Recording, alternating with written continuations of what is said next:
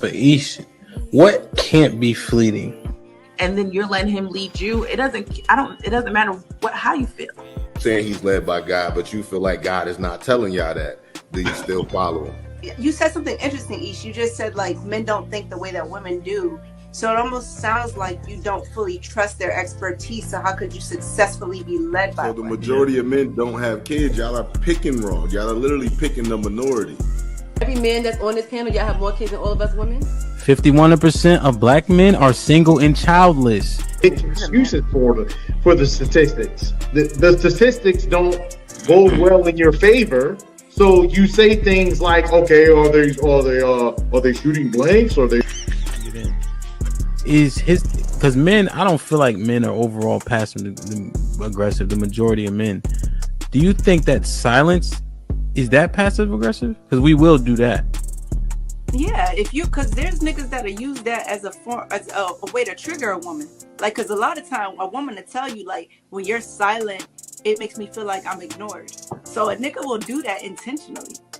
Yeah, no, I'm just because I didn't agree with the passive aggressive part until Mary said that. I'm like, okay, I could see men and be like, you know what? I ain't saying nothing else. Will unsubscribing from the Democratic Party help fix Black America? Let's just unsubscribe. No, you got to know why. I don't think so. That's the only thing that get black people together. You know what I'm saying? Like that's shit like that. Shit like that. Shit like that. Wow. Like that. What I think will fix is if black people truly understood politics. Because for a guy, because listen, it's so many different reasons for a man to want to hang out with his friends. Adrian, I'm not gonna let that slide. I heard you. Why do you think that it's older single women who share that opinion? Sometimes that's the case. There has to be Explain balance. what White History Month is. It's honoring the achievements of the greatest ethnic group in human history. Wow. I think all of that shit deserves a put him in the bathroom. Would you rather have a whore of a daughter or a gay son? Let's see here. bruh. Because if she's a hoe, that ain't my problem. Hell, she just be a hoe. Shit. That's a whore. Definitely. Like, yeah, is going to college a waste of time? Absolutely. I wouldn't it's ridiculous. And can I just piggyback on that? Read this for me, Q. Okay, $5 super chat from Omega Green. Depends. Go for STEM, medical or law. However, if you go for BS degrees like communications, is that supposed to be policies or poli-sci, political science? Poli-sci, okay. Yeah. Or criminal justice, it's wasted time. Final thought. When you take a man's time, it's like taking his money. When you take a man's money, it's like taking his time. Simply put, we want something for it. If you're not interested, don't go out. Sis, hit me up. Let's clear your coochie balance. Do women, should they still be covered by men? Do women need to understand what it takes for men to feel like they should be covered by men? Yeah, absolutely. Like, women don't value men anymore, and it's evident. For women to admit that they're not equal to their men, women have to come to that conclusion that you are not equal to your man. Are you for spanking? Let's go around the room, yes or no. Q, you for spanking? Absolutely. Age. Mm-hmm. Okay, so big kids don't get spankings? You gotta fight them niggas. There's no difference between divorced women and single mothers. The man will, in both circumstances, suffer comparably with no benefit to himself. The benefits don't outweigh the cost. But it's still better to go with someone who hasn't gone through that. It's still better to not choose them. Have men been getting over on household duties all this time? Listen, but I don't touch a trash bag to save my life. So let me ask you, could you and your wife switch roles and what you do versus what for that person hold y'all back or let y'all go? Physically, can't nobody hold me back. Ain't no such thing as a fair fight.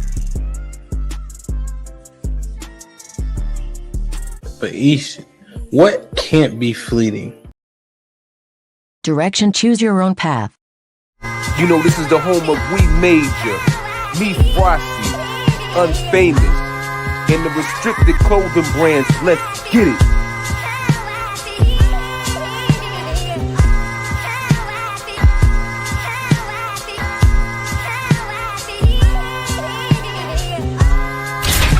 The message is always in the cloth, the colors, the designs, the fit. Basic. Pay attention. Stay alert. And remember, choose your own path. Direction, choose your own path. Don't just wear anything. Wear garments that mean something. We got hats. We got sweatshirts. We got jackets.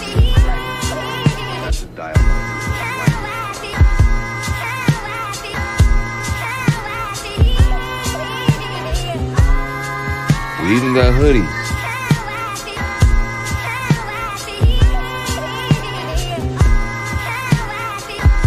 Let's not forget our classic tees. Direction, choose your own path.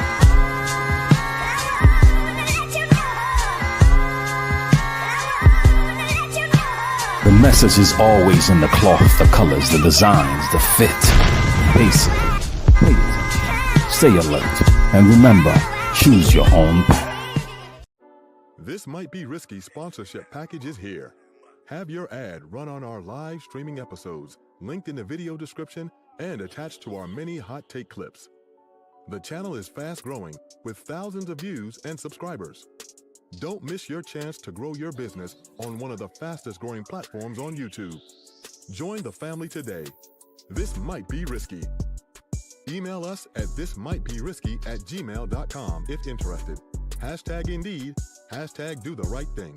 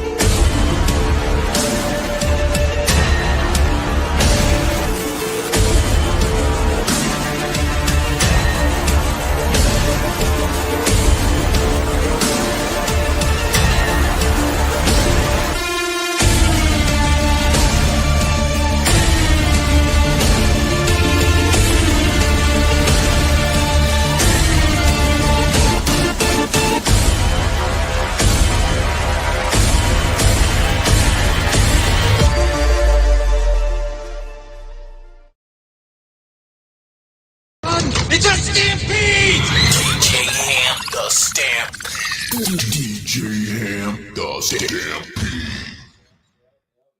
the shit. Seeking a place with young free, and I got what it takes to rock the mic right. Pump the shit. Seeking a place with young free, and I got what it takes to rock the mic right. Pump the shit. Seeking a place with young free, and I got what it takes to rock the mic right. Still watch what you say out your mouth, cause 50 shots still turn the gun down. I'm Mr. Hood when I'm traveling. Hood when I'm traveling. Hood when I'm traveling. Hood when I'm traveling. Get that when I'm traveling. Six pack wood when I'm traveling.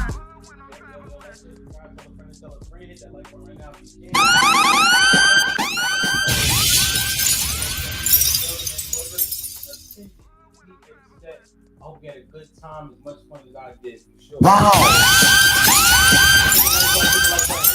Hit the like button, hit the pop. Let me see the building real quick. Salute. Hunting wisdom before becoming an immediate family member. Wow.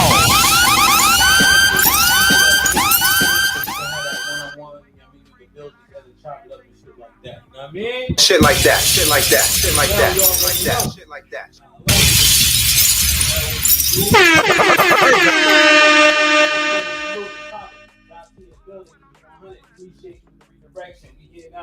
Robert Smith, what up, my brother? Good to see you as always. All praises, man. My brother WS. Shit like that. Shit like that. Shit like that. Shit like that. Love is love, bro. Appreciate you, man. 100%. D, what's poppin'? Vet life in the building, of course. Young Money, salute, salute. Good to see you. Shalom, Aki, peace and blessings to all. That's a fact. He knows. D-Mac, I got D already. I mean, was popping. Was goody, man. Good to see you. Like I said on the other stream, and I feel like I ain't seen you in a minute, man. I was thinking about you the other day. It was like Monday or something like that, man. So really, really good to see you, man. Impress was goody, putting in work. We see Impress in 3 weeks in Atlanta, man.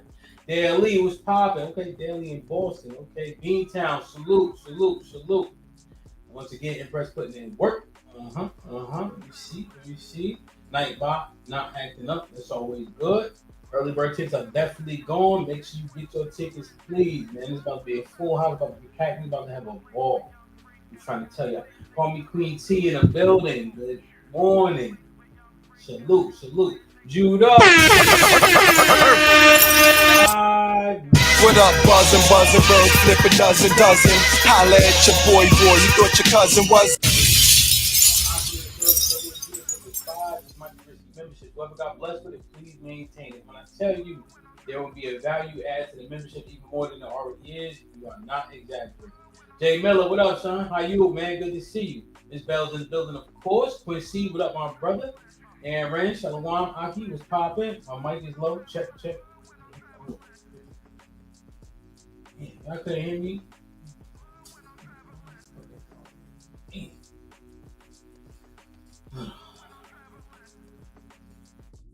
Check. Did y'all hear me at all? Yo, could y'all hear me at all? Check. I was doing mad shout outs, bro. So I only played. I got both games, bro. I haven't even played the Madden at all. I just played NCAA the whole time. Yeah, my bad. Yeah, I'm good now. Okay. It's a little better or it's good? Mic check. I'm good. Mic check. Okay. Check. Mic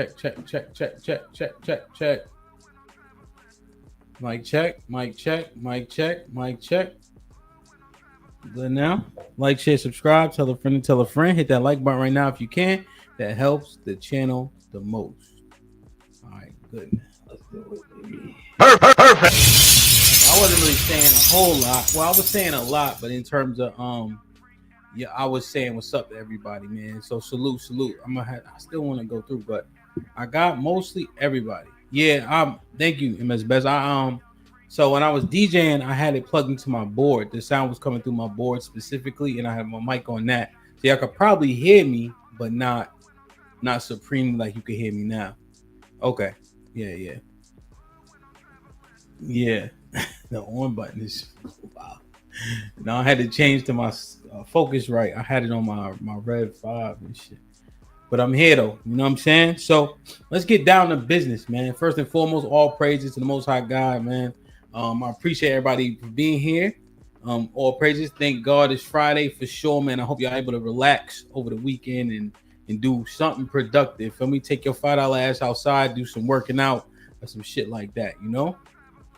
Okay, Dottie, so those shout outs still make sense.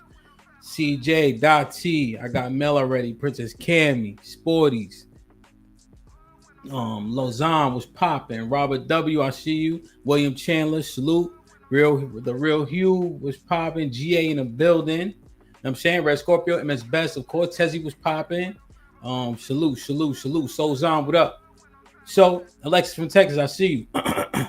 I think I see Rebecca. Yep. Miss Jilly, make sure I say what's up, Miss Jilly, in the chat. I'm saying, if you don't got your tickets, get your ticket to Atlanta. Let's get it popping, man. Like, share, subscribe. Granny was popping. Rainbow Kid, what up, kid? So, look, the spread of misinformation. Gurkha, what's good? I ain't seen you in a minute. Hope all is well. The spread of misinformation. Right? Let me ask y'all a question. How would you define misinformation? Put it in the chat. I'm going to read the first 5 responses. What would you define as misinformation? Let's talk through it. Strada, what's popping? Zagu in the building. That's like the light-skinned Power Rangers, man. First 5 responses. Information. Princess Cammy's information that is not valid or misused. Okay. Jeremiah said invalid statements. Okay. Rainbow says straight up false information. Okay. They struggle with the information that is correct or incorrect or invalid.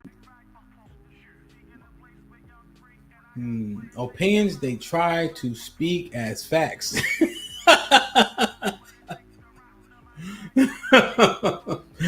Inaccurate data, misinformation, propaganda, or misused. The shit. Oh shit. Okay. Damn. So I think what would be the most accurate? Now, let's say Princess Cam said information that is either not valid or misused.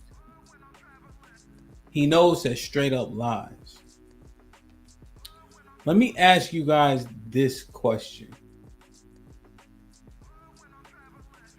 Does the volume, what matters in the information? Is it volume? Is it how it's used? Is it who believes it? Does it have to be the majority to define a population? Motive-driven information, Robert W. said. That's interesting, man. Keeps it 100 said telling part of the story instead of the whole story.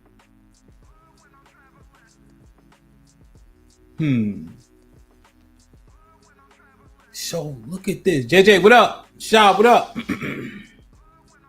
Now, accuracy is paramount. Okay. So let me play y'all this clip because I have thoughts here.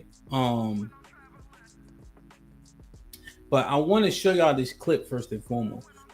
Because when I'm thinking about misinformation, I'm thinking about information that may be accurate, but it is also used to define an entire population.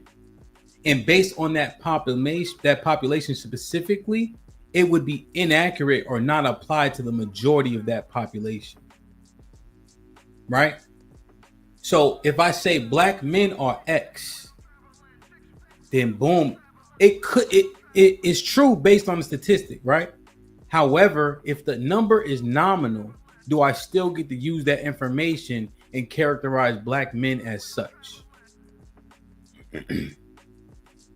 Right? So that's the part that I'm trying to understand.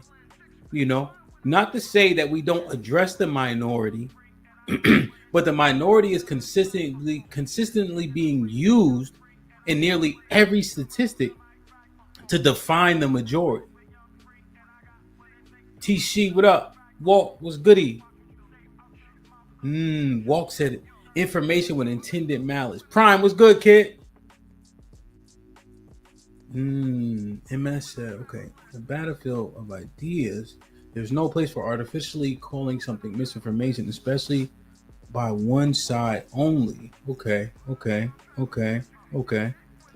Most educated, most enrolled. Okay. I think intent can be determined, CJ, by consistency, right? So if I tell somebody, like let's say I'm coaching somebody and I only tell them bad things, right? And I don't try to help them improve or give them solutions to improve, right? And if I'm consistently speaking negatively upon them, then my intent, regardless of what I think, can be assumed, right? So if I'm telling a kid that he always sucks, he ain't gonna be shit, etc., and I don't tell him why or how not to be shit, what is my intent? It can't be to help him improve, right? So I think that that's often how intent can be mined out, so to speak. You know, but we're gonna see. Let me show y'all this clip. Like, share, subscribe, tell a friend, and tell a friend. Hit that like button right now if you can. That helps the channel the most, man. Please hit. No, didn't lie, but we think about intent, CC, right? So the kid could be asked, right? But what is my intent on telling him that? That was the question I was responding to, right? So let me show y'all this real quick. This is gonna be interesting. So this is an old episode here, because I just want us to be consistent, right? Is it the fact that, so this right here, okay. So and that's the thing, right? I understand that that's a fair response, right? But here's the actual truth, right? And this really shows. This actually shows that a lot of us really haven't been in people's lives to try to help them or improve them or change them, right? You know, and that's why I look at coaching, right? And this is no shade, but I can tell who hasn't tried to inspire a bunch of people or push people to be great or coached people, and especially kids, right? So there's a lot of kids that we coach, right? That I coach specifically, that didn't have the skill set that you think they needed, right? But there are several positions and several opportunities for a person to succeed, right? Given they have even the, how you say, the minimum requirements, right? Even if they have the minimum requirements. So there's plenty of kids who they will throw away and you teach them something good. I'm gonna see if I can call this boy right here. One of my boys, his name is Devin, right?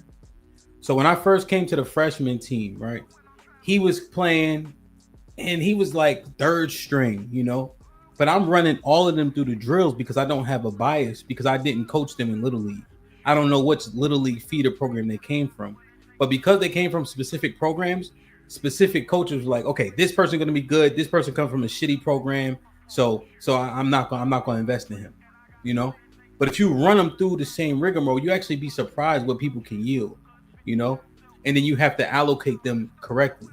And then the skills that they have, you can hone those skills for that specific purpose, right?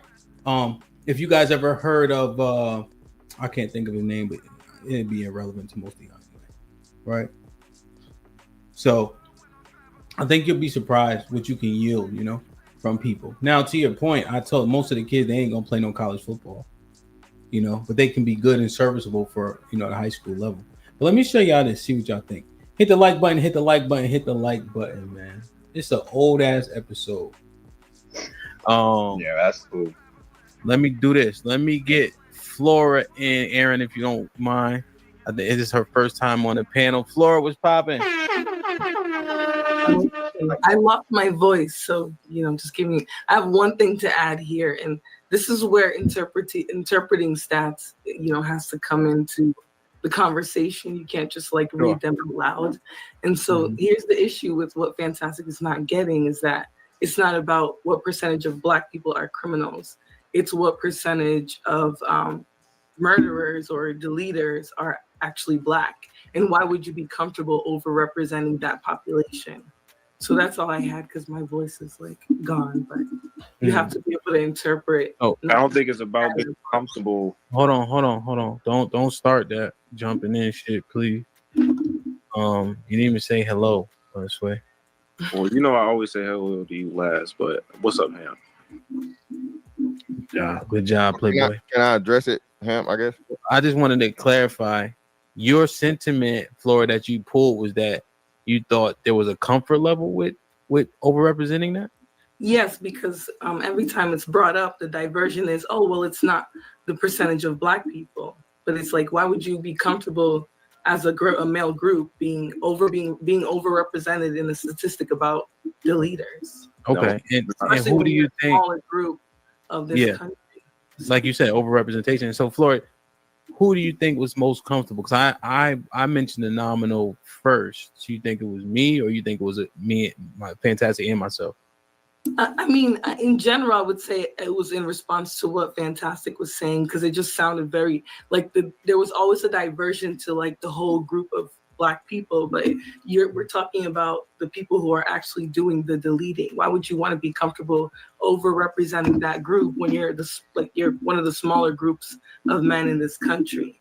And I think that it's very dismissive, and that's a big part of how Black men are viewed in this country. So, Mr. Fantastic, let me go first, So, just to give you guys a bit of context, right? So, essentially, we were talking about, I forget who presented it specifically, right? Wolf, good to see you, my brother. So, it was presented that Black men commit the most murders, right? And so then a volume argument was presented, meaning although Black men commit the most murders and overrepresent based on being 14% of the population, but 32% of the violent crime, even though it's an overrepresentation in that demographic, it's only, and to say only is right, is kind of irresponsible when it comes to people getting killed, right? But out of the 22 million Black men and boys, it's 10, I think it was 8,000 that committed violent crimes. So it was almost like we were saying, why are you casting that umbrella over all Black men when it's such a nominal number, right? Her presentation is the fact that we overrepresent in that area, right? And if we address that demographic, we are the majority. Why do we think it's okay to cast that aside? So just giving you guys, can you guys hear me? Check.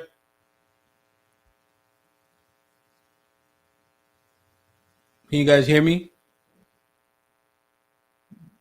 Wolf said his sound cut out. I just want to make sure. Okay. Maybe it's just Wolf. It's all good, Wolf. Get you back. You come back. All right. Okay. All right. Cool. So, do y'all see the difference? So she's kind of I'll let them speak for themselves. But we made a volume argument, which is what she came up to address, right? So it's 22 million Black men and boys. It's 8,000 Black men and boys committing violent crime. Don't put that jacket on all of us. Okay?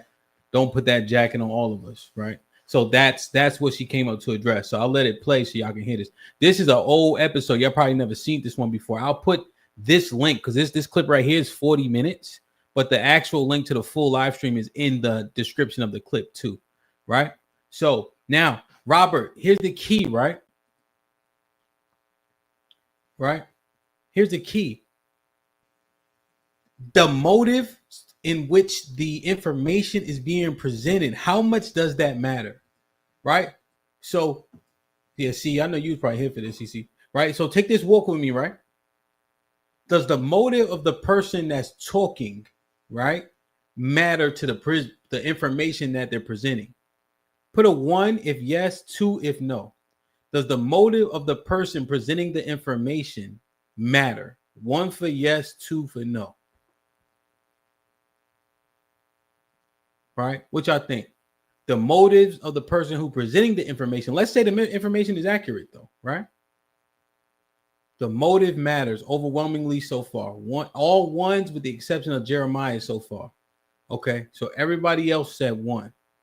Okay, Wolf said it shows a bias. Okay. And it's all smart people here right now. So okay. All right, cool.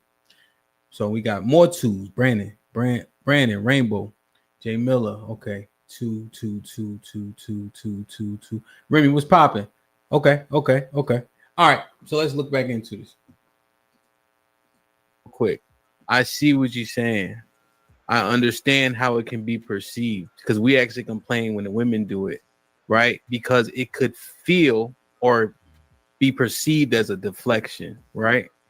To downplay the fact that we still overrepresent regardless of how small the murder, death, kills are. Murder, death, kill is murder, death, kill, right? Go ahead, Mr. Fantastic. Yeah, but I actually addressed that, and I even said I agree with Osa on a lot of those things. But being that Black men are made to be ultra and uber violent when it's not the case, and like you said, this is when you really do need to be more specific, Flora, like you said about the rate, right? So you have a smaller percentage of something, you're going to account for a larger rate just off your numbers alone, right? So when we really get down into it and you start looking at the numbers, okay, in comparison to somebody, I don't know if Mr. Fantastic here yet, but what is he saying right here? Can somebody help me edify me on this? I think I know what he's saying, but what did he mean by if you have a smaller number, you're going to account for a larger percentage? What did he mean by that?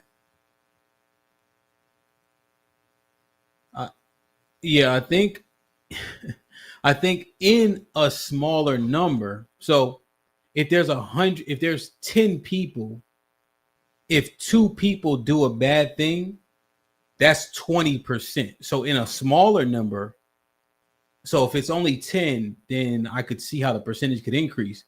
But the percentage for Black men overrepresenting was 32%, and it's considering a population of 100, which includes everybody. So that wouldn't, if y'all think about it, we just taking this walk together, right? And I don't know if Mr. Fantastic even here yet, So I don't know if that fit right there, Paul. You feel me? Because we're considering everybody when we're looking at the 32%. Okay, let's keep going. Violent when it's not the case. And like you said, this is when you really do need to be more specific, Flora, like you said, about the rate, right? So you have a smaller percentage of something, you're going to account for a larger rate just off your numbers alone, right? So when we really get down into it and you start looking at the numbers, okay, in comparison to, that is important because, again, now it takes away from that narrative that the majority of Black men are violent. That's why you have to get down and say, no, okay, well, there's 8,000, deletions, and there, let's say it's 6,000 perpetrators. Again, now you have to divide the 6,000 by the 20 some odd million Black men that are there. That's less than 1% of Black men are violent. That's what no one ever says. Everybody sticks on you guys commit 56% of the murders. Okay, a few bad apples spoil the whole bunch. And Black men as a whole are always judged by the few bad apples. So no, it's not me dismissing anything. I agree with this, and I'm adamant about Black on Black crime being a real thing.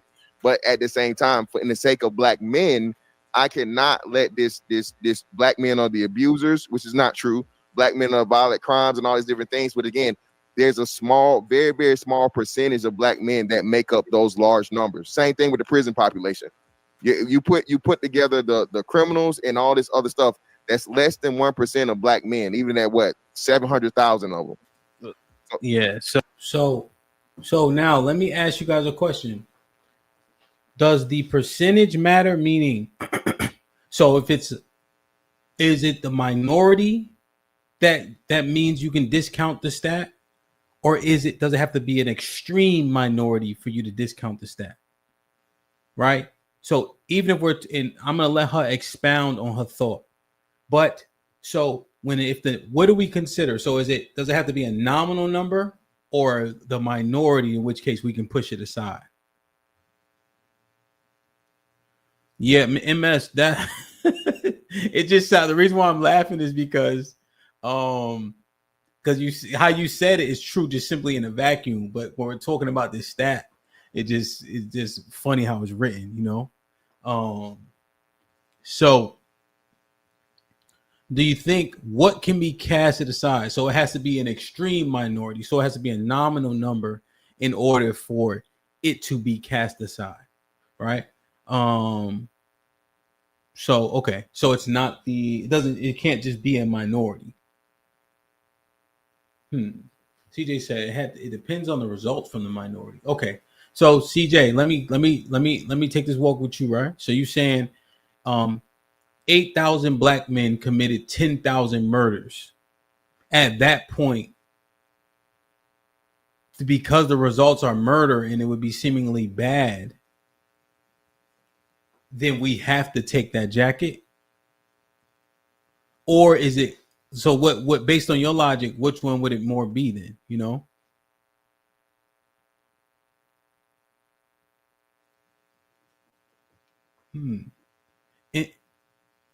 See, this is why, yeah, and Shaw, but that's what I'm trying to mind out, right? It's like how much confusion is being laid across everybody when we having these conversations. So Wolf said it's negligible, right? So negligible numbers can be thrown out, you know? Damn, that's why I wanted to take this walk, because it's actually way more complicated than just putting these jackets on without understanding them. And when is the jacket actually deserved? And then we got this, boom, right? So Callie's sentiment is this kind of raw numbers breakdown is not granted to women. Is that true? Is that true? Yeah. You know why it's good? Because it is confusing, right? And we all have to think through it to come to a conclusion that should be more consistent than not. Right?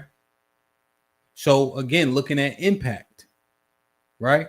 Like CJ said, is the minority causing a great impact? If so, how does it need to be considered?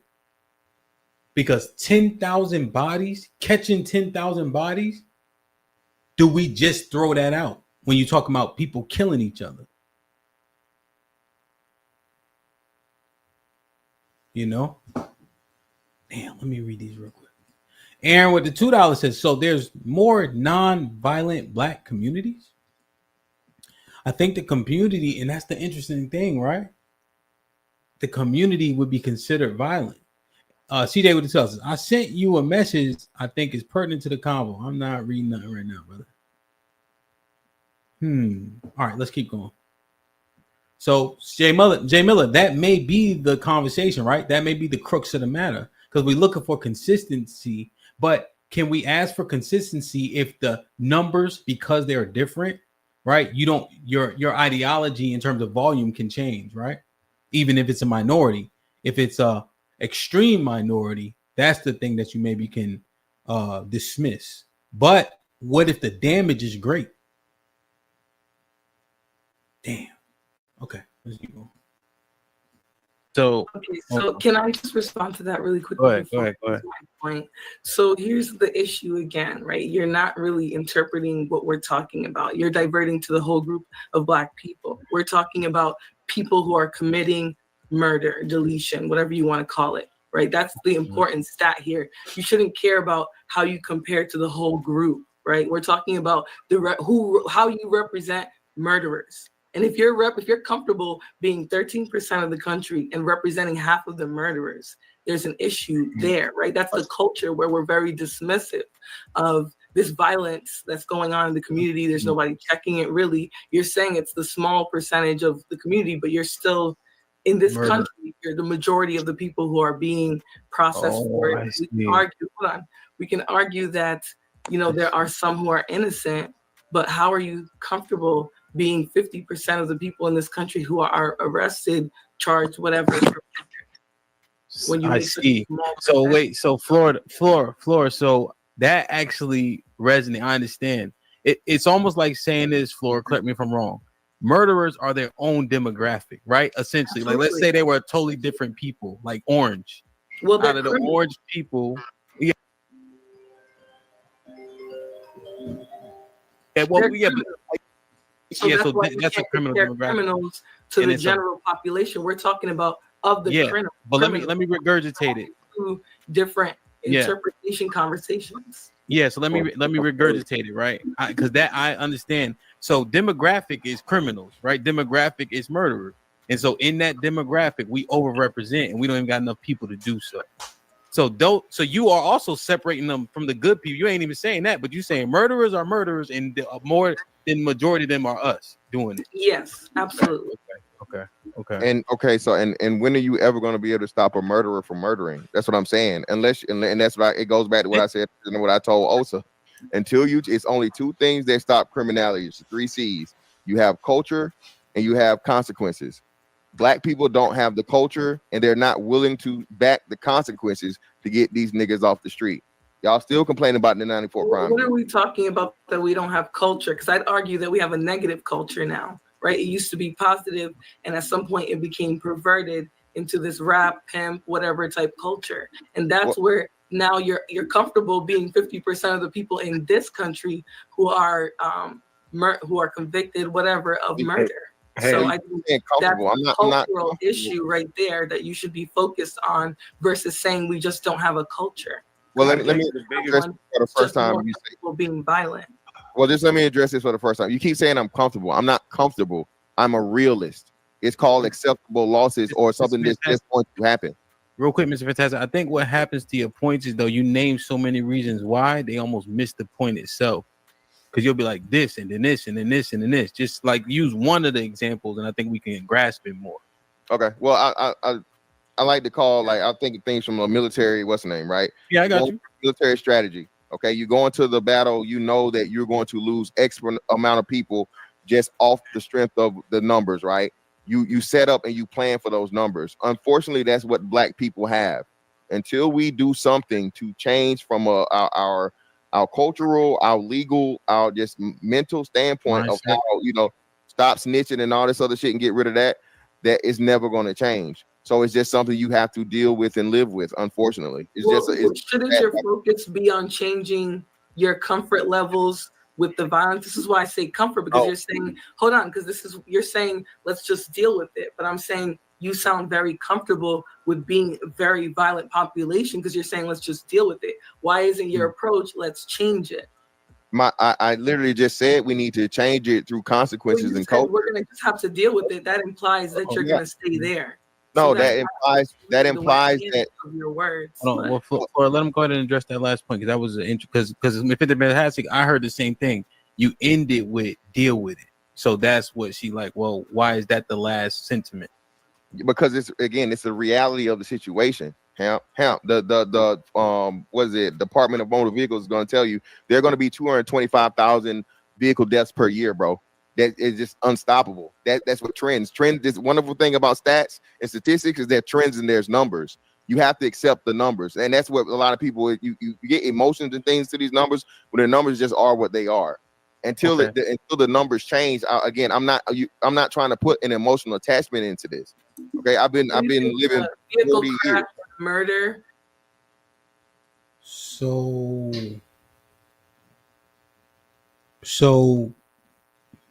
do we just is that the answer? Like, do we just deal with the minority doing things that are unbecoming because the trend is the trend and it's going to be difficult, if not impossible, to change it?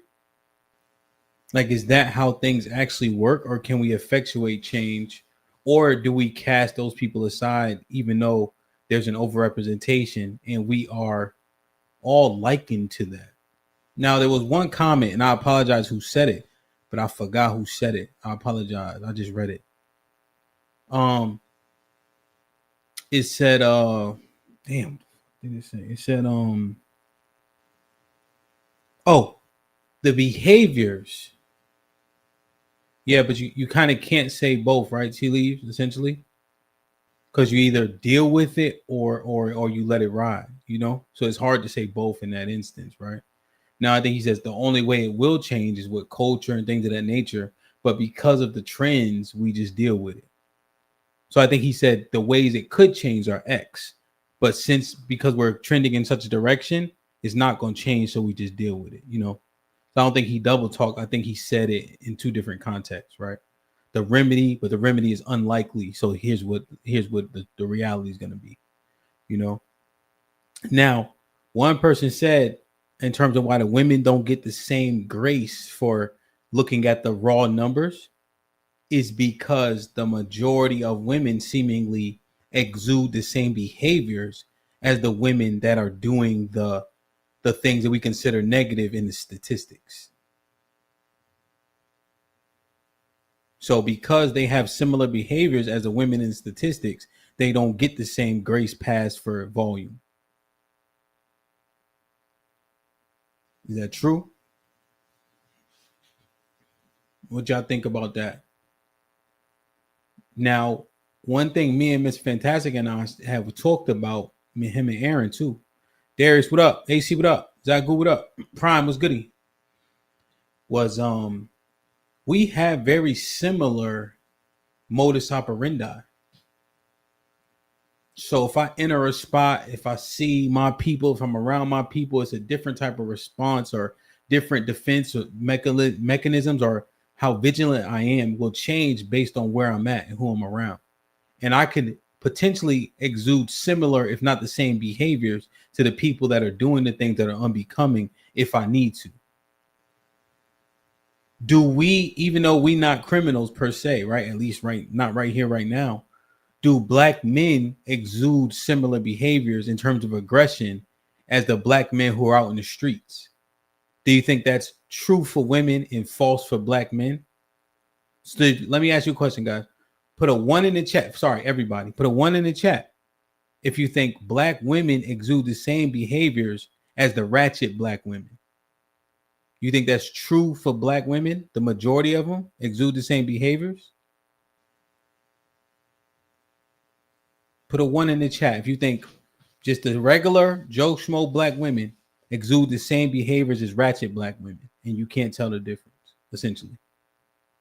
And we're talking about majorities, right? 1, 1, 1, 1, 2, 2, 2, 2, 2, 2. Okay, so it's 1s, 2s, 1, 1, 1. Come on, you got to answer, Aaron.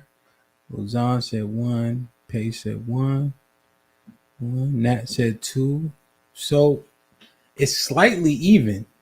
The ones have the majority, but very slightly so. They're damn near just as many 2s as 1s, maybe a few more 1s, but it's not overwhelming. Okay, that's for the women. Okay. Do you guys think that black men exude similar, if not the same behaviors as ratchet black men?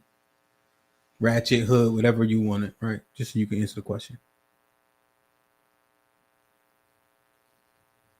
Do you think majority of us exude the behaviors of ratchet black men?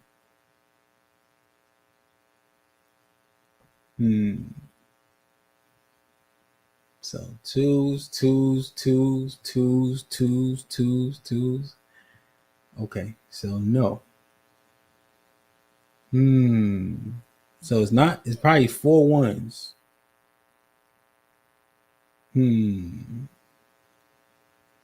Okay, 2, 1.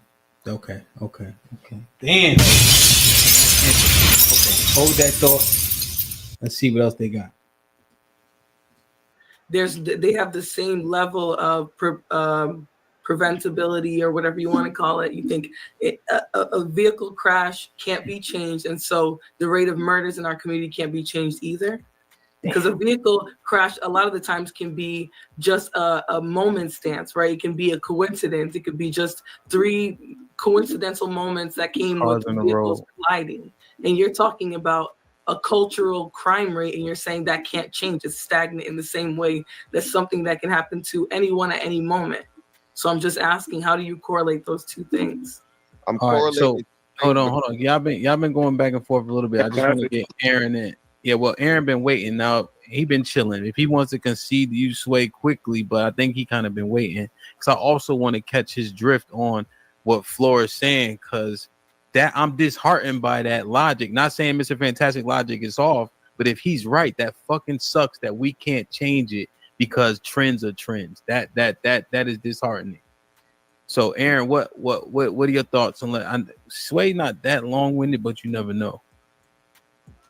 DJ Hamp, greetings, ladies of the panel. How we doing tonight? Salute.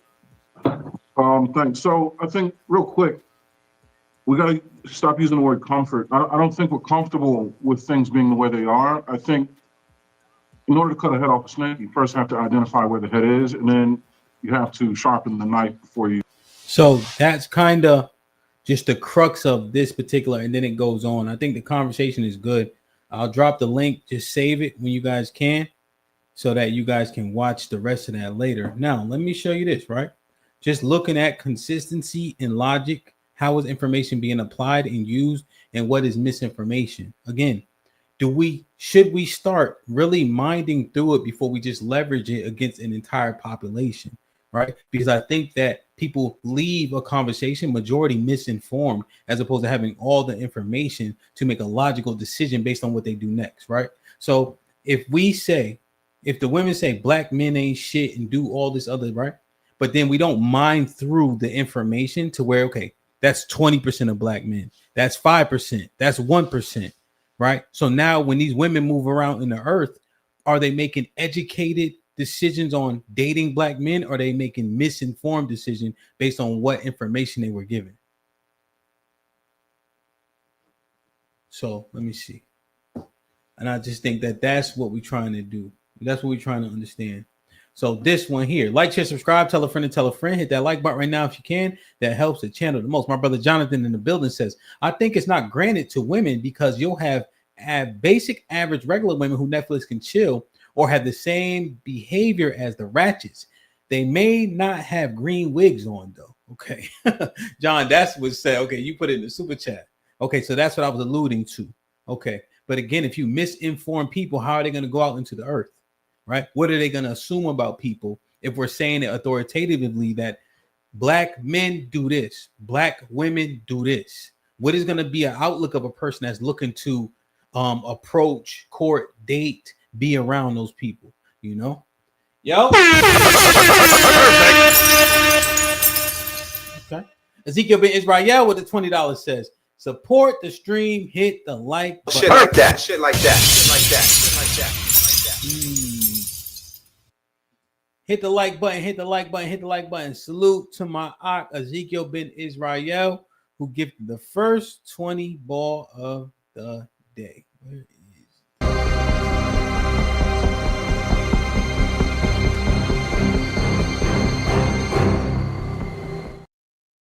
Indeed, indeed, indeed. Appreciate you, Ak. So let's look at this real quick. Huh?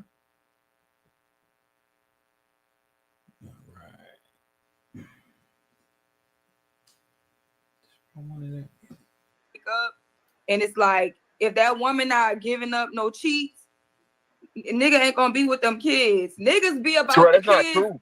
Niggas be about the kids they be in the house with. That's it. No, niggas that's not do not be about all the majority kids. of niggas not. Niggas But Sherelle, what kills that? That's why so many people have. Wait, that's why so many people have stories of they daddy treating their stepkids better. Like, I got homeboys, like I tell you, he like, yeah, my daddy raised his stepkids, cause around him, he not gonna be about. That's not the answer our question as to how the hell you end up with a female cop. You know why I think women? But how you got it? You don't even got a vagina. Yo. Come on. Dottie with the 20. It's like getting wet. You know what I? You know why? Look at Mr. Fantastic with the smirk. That's what y'all be saying. That's y'all favorite No, shit. no, the It's fuck like we don't. being in the rain with the I've never raincoat said that. on. Listen, I've never said no shit like that in my. I don't know you. You dog. put the head in it. But to Mr. Fantastic's point, this is the thing. Women have to do the heavy lifting when it comes down to getting pregnant. At the end of the day, you're risking your life, your health. It's a whole lot that you have. And on top of that, you still have to worry about losing the baby. The problem that I have is that you have a lot of women that don't care about the father of their child. They don't care about giving their child the best possible father that they can find for them. So what happens is that you have a bunch of women having sex and they're not thinking about the child. What they're thinking about is what they want right then and there. At the end of the day, if he does not, he ain't take off, you ain't getting no pussy, period. That's just basically what it should be. And I'm talking as a You know what father. they're gonna say? Well, condoms break. So Yeah, that's but you at least you less took. than 1%. Hold on, no, stop. You got that's less than 1. Look, bro, condoms have a 98% like efficiency rate, bro. Meaning that 98+% of the time, dog, they don't break, bro. Okay, so let's not even bring it up condom breaking. That's like a woman talking about. You know what else they say? You know what else they say? I'm allergic to condoms. I'm allergic to condoms. Yeah, You never allergic to heard a woman latex. say That shit? is something they say. Allergic to latex. That's why I get polyurethane. Yeah, baby, I got you covered. But a lot of them are allergic to sperm too. No, hell, they ain't. They every hole. They ain't allergic to that shit. So why were we talking about this specifically? Was this qualification of leadership or what? Hold on, get back to the original point. The point was the leadership thing that Jalen was making before I got up here. Okay, she was saying that black women or women in general didn't have good choices to choose from because they weren't fathers in the home. My point is the reason why there aren't good fathers in the home is because, like what JP just said, to expound on his point, break it down extremely eloquently. These women, out of all the disqualifiers they give for a man, not to even talk to him. Okay, you don't make enough money, you don't look good enough, you're not tall enough, you're not all these things. All those disqualifiers go out the window when it comes to the most serious thing of a woman's. Can we agree that the more important that a woman can do into this world, the most important part, she has the least qualifiers and disqualifiers. Then once a child gets here, she blames her poor choices on a poor man. Or and I was born a man. Does that invalidate all y'all from being leaders? Because for the last couple of years, y'all believed I was something that I wasn't. No, but that would be years upon years, Sherelle, and we don't have enough. They're talking about women getting bamboozled essentially and having babies with men that led them astray. That's what she's alluding to. But they're about to get to more of the number conversation in a minute.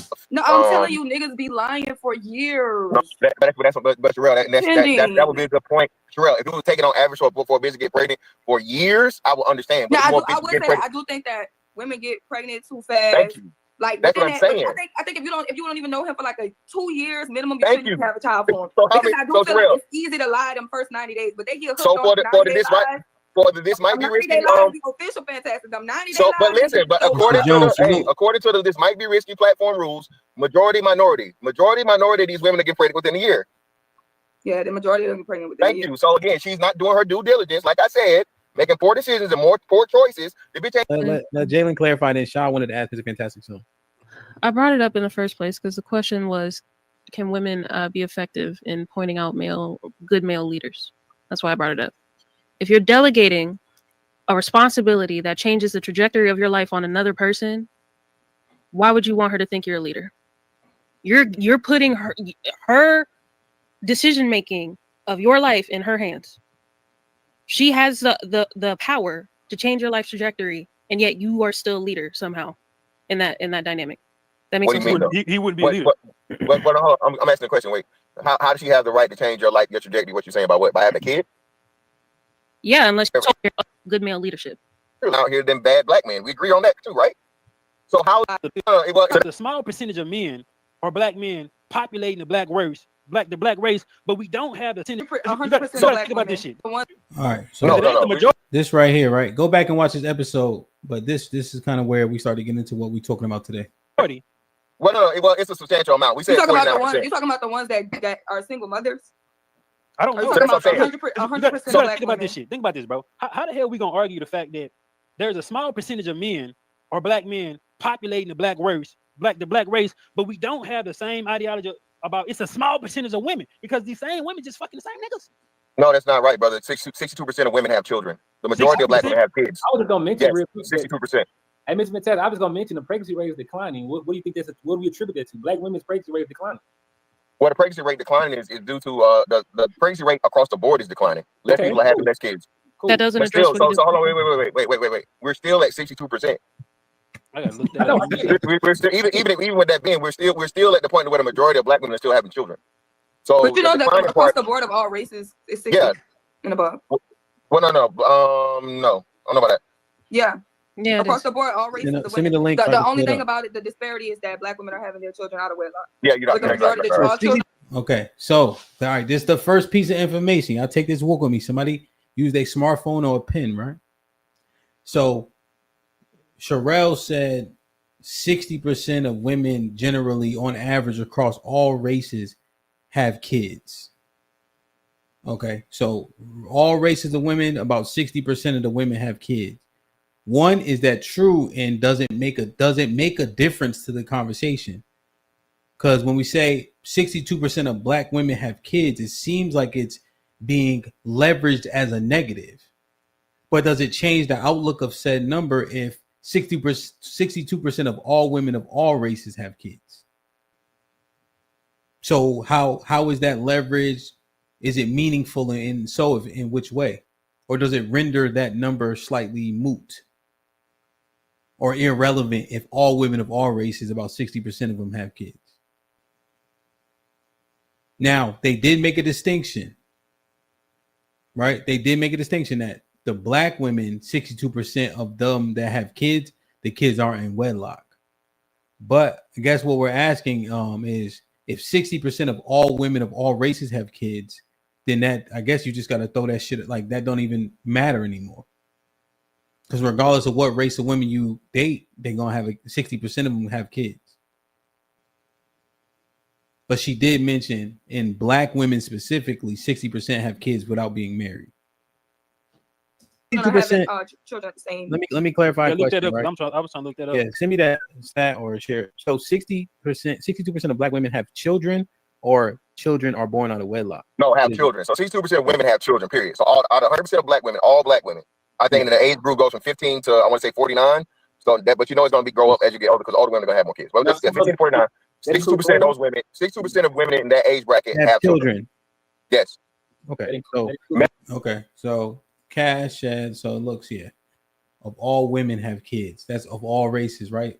Right, Cash? And just regardless, married or not married. Okay.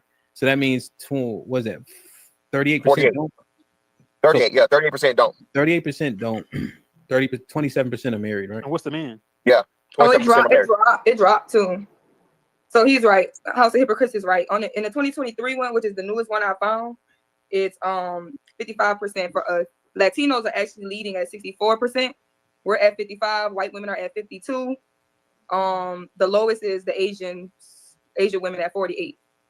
So it's never really that far off on the kids. Okay. So 55%, 27% are married. So that means 45% don't have kids, right? Okay, so now 45% don't have kids. All right. So and then 27% are married. So what's 45 minus 27? Like it's not as much of a negative as we it's not. Well, let's do the math for me before we respond. 45 minus 27 is what? 45 minus 27 is what? 25. 25. They down south 18. Shit, it's 18. Oh, you said 45.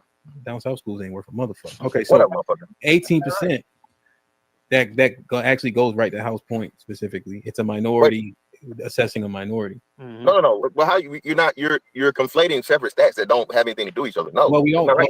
It's still a minority. Well, what happens is when we say black women are having sex with 30% of the male population, right? Or 20%, right? 20% of the men having all the kids. Having a substantial impact on the kids being born. What we do is, though, we conflate stats at that point, because what we do is automatically exonerate the 30% that are married. So all I'm doing is applying the same equation based on the logic that House presented, which leaves us with 18%. Yeah, but that's not how that works, man. That's exactly how it works. Because when you try to address the fact that all our women is basically on some degenerate shit, you don't specifically say this percentage. So when you add in the fact that these women are married, 18%, the minority, which in the minority of men in our culture are having these kids out of wedlock, bro. But you don't have it. What you don't have in the accountability is that even. So can I explain to you how you're wrong? So let me explain to you how you're wrong. Go ahead. Okay. I'm gonna explain to you how you're wrong. That's not how math works. That's not how you fucking do statistics, That's exactly bro. how Not you how do it it, but I'm works. gonna let you go. Okay, well, I'm going to explain to you how you're wrong. Okay, so again, because the 27% of that you only have to qualify for the takes up of married women. All 27% of married women don't have kids, so you're not qualifying that. That's why I say you can't just conflate stats and put them together. You have to go by the amount of people that have children and do it that way. So if you hold on, brother. Hold on. The stat that we're talking about is a majority. Are y'all following it so far? Put a 1 in the chat if you following their conversation. Right? But the stats were being used because y'all ever heard the stat, this one, right? This stat, it says 50% of black men don't have kids, right? 30% are married. So what said? That it's the leftover, was it 50, 60, 70, 20% having all the kids. So then it said that women having kids with the same men and the 20% are the irresponsible ones. Put a 1 in the chat if you've heard that before. 30% are married, 50% don't have kids, so it leaves you with 20% that are making all the kids. You guys heard that before, right?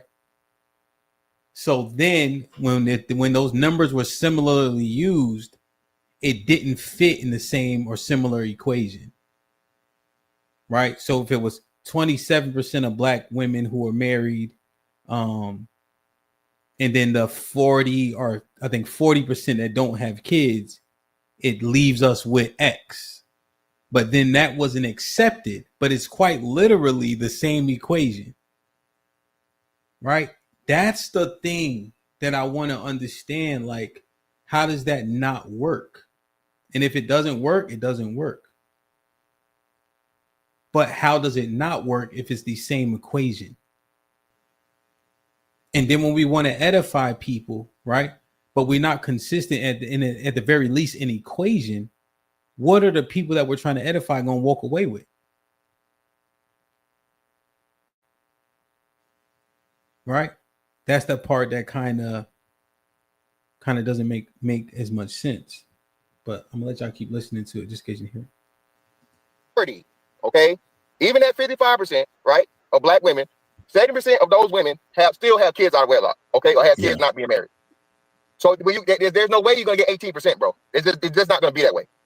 Okay, it's not gonna work. If I have a mathematician in the chat, please redo it. Okay, Let's redo it. Slow it down. Let's just redo it. That's not how it works. Yeah, so we use 100% of every woman, right? So now condense it down. Out of the 100%, 70% have children, right? Yeah.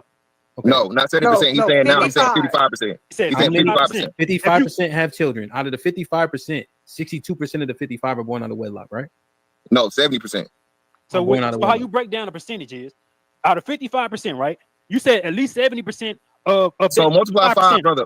Even if you did it the way you're talking about doing it, be around 35% of the women that's not if you did it that way, so it's still not 18%, but it's still greater than that.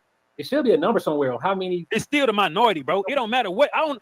Wherever you flip it, toss that bitch, put that bitch in the pan, boil it, cook it, eat it, nigga. It's still the minority of black women that's not married having the children, as in the black men that don't. No, they're more married. They're more non-minority. You include the women who are single and childless with the women who are married and having their children.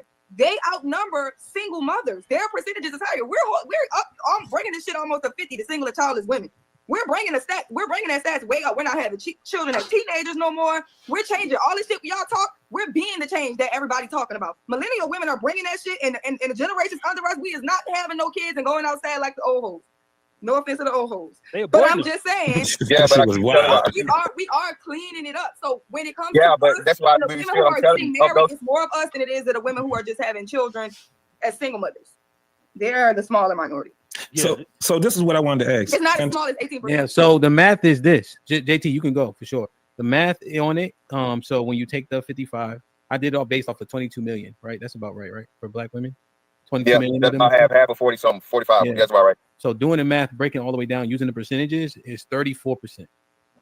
Would be the percentage that House is alluding to being a minority. And that's single women with children. And if you do the that's just the women with children. If you do a direct percentage, it ain't 22. It's not 20. It's 22 female women, black women. If you go about over the age of 18 plus it's probably about 8 or 9 million. But if you add in what you said, 15, it's still not going to be a lot of all women. No, but how your point? I just took the number of women, right? You Yeah. know, so the point is there, right? It's about 30. It's about 34%. Yeah. That don't have children. No, No, that's he's saying that has kids, single that moms. have the kid, the single mom one. Because then I took it. I did the 22 million times 55%, right? Then that 55%, it's 62% that have kids out of wedlock, right? 70. Is it 62 or 70? 70. So 62 was the old number. He's saying that was like 2022. Like I said, he updated in 2023. So they dropped from 62% total having children. He's saying now 55% having children. So 55% total of black women have kids, period, married or not married, right? Then you do 70% of that, which would still end up, like you said, the number being somewhere around 34%. Yeah. So it'd be like 36% if it was 70, because I did it based off 62.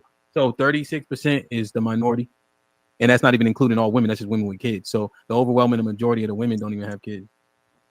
Yeah. So if we saying now it's not an issue. That's what you're saying? No, we're assessing the issue, and see that's the thing, right? Because the same thing was said yesterday. What we're assessing is in that demographic. So, right, when we use the number, right, and now we find that the majority of women that have kids even fit in that demographic, the minority. So it's about 35% or so. How do we use the stat? Not to say it's not something that we need to deal with or address, right? But the jackets that we cast, right, can be detrimental, especially to people, how they process and thinking, how we see each other, right? Is it actually helping us deal with said issues, or is it exacerbating the issues because we're not adding the context around a lot of the conversation? You know, the numbers are just being said and thrown out there. So, you know, we're just trying to understand it, right? And so if I say, 70% born out of wedlock, 62% of women have kids. One, if it's similar for all races, does that change that narrative? If in actuality it's 34% of single women that have kids, but it's 62% of those kids are just born out of wedlock, like, do the narratives change? Does the conversation change in terms of dealing with it? What's up, sis? So we just want to understand it. Yeah, and Ogun, the married women were taken out of that number initially. So it's interesting to me, man. Right? I just wonder though, right, if you can use the statistic in a way in which it can deface person, people, place, or thing, right? And technically what you're saying is accurate, but without context, it can be misleading. Does that make it misinformation? Yeah. And to AC's point, right? If it's not as salacious or sensationalized, does it lose the impact? Right? Are we looking to be first? Or are we looking to be right? Are we looking to be right? Or are we looking to be provocative? Because that's the thing that we have to thoroughly understand, man. Like, share, subscribe, tell a friend to tell a friend. Hit that like button right now if you can. That helps the channel the most. Aaron with the $5 says, so Chat GPT says ages 15 to 49, 62% of Hispanic women have kids. And 61% of Black women have kids. But Black led in step parents in 32% of households. Okay. Shaw, Mr. Williams, what's popping? What's up, y'all? What's good? It's good to see y'all. Sis, what up? Venus, what up? Q the old one, what up? Wife School, how are you? Good morning. So this is what I was thinking about, man. And you see, I had that old clip, right? And what I fear is, right, we don't want to be wrong, right? So we have to use these things to still man, or we either throw them out whenever convenient, right? So it's real numbers here, but it's percentages here, right? It's nominal here, but it's what'd you say? What's the word I'm looking for? It's substantive enough, or there's enough people on this side to where I can still use the stat, right? And now I'm always wondering, right, if we want to edify people to be successful, right, or tell them the truth about a said thing, do I have to tell them all of the truth, right? Because if the brothers actually knew, the single brothers knew that 34% of single women have kids, right? That means that there's, was it 60, 58, 54%, 60% that don't, or 64, 66% that don't, right? Now the brothers is like, well, shit, I got options now, right? Not to say that they won't understand, but I think they'll have a more thorough understanding of what their opportunities are, as opposed to them just thinking 62% of all the women that are single have kids. Right. Right. Can I?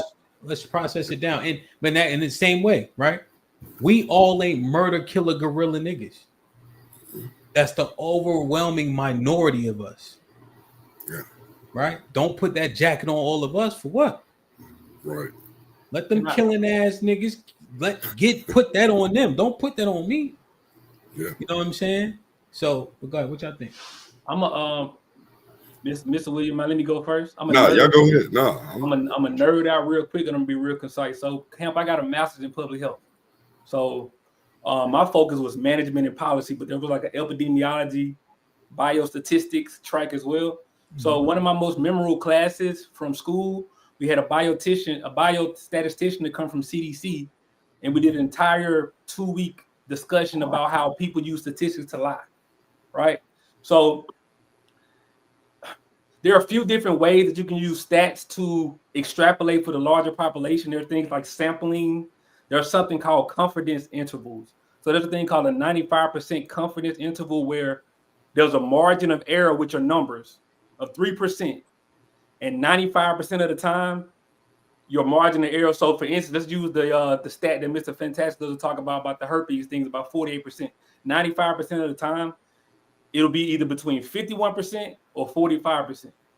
So what they're showing you is that, and with survey data, when it comes to strength of tests, survey data is in the numbers arena is considered the weakest type of stat to use because one, people can lie on surveys. It could be some bias in the survey depending on who it is. I'm saying all this to say this. It's not that the numbers that Mr. Fantastic use are wrong. When you use stats without context, it's dangerous. And for decades, people have used stats to determine things and to determine behavior and causation. But the only thing that percentages are supposed to do is make an inference. And what an inference means is we're just supposed to ask more questions. So I'm saying it to say that when we have these discussions, it's not that there's not a problem that we need to deal with, but we use these stats to speak to a behavior, and that's when it gets dangerous. And if I can use an anecdotal real quick to kind of give you why I'm saying this. So I worked for 2 years in a teen clinic, right? My patients were teenagers, boys and girls between the ages of 12 to 19. Unfortunately, most of my patients were girls, right? We would go out in the community and try to recruit young boys all the time to come in and get tested. They would never do it. And I was like the only guy in the organization. And that was kind of my duty, man. I got to get these young men to come here and get tested. Because, hell, I would have young girls come in, chlamydia. I had to actually tell a 12-year-old girl she had HIV, one of the worst days of my life, bro, to this day. I would have girls come in with chlamydia, gonorrhea, and I'd be like, well, bring your partner in so they can get tested. You know what these dudes would do? They would tell the girlfriend, would just tell him, I would actually talk to him, hey, bro, come in and get tested. Your girl just tell her to give me half of the pills. Now I'm using that anecdote to show you why just using percentages like raw numbers is very dangerous, because when you start talking about context, it changes the conversation. You know what I mean? So that's why I said this is a good conversation, man, because percentages can get us in trouble a lot of times. Because when you really start to dig into raw numbers, I think the survey that Mr. Fantastic used, it was about 8,000 participants. You see what I mean? So out of 8,000 people, and the mathematical numbers allow us to do that. There's a thing called law of large numbers where you can take 1,000 people and extrapolate for the entire population. You know, these people did these different experiments to determine this was okay. You know, you see a lot of polls, but political polls, they'll tell you 49% of the population believes something. And then when you see the sample size, it's only 1,000 people. Okay. So, you know what I mean? So we got to be careful about using a stat to try to connected to a causation and a behavior. We got to really do some really deep dive to really determine why these things are the way they are. But like I'm saying, I still think there's a problem that we got to deal with. So two things, right? The inference, right? Because I agree, is would it be fair to say it's like a hypothesis? It is. It's exactly what it is. So you say there's a 49% of our participants have HSV too. Why is that? It's possible it is a behavior thing. Yeah. And I would argue that it is a behavior thing in this instance, but you can't just stop there. Yeah, but you can infer that that behavior can possibly there's a let's say maybe a mid to high probability that that behavior can be exuded elsewhere in this population, but you need to do more research. You got to do more. You got to use it as an outline. And I said this before, right? Have y'all heard this before? If she good, we good. Yeah. Your shorty come in from going to the infirmary. You sitting in the dorm room chilling, right? You waiting on her to anything crazy because she just came from getting her test results. Niggas do this shit, and I said this shit a million times, right? She said, "You want to go to the calf?" You know what he instantly think? All right, we good then. He ain't going to no fucking infirmary. Right. Especially back when we was in school, you got to get the swab shit. Niggas like fuck that shit. Like, and that's just on some just surface level shit that we know niggas be doing when you talk about. But what you saying is even more so substantive. Oh, I'll take some of her pills. All right, this is not for 2 years helping. I was like, man, it's a real thing. They would literally be on the phone like, nah, man, I'm just tell her to bring the meds and I'll take it. And in fairness to men, because I actually did my thesis paper was misconceptions about Black men in the healthcare system, because there was this notion that Black men just don't like the doctor, but when you do the historical work, it's a reason why. We were experimented on. It was all type of things that westernized medicine did to Black people that make us kind of run away. It's not just that Black men don't want to go to the doctor, but again, the stats will tell you that what the percentage says, more women go to the doctor than men. Well, why is that? We can't just stop there. We got to figure out what's the reason why, so we can change it. I did an entire thesis on this question. And and that's why I said we had these conversations. People be trying to like find an enemy or blame, and it's. Now let me give you this to see what you think. Right? I agree. We don't go to the doctors, but if we have something wrong with our Jimmy, we ain't going to the doctors. It depends, help. It depends. I just told you. I had girls between the age of 13 and 19 test positive for an STD. The first thing I would say is tell your partner to come in to get tested. I had young men saying to their partner, well, just tell them to give you extra pills. Or let me take half of yours. And I would literally be on the phone with these guys in the office like, come on, man. Do you not care about yourself? You don't care about her? They were scared to come in. Damn. This ain't like this my anecdotal, but I did this for 2 years working in a clinic. So okay. I'm not last thing. Let me see what you think about this, right? Because we look at the numbers, right? And they can't survey or test everybody, right? That would be not saying you, but just generally a disingenuous ask, right? Yeah. If I'm saying that they're doing, we need to get a percentage, we need to understand a population, a demographic. You have to take a segment of it, so you're not going to get the majority, right? Right. So I don't want it right to see. So we can't just throw it aside, but we also need to understand that it's a minority of people in that demographic. It's like a census bureau. Yeah. But you fuck the census bureau. But you, but when I watch Family Feud, y'all watch Family Feud before? Of course. Yeah. I swear to God, them top 6 answers be right on point. I ain't mad at that. And it'd be 100 people. Right. And I'm like, damn, I forgot about that. Right? Because you be like, duh, why didn't I think about that one? So then I take that from us watching Family Feud and apply it. Though, even though the surveys are a few, oftentimes you gather pretty decent intel from the right few, or something that we can also vet. You see? What you think about that? No, 100%. So that's why I said, so for instance, with a survey of 8,000 people, it is speaking to a problem.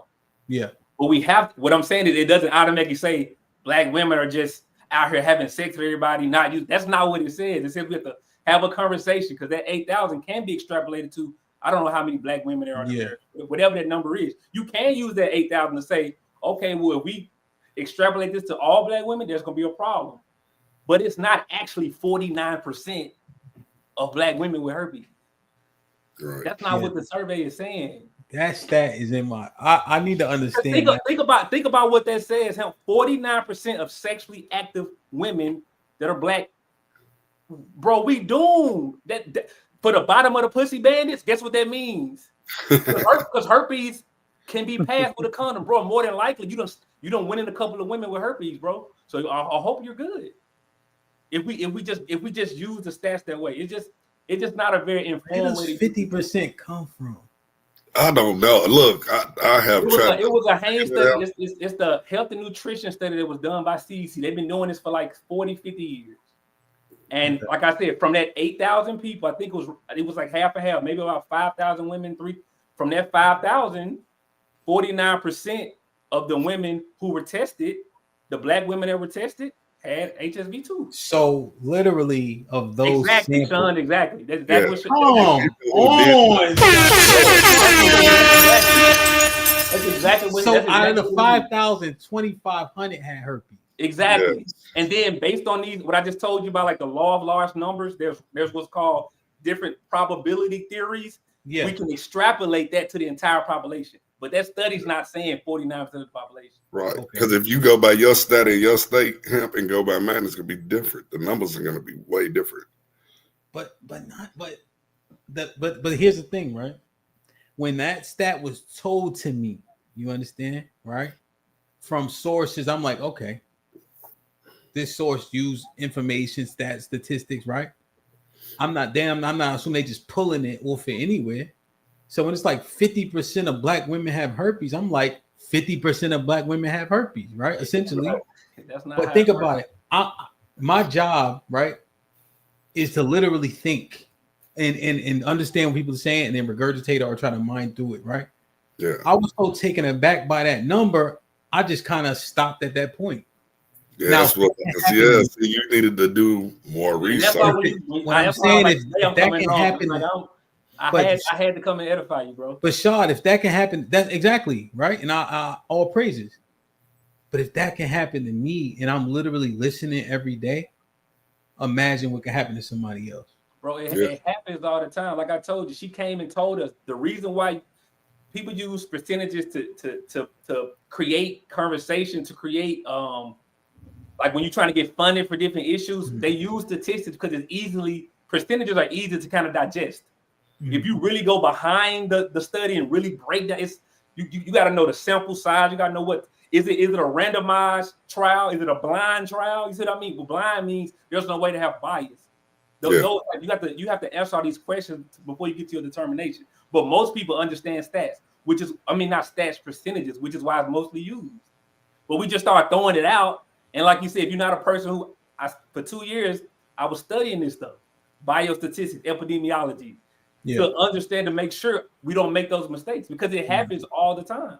Yeah, I mean, I did it with Kentucky agriculture. You surveying their lands and all of that, so they can embellish and lie and say, well, I have 35 acres, I have 100 acres. And when you send a surveyor out there, totally different. It's smaller than what they were saying. They were making it bigger because we're on the phone. Now, when we go out there and we have to do it, totally different. You can always use the numbers. You can always use that to win your point, so to speak. And the same things happens to men. While the dodo birds in the chat, the same thing happens to guys. They use the same type of things we use for crime statistics. It's not just to make women seem like they're better than what people are saying. This happens to everybody. And I'm just a person that understands that. So I'm always hesitant to throw out a statistic without giving you all the information that is involved in how to study. Study design is a thing, you know? Yeah. You have to look at how the study is designed to make your determination. Anybody who does stats will always tell you, you have to be hesitant about using percentages to get a causation. You can make correlations. That's why I said what Mr. Fantastic talks about isn't totally wrong. There is an issue with the way we behave sexually, but to make it a causation, that's when you start getting in trouble. That's what's happening, Shaw, right? correlation should be drawn, right? And you have to mind them out. If they hold true, right, then keep people accountable, right? That's it. But the extrapolation of the stat is probably the most dangerous thing, right? Because you got a sample size and get 50%. So therefore, you put that jacket on everybody, and then what happens, right? Because literally 30% of black violent crime is committed by black men, right? Right. So if you extrapolate that stat, that's a large fucking minority to be shooting, killing, and robbing and stealing. Exactly. You know what I'm saying? Exactly. That's why I think about it. We don't even think about the ones that don't get caught. Right. So, you know, population is a thing too. Let me, Mr. Williams, go ahead. What did you want to add anything? No. I mean, he worded it perfect. You even, minding it out this way. I like where the conversation is going. Like, yeah, no. I mean, that was. Let me see what CJ said. CJ with the 10 ounces. HAMP. The new guy and Mr. Williams saying something bullshit. These niggas don't know stats, how stats work. Shaking my head. We got to stop listening to the dumbest of us. Bro, I wouldn't even entertain a nigga like this. I know he can't even logically. We ain't even on the same stratosphere, bro. Like, dude, please, man. Like, they never know. Y'all don't know what we work. Y'all don't know what our careers were or any of that. Like, y'all haven't. Hop on the panel today. Let's talk about it. Let's have a conversation about stats. This is an okay response, right? Data, right? I think that's what he meant. Might not be perfect, but I wouldn't say it's all we have the base, but I think that you can use numbers to start to make correlations and things like that, right? I think we have behavior, we have anecdotal experience, right, to go along with the statistics and such that allows to formulate a stronger opinion. Think about how this was crazy to me. Do guys want 49% of black women to have, like, do you know how crazy that would be in real life? If do you know how much you was? That would be crazy. Yo, it's like, do you know what that would actually look like if 49% of sexually active black women had herpes? Just think about that for a second. You can't escape it. You wouldn't be able to escape it if 49% of them had herpes. You couldn't. If it's 50% that have herpes, like, you wouldn't even be fucking, bro. No. You like, for what? Like, it's like they wanted to be a reality just to prove a point. Goofy shit. I'm sorry, fellas. I just can't. I can't rock with that type of logic, bro. I can't. All right, let me get that. Whoa, Juggernaut. I'm sorry. I just had to say that. Say good morning. Good morning, sir. Buenos dias. Louise. I'm sorry. I wanted to say, but the conversation was so good. I couldn't help it. Was you up here before T leaves? I don't know. He can go. I don't know. He can go. I think he was here before. Go ahead, Jug. You go. He said you. Oh yeah, no. Everything that you guys have been saying has been on point for the moment I got into this this live that you were doing. I absolutely agree with everything that he's saying. I would just say that when it comes to researching stats or looking for stats, it's important to take away your own confirmation bias, because when you get into looking for stats, sometimes you can pollute the stats yourself by going in with your own biases and looking at stats that are going to confirm what you want. Yeah. You would even Google to find stats that confirm what you want, right? Subconsciously, you can type a particular thing in. Now, there's times where Google will say, "Did you mean this?" You know, right? But you can go to pages. You can create an algorithm for yourself, right? That'll literally confirm the things that you think. You know. Yeah. And I think that. Yeah, go ahead, my bad. That's all I really had to add. Yeah, no. It'll keep going. So stay up if you can. T, what's popping, kid? What's goody? How's my audio? It's good. All right, what's up? Yeah, no, Juggernaut, he said something I was going to say as well, the confirmation bias part of it. I think that we just, and I want to make sure, hopefully I'm going to stick to what we're talking about. I want to continue to keep pushing the message of making distinctions, right? Because I think that finance also has a part to play into it. As you guys know, I worked at Amazon warehouses for 7 years in the management, so on the higher tier things. So it's like you get to see all of the what's the word I want to use? You get to see all the action that goes on between the dynamics that go on between men and women, especially black women and black men in those environments. And if anybody knows how it operates, you know, they be fucking. Like, it just is what it is. That's the majority. So it's like confirmation bias is, you know, but what I mean to say is when I moved from, for example, there's a bad part of Raleigh and then there's a good part of Raleigh. When I moved from the bad part of Raleigh to the good part of Raleigh, I didn't see a lot of the same things that I saw in the warehouses, in the action, all that. You know, if I seen black folks interacting or anything like that, they was outside running. You know, they was just doing regular, like they wasn't doing the most. So it's like, who are we talking to? What demographic, or not demographic, but what financial level are we talking to? Because if I think you asked the question on the show a while ago about, oh, no, it was earlier today. Do you see black men doing the same ratchet things as you know, the stats would say? And I don't know if you've seen, but I had put one in there because of my confirmation bias. Because of everything that I've seen in these warehouses, I see these dudes acting on the ratchet side of things, but you know, they're doing the best, or not doing the best, but they're having the most sex, or they're having like, but they exude a behavior that is not productive to the end goal. So my overall point is just making sure that we continue to make distinction on who we're talking to. Is it people without money, the lower in poverty, or is it people that have money?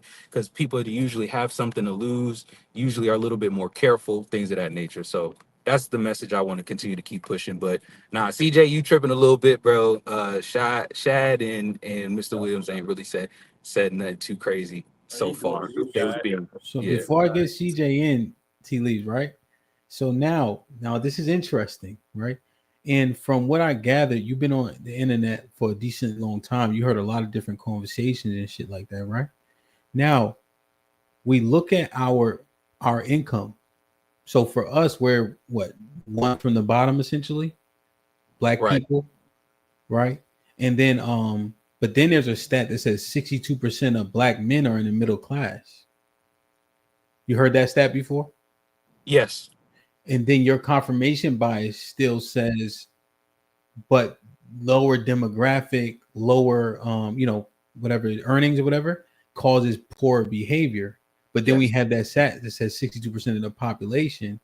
So where does your deduction, is it just strictly based on what you've seen, or are you considering the stats when you're making that claim?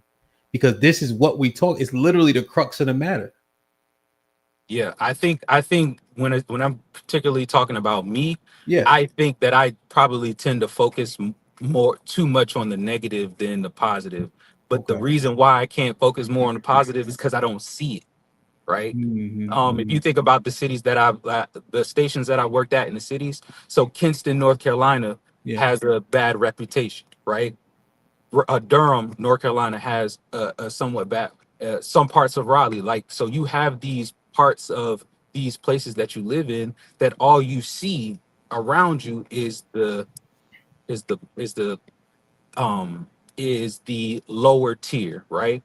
But I guess that's why I would want the message to be like, hey, try to move around, go to a different environment, get away or out of those poverty-stricken areas to try to experience and see different things, and maybe your idea of things will change. 100%, bro. And I can see the same thing, right? And I had these conversations when I first was like getting on the internet, just looking at different shows. I used to join shout out to Chaotic, you know, every once in a while, right?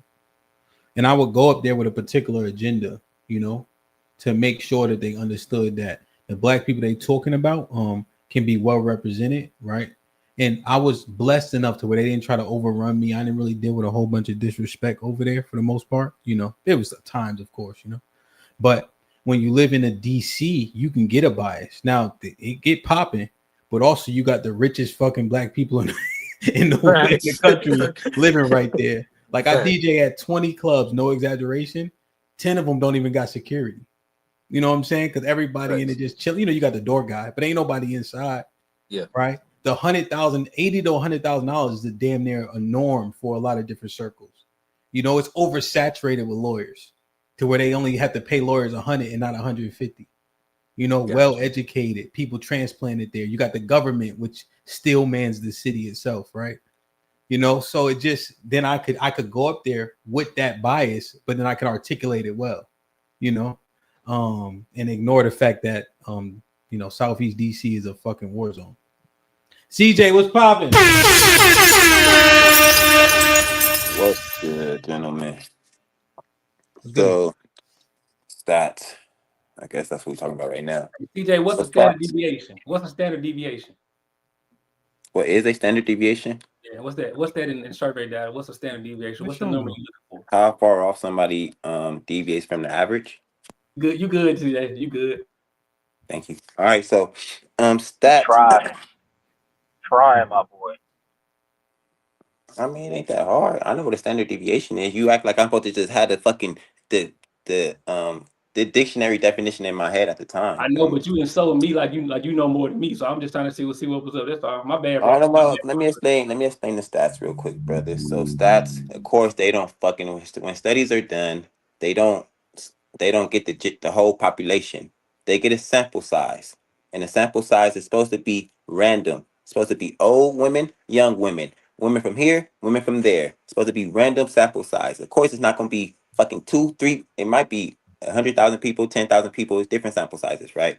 And then you might say, hey, this sample size is not big enough to get the correct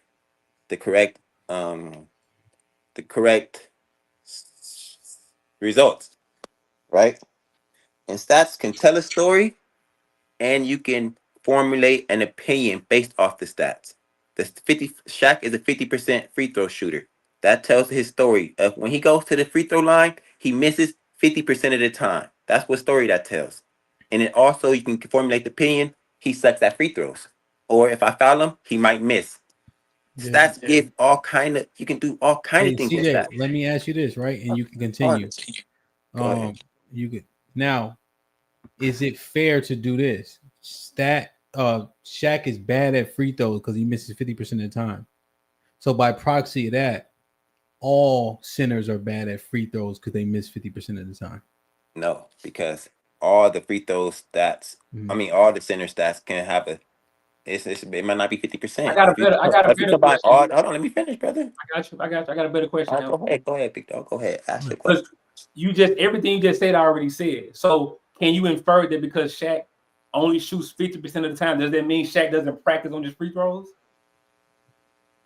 It doesn't mean that it doesn't. That's what I'm trying to get you to understand, bro. Because everything you just said, I've already said. You can make an opinion, CJ, from looking at the 49% that the survey said. That's a problem.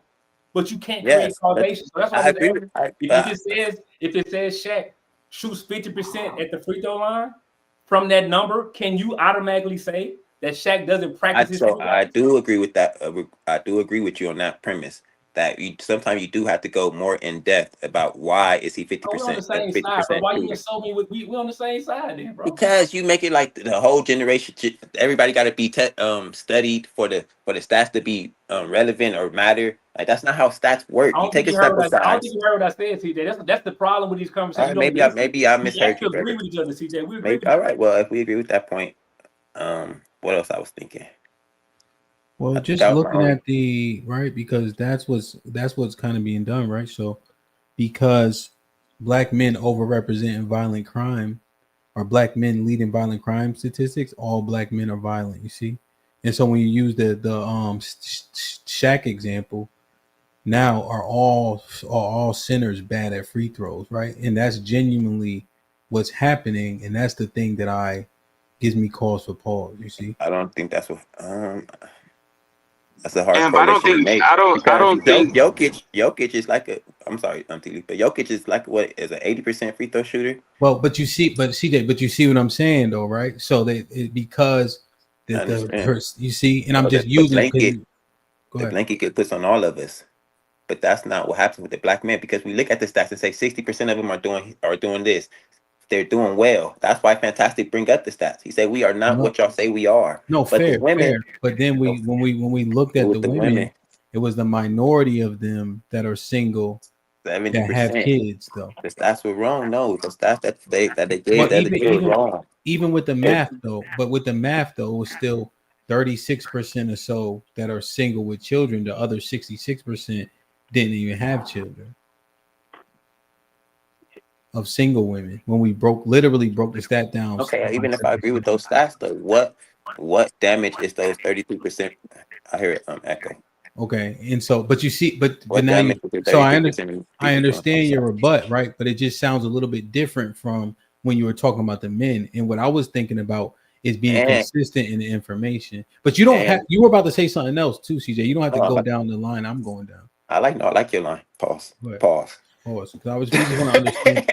We want to understand about the inconsistencies and how bad that can be to be inconsistent because we potentially have a bias or so. Men challenge the negative behavior in other men. Women are not challenging the negative behaviors. They are championing it. They are championing women's negative behaviors. That's part of the problem. They're standing too close to the ratchets, to the hoes. They fucking cheering it on. Be a hoe. Treat niggas bad. Take their money.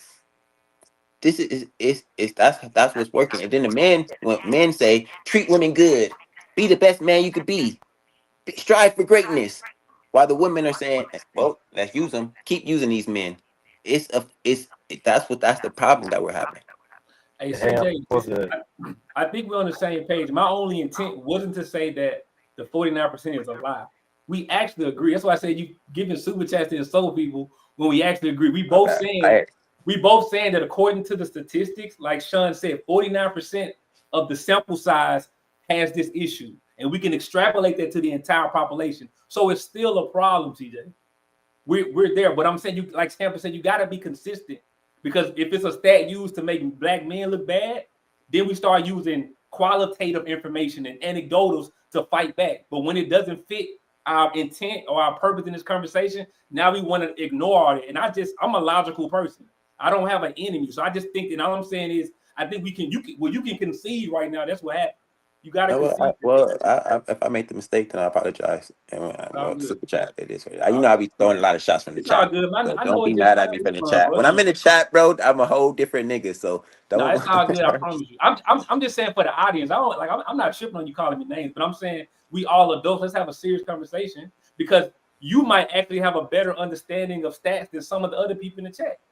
I don't know. Ham was saying. I think Ham, were you saying that you thought it was actually 49% of the population? What of this herpes thing? Yeah.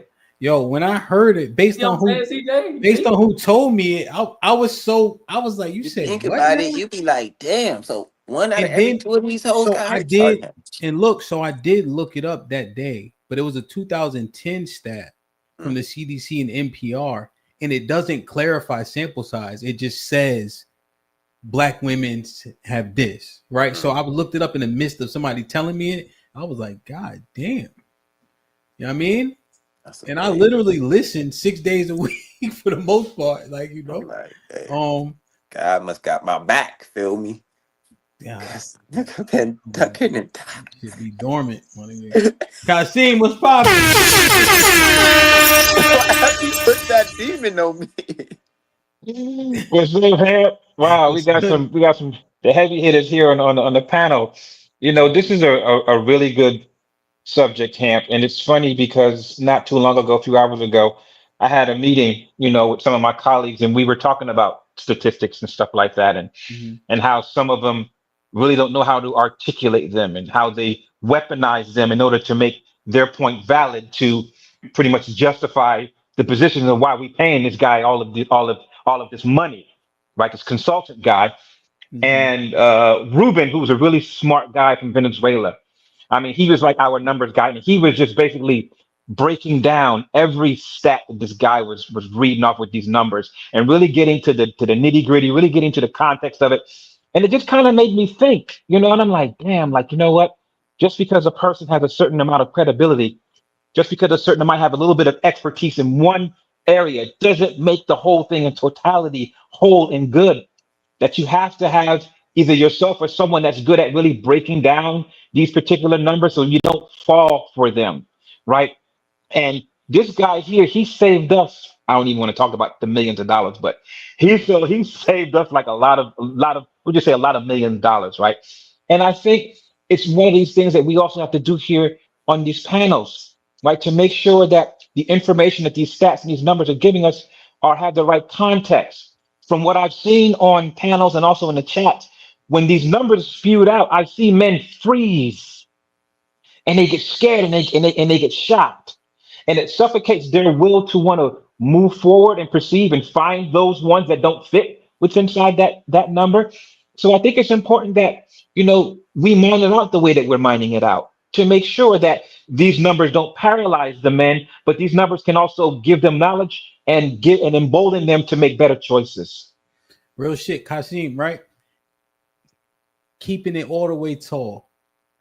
If a nigga was outside and he heard that 50% stat, how I heard it, and then look what I saw, and it didn't say nothing about no sample size, and he was still fucking, that nigga don't care about shit, bro.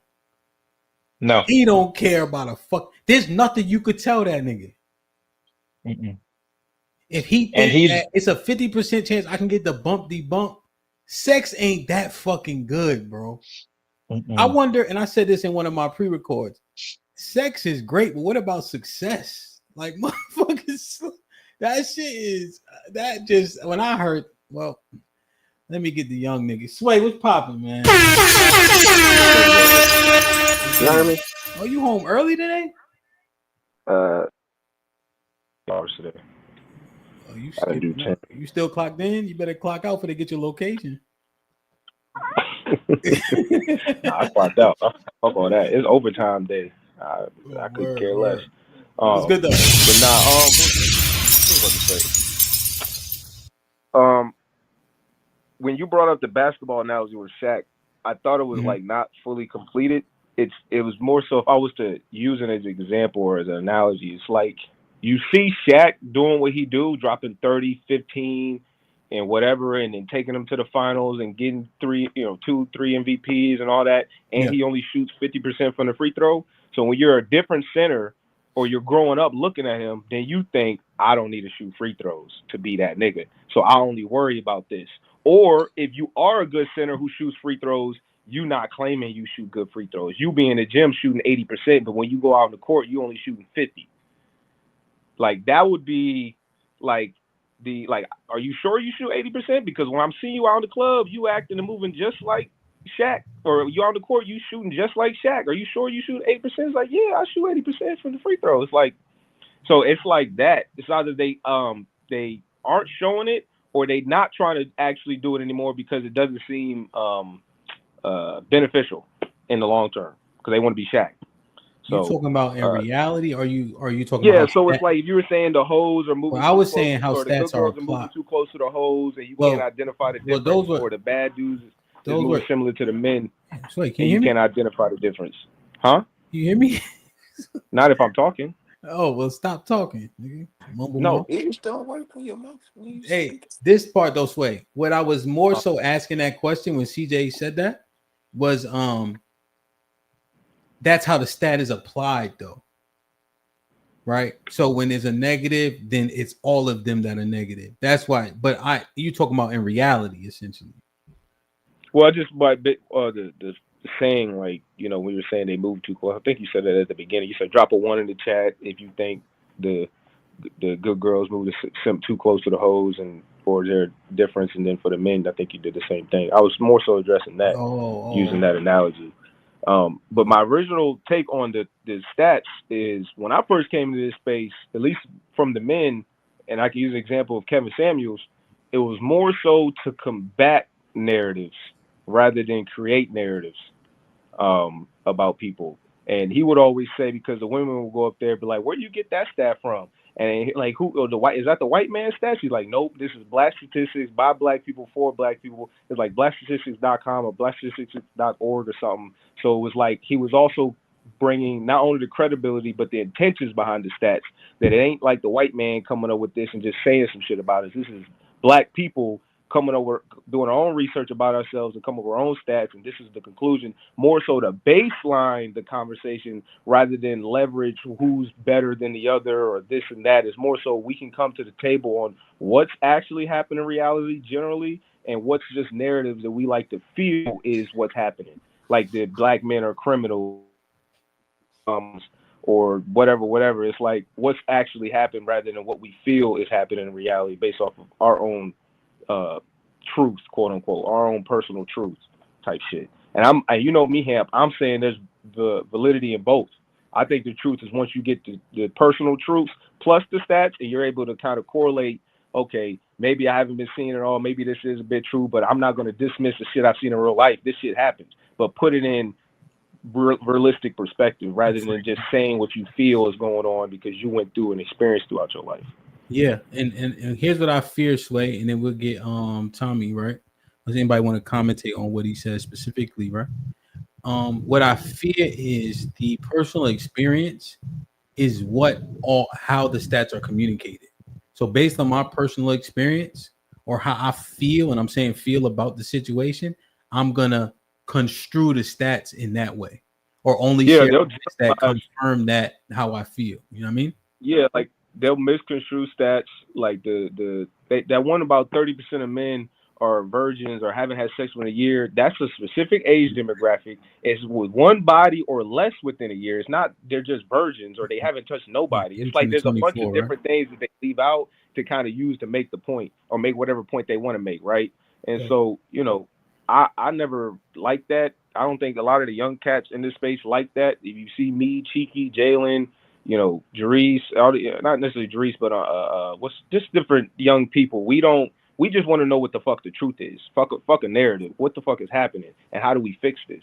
It seems even when you get to the older crowd, they project the women that they've experienced throughout their life on the stats. So if it says 50% of women are doing this, they think of the women they deal with and they image age demographic. They're not thinking of younger women or older women. And if they actually do that, they're thinking like, yeah, I grew up with these women. And these women typically do this, but that's not all of women. That's just your age demographic of women. So you can't come out here and start spewing narratives about 40-year-old women on the 20-year-old women or about 40-year-old women on the 60-year-old women, because they move similarly, but they don't move the same. They don't move the same at all. They're just, you know, they got similarities as women do and as men do, but they ain't the same. They different generations of women. They compartmentalize what the fuck is going on in the world differently. Now, so that part, that would be a totally different convo. I don't really want to go down that path per se, but I would disagree more than I agree with they moving different, just because and I just did the 20-year-old women aren't having kids and getting married like they were if like 60-year-old women did.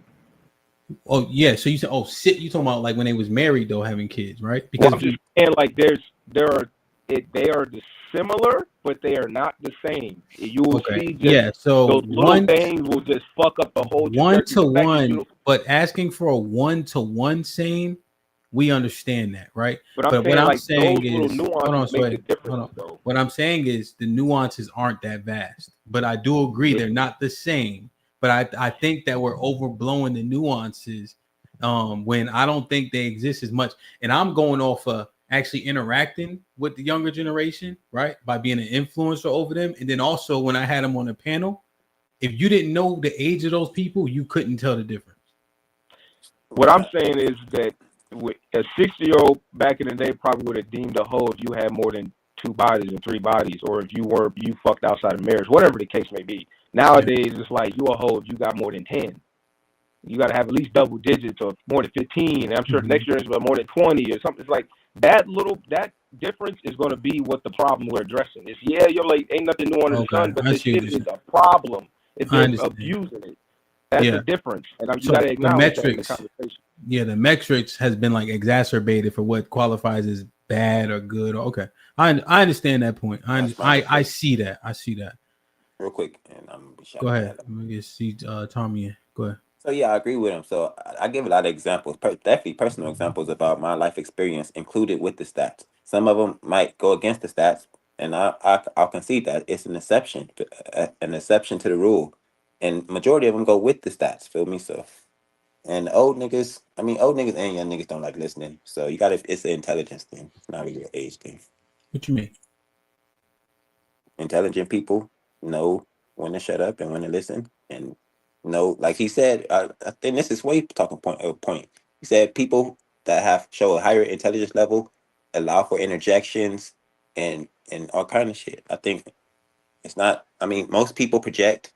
I think projection comes more from intelligence. I think a lot of shit come off your intelligence level. How people communicate is intelligence based. You think so? EQ, they got the EQ shit. Well, people can choose to be rude though. Like you can choose, like an intelligent person can choose to not be quiet, choose to be rude, choose to interject untimely, choose to be long-winded. I wouldn't say that person is unintelligent. I would say that person is more disrespectful than anything. I agree. And the thing is, intelligence has something to do. Like less intelligent people would do it more often than intelligent people would. I mean, I think it correlates pretty well. You interrupt a lot, and I'm not going to sit here and say that you just not intelligent. That don't even make sense. I don't think you give a fuck about interrupting. And I allow for interjections, and I respond to everything people say. You interject me, you say something when I'm talking. No, I'm just saying. I don't think it's tied to like intelligence. I think people can, if they're intelligent, they can either be diplomatic in a conversation, or they can be rude and upfront and direct. You know what I mean? So they know how to code switch. Let's say code switch a little better. Yeah, I think tactics, right? Essentially, you know. Exactly. That's my point. Yeah, that wasn't your. You know all what? Right, thank you for helping me. Out of here. It's not your fucking. Oh my goodness, man! What'd you think, Tommy? What's happening, Ham? What's up with the panel? Good. I think the problem with his Shaq analogy is you have 100% accurate numbers, and that's not what you have when they're spitting these statistics. Like, when they're doing these samples, you're not talking to black people in Idaho or Wisconsin. Like, it's saturated to wherever that study is. Where with Shaq, there's video and there's people recording every single shot he's taking. So that is a extremely accurate number that you're getting there. So I don't think that's a good correlation when you're talking about stats, and you're talking about something like a sport where they literally mark down each and every single time you do that. And then I was gonna say, as far as like what T. Lees was saying, I think a lot of people don't understand that like the outrageous sticks out more than the normal. So when you say something like, I don't really see, I guess you say like non-ratchet black people, whatever, on the daily, it's like, no, you see it, but it doesn't stick out. So you just walk by it. Like your mailman comes to your house every day. If he's black, he not acting ratchet, but that doesn't stick out in your mind because it's just an everyday occurrence. So even like I remember when I was on BMU show one time and they were showing a chick at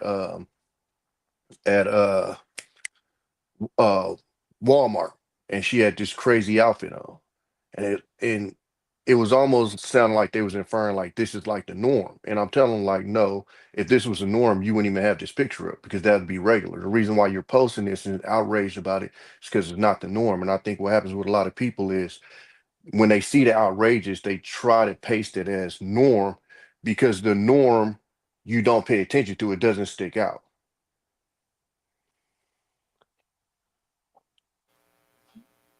Yeah. So, but the norm, wouldn't the norm be the majority? Yeah, absolutely. So like even when we talk about the hood, we're looking at salacious things, and we make the salacious things that are the minority become the norm. Isn't that the overarching issue? But we make it seem as it's the norm. You get what I'm saying? Like if you're in the hood, most of those are 9 to 5 people going to work. But if you look at the reputation of it, you would think that 80% of it was people out there gangbanging and selling drugs. But your next door neighbor that gets up and go to work every day, that doesn't stick out to you. So it's just whatever. But then when the dude 2 doors down, you just heard he was in a high speed or he was shooting at somebody. Oh shit, woo woo. And now that's the reputation of what's going on out there when most of them people out there is not even attached to that at all.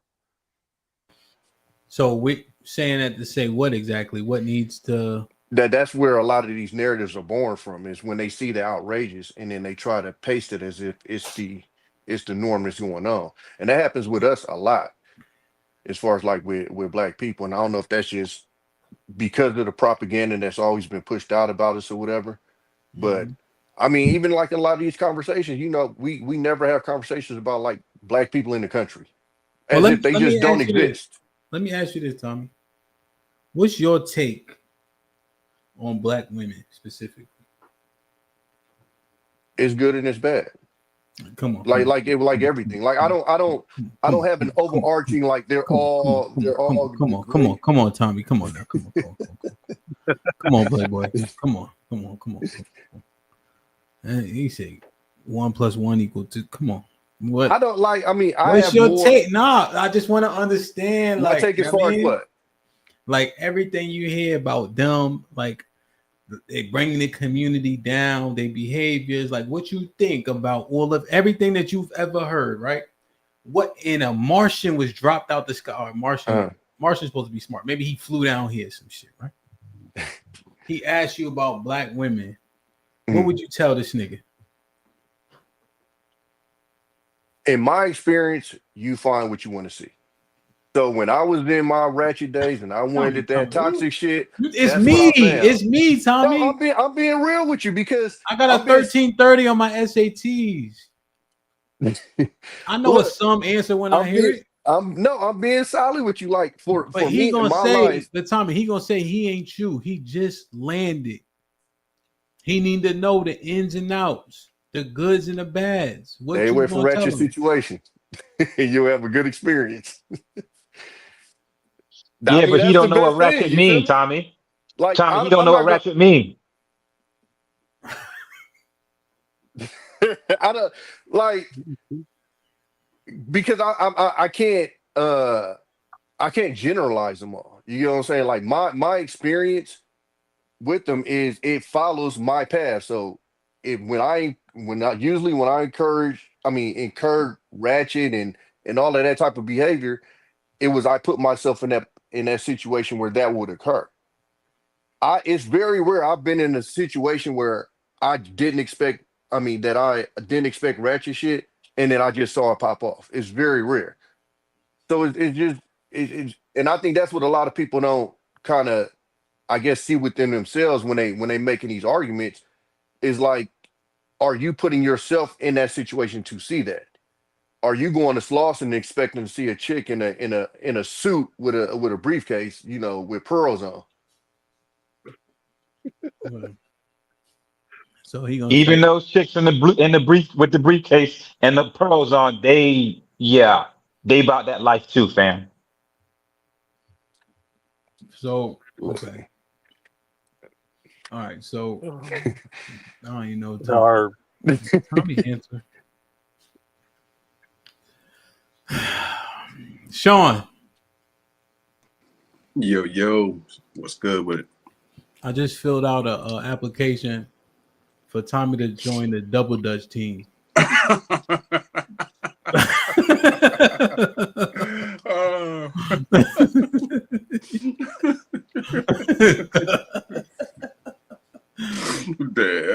What'd you think about what you was hearing though? Just generally, you don't have to answer that question specifically. I think generally, man, I'm so glad Charlotte is on the goddamn panel. Lord Jesus. I'm mad CJ ain't still here, bruh. YouTube has allowed me to realize that people do not understand stats. They don't understand attribution, meaning what to attribute things to. We just assume things can be attributed to things because there's a correlation. People don't understand nuance. People don't understand just a lot of things. So like that's why every time I hear stuff like that 70% divorce argument, it just drives me fucking crazy. Like I literally be wanting to punch the fucking wall. It drives me crazy. It doesn't even make sense. Say for instance, right, something like that. Let's say the what is it, herpes or something like that in Houston, whatever it is with STDs in Houston. So when I hear about the STD rate in Houston, I'm like, damn, my brain immediately goes to, damn, well, what's the sample size? Like, what people did they sample? Was it college students around TSU campus?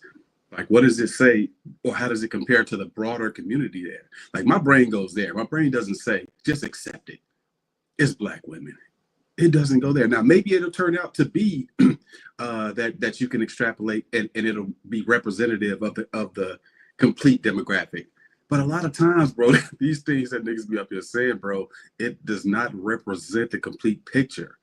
But it's pawned off and it's said so many times that niggas can regurgitate it, and it seems like it's something that's some deep, coherent thought, but the shit don't be. So, man, shout out to Sean, man. Let me ask you, Sean, because we done tapped in and we kind of got similar paths. Is what I'm saying that far off? No. So like the way I would answer Ham's question and then answer your question, my answer would be most Black women are just decent people. Most Black people are decent people. Most Black guys ain't gonna commit no crime. They don't want to fight. They probably ain't had a fight in 20 years. You know what I'm saying? So my answer would be most people are just normal people. And then which leads to your point that, yeah, the outliers are outliers. You know what I'm saying? So I'm saying, they like, stand out for a reason. You know what I'm saying? When I wanted, because even like to continue points, he said, you know, it's chicks in the suits that's doing that. That would pop out to me though. You get what I'm saying? Like if I'm going to somewhere and I wanted to see Ratchet, if I found a good girl, that would pop out to me. If I went somewhere and I wanted to, you know, be in a decent situation and I seen Ratchet, that would stick out to me.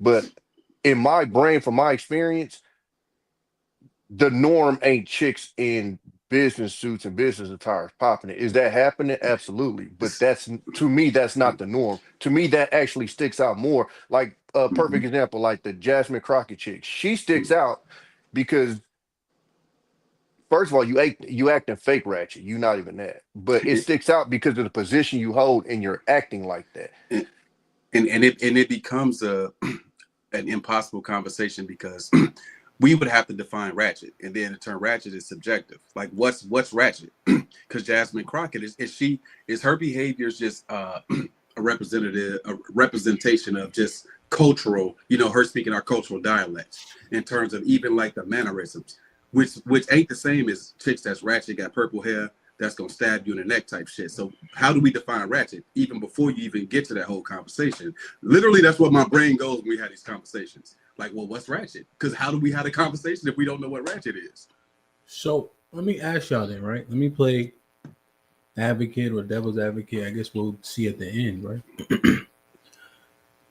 When we look at where we are, right, as a people, generally speaking, we understand that systemic oppressions, you know, are word prevalent, whatever side you stand on, right? We come from a particular place, you know. I think that people have gotten more opportunities as time has gone on, notwithstanding that, you know, you still got to deal with different bullshit, you know. So then we look at dynamics in the community specifically, right? And we try to implicate. We understand that everybody's complicit, right? Both genders are complicit.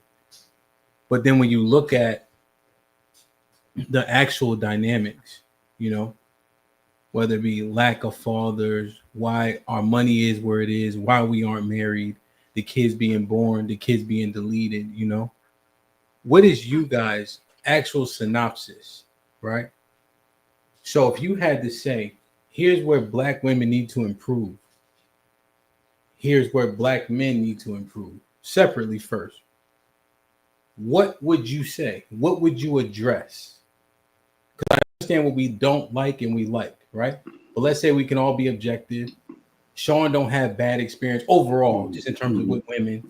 Tommy, Shad, Kasim, Juggernaut, we haven't spoken that in depthly, right? But Mr. Williams, Aaron, right? Y'all don't have this getting your teeth kicked in every other second by women, right? Potentially, you know. So what would y'all just tell the women in terms of all the statistics you heard, all the conversations you had? What would you say needs to be addressed? Black man, starting with Black men, we need leadership development. we're not leaders. Most people are not leaders, right? But of course, Black men, we're not leaders. And what I mean by that, I don't just mean the shit that really don't matter to me, relationships. I mean in general, like who's leading our communities? Like literally who's leading our communities? When you look at the problems that exist and even the areas of opportunities that exist business-wise and things like that, to me, it's the Black man's job to assess that, come up with a plan, and make shit shake. And then the women will fall in line and play whatever role we tell them they need to play. That to me is the Black person's responsibility, the Black man's responsibility. So for me, accountability, ownership, leadership. That's what Black men need. I think everything else falls underneath that.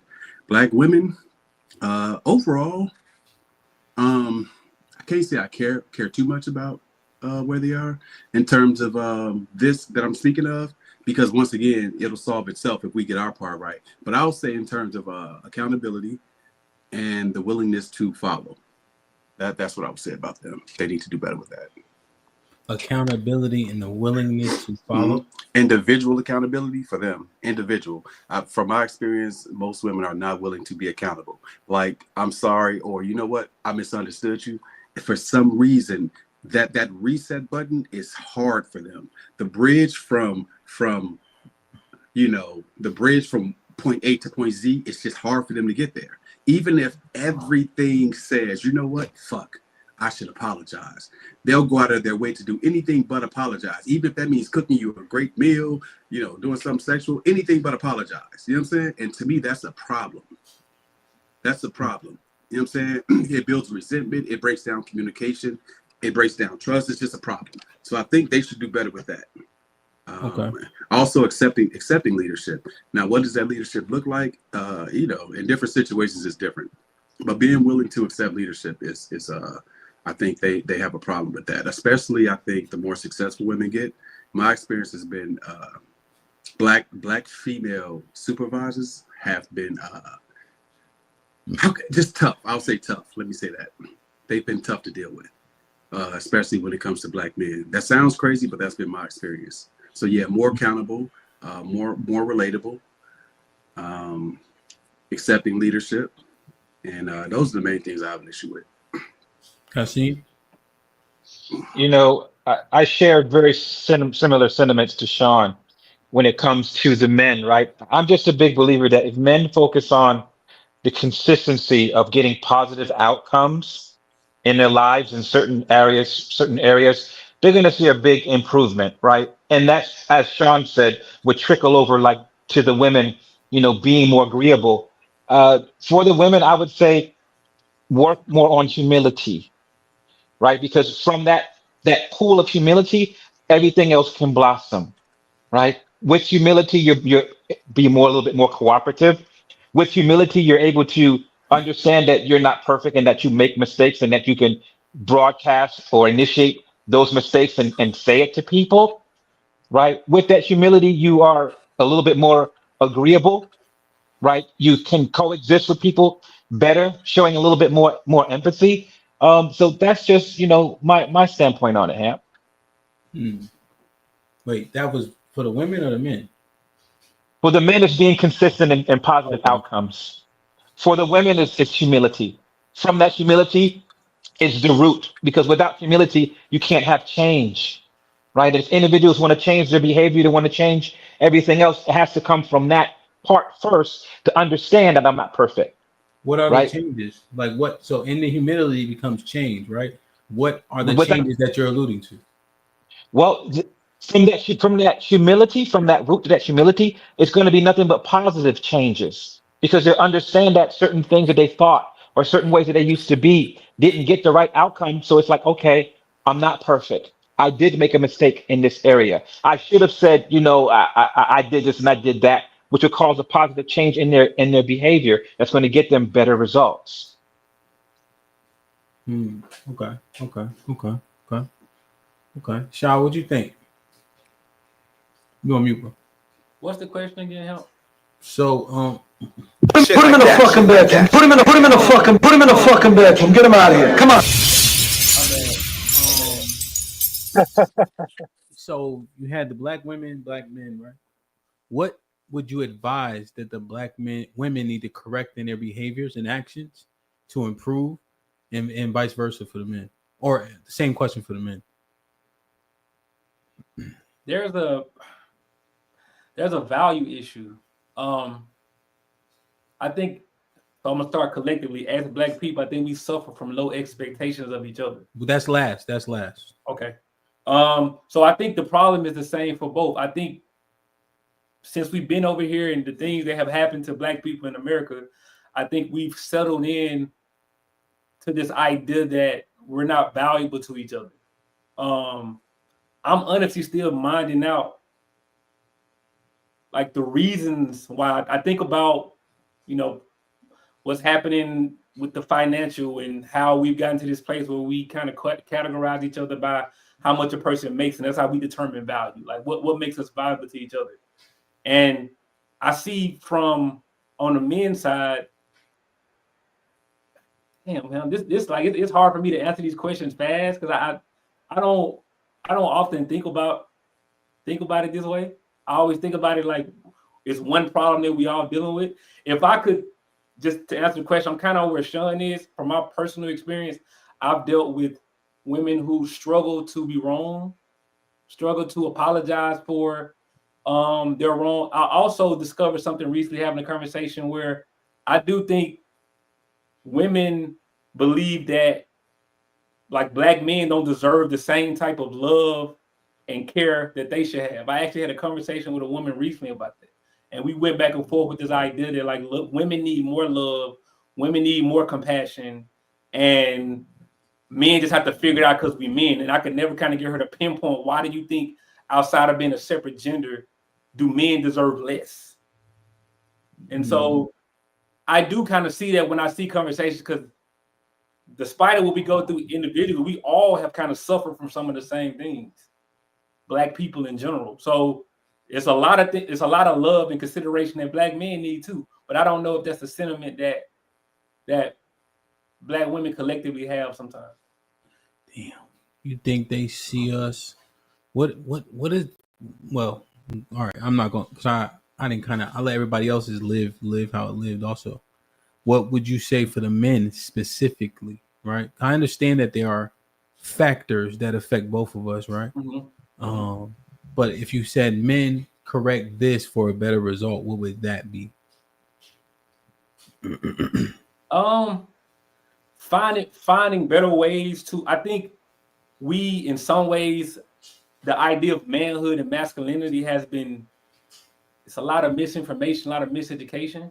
Mm-hmm. I think some of the things that we hold on to aren't productive, and I think we need to be more open-minded about being progressive in the way we present. Particularly being a man from the South, I see that a lot with like the elders in my life. It's like even though their life is taking a certain path, they're not willing to try anything different. And I think as men in the way the world is going currently, I do think we have to kind of reconsider some things. Mm. And I think our unwillingness to, in a way, prevents us from kind of moving forward with wherever the world is going, whatever is happening. Now when women are making as much money as we make, what are other ways we can be of value that doesn't make us feel like in a way we're like removed from our masculinity? I think there needs to be like a reevaluation of what it means. Mm. And really assess, like from the past, like what were the things that our elders, our grandfathers did that worked? Let's bring that along. But was there anything that they did that didn't work? Mm-hmm. That could be applied to now. I think a lot of us as men, we struggle to like really think about these things deeply. Mm. I know my answer is kind of very long, but that's honestly just kind of what I think about it. Yeah, no, the masculinity thing is definitely an interesting thing that I like to discuss from time to time for sure. Juggernaut, what you think? Well, I got a unique perspective because I'm coming from I'm Hispanic, so I'm Mexican. To be fair, I think with men it's about communication, and actually like asking questions. If I had to say, leadership is a thing, but I think that leadership is only going to be found if you're open to conversations, right? And you got to be open, like you guys said, got to be open to all types of conversations, and you got to be willing to go there. And I think that's something that young men need. They need to have conversations with people who are willing to have conversations with them, so they can be informed. I think that's gonna help out, a lot. And when it comes to women, I think I honestly, I think women just, I think they should be a little bit more softer. I think they've been very militant, the past few years. I think they need to like take a little step back and be easy on the men. Uh, I, but I don't think they've gone in a bad direction for the future. I just think they the girl power stuff, I think is kind of been pushed a little too hard. Not to say that there isn't, a men's side to it or whatever, but I think men are starting to break out of societal norm shells and stuff like that. And I think uh they're in a flux, but I think women have kind of taken charge of the future. So I honestly, I think that they're headed in the right direction. I wish they would kind of like ease up with their you know with their militant attitude sometimes. Okay. What you think, Mr. Williams? What do women need to absolutely change for better success? And then men, and same question for men. They need to change their understanding. They need to listen more and actually really pay attention of what we're actually saying, and not just get offended whenever we are speaking about how we truly think or feel about what's going on. I think they really do that, and then they go on the attack when we're not trying to. We're just trying to express ourselves, and it would be nice for them to have a whole lot more discernment, to actually pay attention and be attentive to your man, or be attentive to men. Now you could just hear a woman call a man a bitch at any given time. It didn't used to be that way. They're comfortable with that. And I think they need to really change that, especially if you're really calling yourself being a real woman. Your behavior will teach these young girls and these teenagers and these young women how to act as well, because that's who's watching, the younger generations. So that's how my take on it. They just need to, have a little bit more understanding. Just close your mouth a little bit and listen to what we're really saying and hear. Don't listen to respond, but listen to me and hear me. Yeah. So that's what I feel. Okay. What about the men? Oof. From the start, man, stop with the excuses. You were born a man. You know what that entails. You should never want to be treated like a woman or as a woman. You should really want to be valued as a leader. And you don't have to lead a whole entire community, because everyone can. But we need to stop with the excuses of why we not parents, even though we're making all these kids. Why we not seeing our children when you're not putting 100% effort? Why am I not getting ahead, but you're not even getting up off your lazy ass to try? I think we need to stop having excuses. There's reasons and excuses, and I'm tired of it. Well, let me ask True a question. So True, you've been listening, you just got here. I've been listening. So, I've been listening. Salute. What's goody? Hope all is well. What's going on, family? So when I listened to the man's answers just now, right, I noticed, and maybe it's for good reason, right? The instructions for the men is a lot more involved, in depth, right? Like the men have to make very substantive changes and improvements, right? And they don't get to voice their concerns. As an example, stop complaining, right? And there's a more of a heavy hand on the men, right? For the women, it's kind of like, be nice. Like, you know what I'm saying? And is that for good reason, or is that a bias or of some sort? And I'm just asking. You asking me directly, right? Yeah.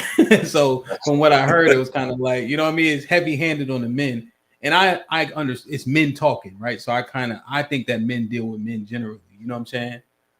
Like as an example, if somebody come knock on my door trying to sell something, it's a guy. Generally speaking, I deal with them, right? If it's a lady, my wife probably go. You know what I'm saying? So I can understand it, but or is it something else to that? You see? What you think? I think, yeah, because they're trying to be nice today. I think it's Friday. You can get drunk tonight. You don't got to go to work tomorrow. Well, I don't consume in the spirits or whatnot, but I feel you. I think that no, it's normal. Men are always going to view things from a place of strength, which I think is consistent and accurate, and it should be that way. However, I heard conflicting thoughts spewed from the men, because on one end we're talking about stand firm in what men are supposed to do, and then on the other end we're talking about go with the change of what society is stating and moving forward now. So then that's where I think we can challenge our leadership and communication. I heard someone say that too. Which one is it? I think that there is the ability to be adaptable, but I think that there does need to be some constants. And I think when we talk about, I say this a lot, from the younger demographic and then from the older demographic, we have a view on masculinity that is very conflicting. Old school people think about masculinity from shut up, suffer, work, be a man. The younger generation, and I'll include myself in that, we're like, yeah, we'll do that, but we want to be respected and treated correctly. Because I would argue that most of the people from the older generation were mistreated and they just suffered through it. We're just not trying to take up that type of plight. And that's where it starts to break down. Damn. Mr. Williams, you shook your head. Go ahead, Kasim. And then Mr. Williams. True. When you say older generation was mistreated, because I'm a Gen Xer, right? Define what you mean by mistreated. I believe that a lot of men, your generation, and maybe even beyond, wanted the type of treatment that will be perceived as valuable, affirming, respectful. However, they understood, I think, the conditions of society at the time. And I think that for so long, the way it was spewed was that men don't get the nice side of an exchange. They get the hard side of it. So I'll give you an example. My uncle's about 20-some years older than me. When he hears that my girl or girls I've dated buy me stuff, blows his mind. Like, what? They actually do? Yes. Blows his mind. And I see this a lot, actually. And then when you actually talk about it, now you're, I think Mr. Williams even said it. Well, that's what women get. Like, who stated that's the rules of a relationship? That the men are only supposed to get the hard side of things. Go ahead. Wait a minute. Wait. Hold on. For one, I don't know how old you think we are, but no, we didn't get ran over and run over or none of that. And my woman, her love language is gifts, material shit, and love. So I don't know where you getting that from. That's y'all problem. Y'all put a stigma on our generation without even really paying attention and knowing who you dealing with and what we've been through. Because for one, I get plenty of respect, and I have multiple kids. You think I would allow anybody to disrespect me? You are out of your mind. Well, I don't do that, man. I came from old school morals, old school values. My grandfather was a pastor. We didn't play that. It was always discipline and structure. Now, we all go outside of the lines from time to time, but our generation wasn't disrespect. Are you serious? How many people do y'all see our generation that are not doing well? For one, it's y'all generation that's actually have lost their mind. I don't think we have time to go into why that lack of foundational building in your generation transitions. But y'all living off of the stuff that we even built. What are you talking about? Well, I'm gonna keep it on what you originally said. My vantage point is that when I viewed the disconnect of treatment from viewing the older generation comparable to the new generation, maybe you were not mistreated. Maybe you got a certain level of reception. But a lot of the men that I've surveyed as well as talked to won't even honestly say how they feel. It'd be like me and you having a conversation, right? And we talking about women. Your generation will shut the heck up when women walk in, because somehow, some way, they seem to be scared of what the women are going to say. Where I will be speaking my point of view, and I'm like, nah, this is how I see it. This is how I feel. I have no problem particularly standing firm on my outlook. But somehow, do you understand that we have one of the most respectful generations? Do you understand that it's yes, sir, no, ma'am, yes, ma'am? No, do you understand that y'all, even the younger generation, y'all don't even have that in your heads anymore. Y'all don't show y'all elders the respect that they actually deserve and earned. That's why you would never even understand it, because y'all truly not paying attention. Y'all want us to pay attention to everything. Why do you think we know so much? Because we've been through where you've been. Y'all keep on forgetting y'all keep acting like we didn't buy our kids the internet. Why are you windmilling, Mr. Williams? Why? I'm not windmilling. I just don't understand their ideology. It's like as if they don't walk outside and literally look at really what's going on. To Mr. shit on my Williams, generation, I'm not accepting that. Huh? The thing about real quick, Hasim, the thing about Gen X is, I had to be honest. Y'all can't fool us. We was there. See, y'all not that much. Y'all 9-10 years older than us. We was outside watching y'all get cussed out by y'all women and all that, sleeping on the couches, being in the projects. We seen y'all. We was there, Mr. Williams. We was there. We was there. We was there. Hold on, Tommy. Hold on. We was there when y'all was getting high in your own supply. We seen y'all. That's the thing. But do you realize that a lot of y'all age group are sleeping on their women's couches? They don't have a name on the lease. But see, maybe right. But that Superman cape for Gen X, you don't gotta do that. We was there. I get that. I'm just saying overall. I say majority of us. But Mr. Williams, I'm just saying, you down with old people. You know what I mean? Like we see y'all. Shout out to Freak Nick. We seen y'all. Like, so I'm just saying. Like, I can see. Hey, let me read real quick. Kasim and Tommy, y'all could get in. Dati with the 5 pounds. Shaw has made a great contribution to this debate. Callie Bev with the 5 50% of women have herpes, but Nick Noggs be talking about going in raw because she didn't make him wear a condom. Wife School with the $2. What's up, Wife School? Says we elect Shad as the official Negro statistician. Dre with the $2. 50 to 60% of adults in U.S. have oral herpes. Look, really? Damn. Here for the T with the $5. Stand 10 toes down, Shad! Exclamation point. What's up, T? Jesus Pounds with the $5. HAMP. My stats show in 2022, 44.3% of black women were childless. That means 56% of black women have kids, which is the majority.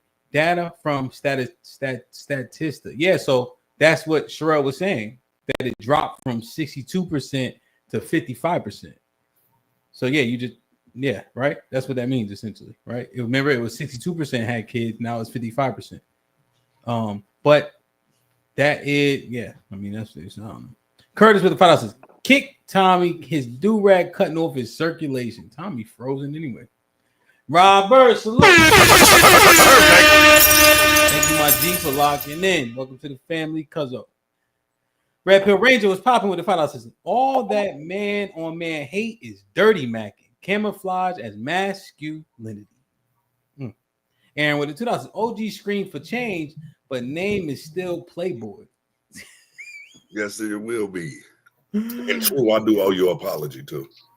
CJ with the $2. Y'all see that all the ratchets agree with Shad. Bro, CJ agreed with me. That's what's so weird. He actually agreed with me too. CJ crazy, bro. He go I'll ride with you, CJ. I'll ride with you though, bro. I'm Tommy. Is Tommy there? Tommy, are you there? Yeah. Let me first of all, Red Pill Ranger, let's not flagrantly misrepresent another saying. That is not dirty macking. Dirty macking involves you trying to get at a bra. Like, we got to stop that too. Like, changing the definition of actual words. They have an actual definition, and that's nothing to it. Mr. Williams, happy wife, happy life is what y'all lived on. G-O-D. And that's what we saw. So everything you said sounded good, but y'all quote was happy wife, happy life. And the No, that new was my generation dad is and his happy. generation, man. That was Yeah, boom. That was yeah, boom. So hold on, wait a minute, before us. hold on. So the generation that respected their elders so much did not take in the same sayings that they taught you? No, that was the boomer. Not That all was of Oh, them. my dog. mom and Y'all, my okay, dad. look. You can say that you didn't, but y'all reflected it. Again, like Ham said, the doghouse was your generation. I'm in the doghouse. I remember people coming over to my house. Oh, I'm in the doghouse, dog. Oh, she tripping. Like y'all again, but you know why? It's because y'all generation fucking lies so much. And our generation picked up on it and we wasn't going for it no more. That's I'm gonna be real with you. That's where a lot of the respect got missed. Because y'all wanted to romanticize y'all come up so much. And when our generation started picking that shit apart and going, oh, they cap, that's where the split started coming up at. Y'all never can be real about any of y'all. Y'all try to be superheroes about y'all come up. No, I just think y'all. Yes. I think for one, y'all forgetting, man. In 1995 and all of that, I was a teenager, dude. How old are these niggas?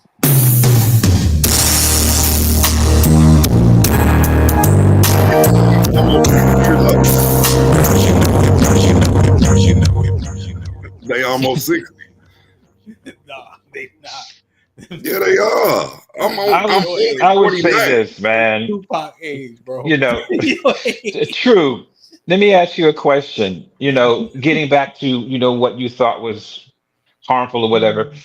Do you think that it's beneficial for men to tell or help other men to be strong? Would that be disempowering?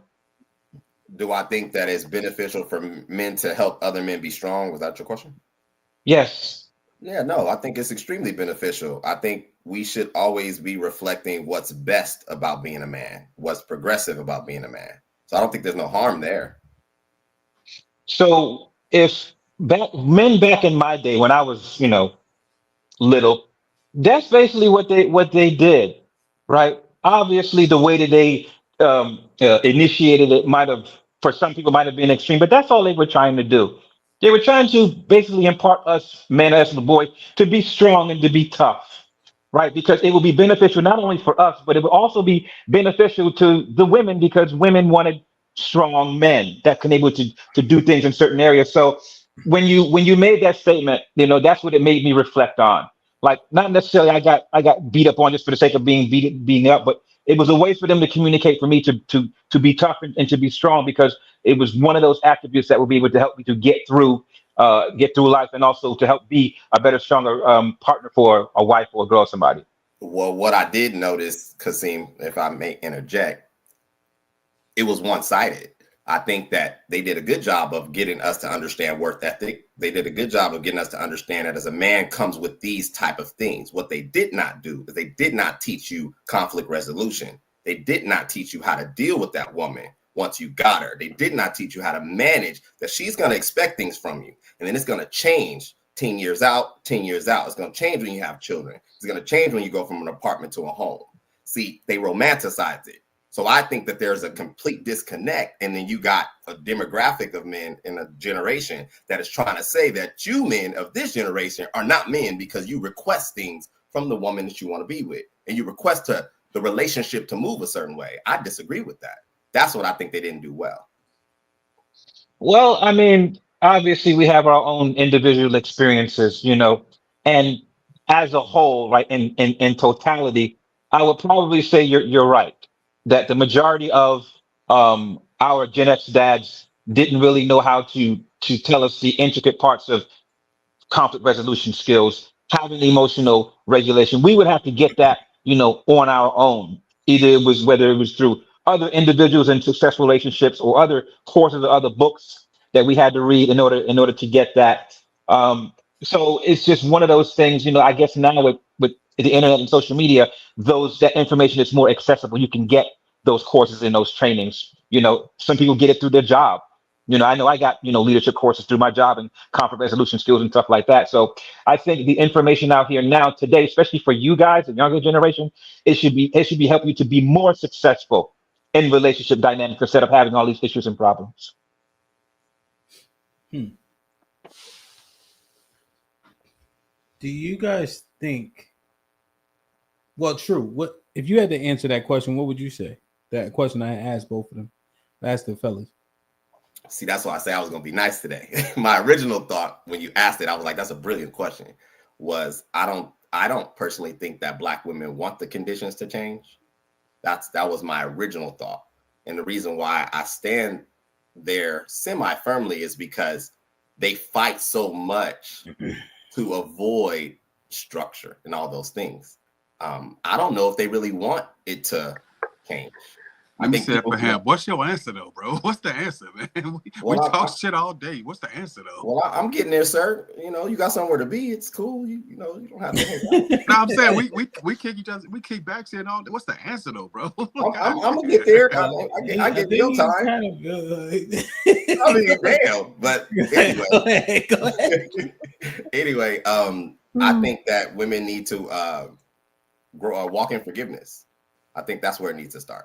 First and foremost, they walk in forgiveness. I think a lot of things could be built from there, because you can tell that there's some debris and some anger and some reserved feelings from wherever it comes from. For the men, I think men need to continue to do what we're doing now. I don't remember having these kind of conversations outside of a barbershop. I think that the conversations are pivotal. Men are getting to work. The results are speaking for themselves. So I think that we need to continue to do that, share in perspective, stand firm. That's my answer, Mr. Sean. I was with you on the women part, bro, but that man part, you let me down. I'm like, oh yeah, I'm with him, bro. So time out. So you wouldn't, for the Black men, you don't have any issues that you think we have that we could do better. Well, I don't think that we cannot. I think there's always room for improvement, but what I'm seeing is Black men of all demographics compiling on these panels, sharing perspective, challenging each other like you just did 5 minutes ago. Better. So, but my bad. No, I get what you're saying. I think that part of it is fair to me. But then what? So say, for instance, for me, right? And I don't know if this is Hamp's experience. One reason I don't pay my dues for my fraternity is because we don't do shit.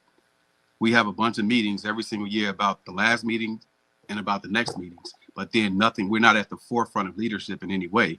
And so for me, fuck all the talking. At some point, it's action steps. You know what I'm saying? So all this talking, I've been around YouTube for about 4 or 5 years now, probably 5. And I heard a lot of talking. At some point, it's got to be action steps on the things that are actionable. That's just my opinion. Well, I agree with you. I think that, if you're familiar with Dr. Claude Anderson, he talks a lot about what we should structure as a community within self. And that's an action plan. So I agree with you on that. But I think that in order for that to even occur, it needs to start in small cells, as it is now. We're having perspective. We're challenging each other. So give it some time. I think we're going to continue to expand. Black men are doing a lot better than they were. So I hear what you're saying. I just don't think we have the luxury of time. I think the conversations have been going on for quite some time. And the problem is we don't exist within a vacuum. Other people are planning. Other people have 50-year plans, and they're on year 20 of it, or whatever the case may be. So we don't exist in a vacuum. And every year, every day that we keep talking without action, it's time that we keep getting further and further behind. And so I understand what you're saying, but I do think it's time for action too. I think continue the conversations, but also action. Just the guy I was looking for popped up. So, well, Sean, I just want to ask you this question, and we'll get Mr. Fantastic in. When True alludes to doing what we're doing, as an example, crime rates drop, and they generally drop they consistently drop since we started tracking crime, right? But maybe not having so many kids out of wedlock, Black men's money being imprisoned less. So True is just maybe in True. If there are other things that you were alluding to, you can expound on them. But I'm just trying to get Sean answer in terms of True saying, stay on the path that black men are seemingly on, which has actions because you can see it based on certain statistics and such. Yeah, the tricky thing with that goes back to my feelings for the earlier conversation. Just because we see those things maybe trended down or went down for 1 year, to me, that doesn't mean that they're going to stay down. And it doesn't mean that we did anything intentionally to make them go down. Say, for instance, let's say 5 years ago in Chicago, we was close to 1,000 murders again. And then, it just kind of went down, but then it'll go back up. So that doesn't mean we necessarily are doing anything. It just means that, the same amount of people got shot, but just not as many people died. So we can't just assume that, something is being done and that the right thing is being done. Well, let me answer it this way.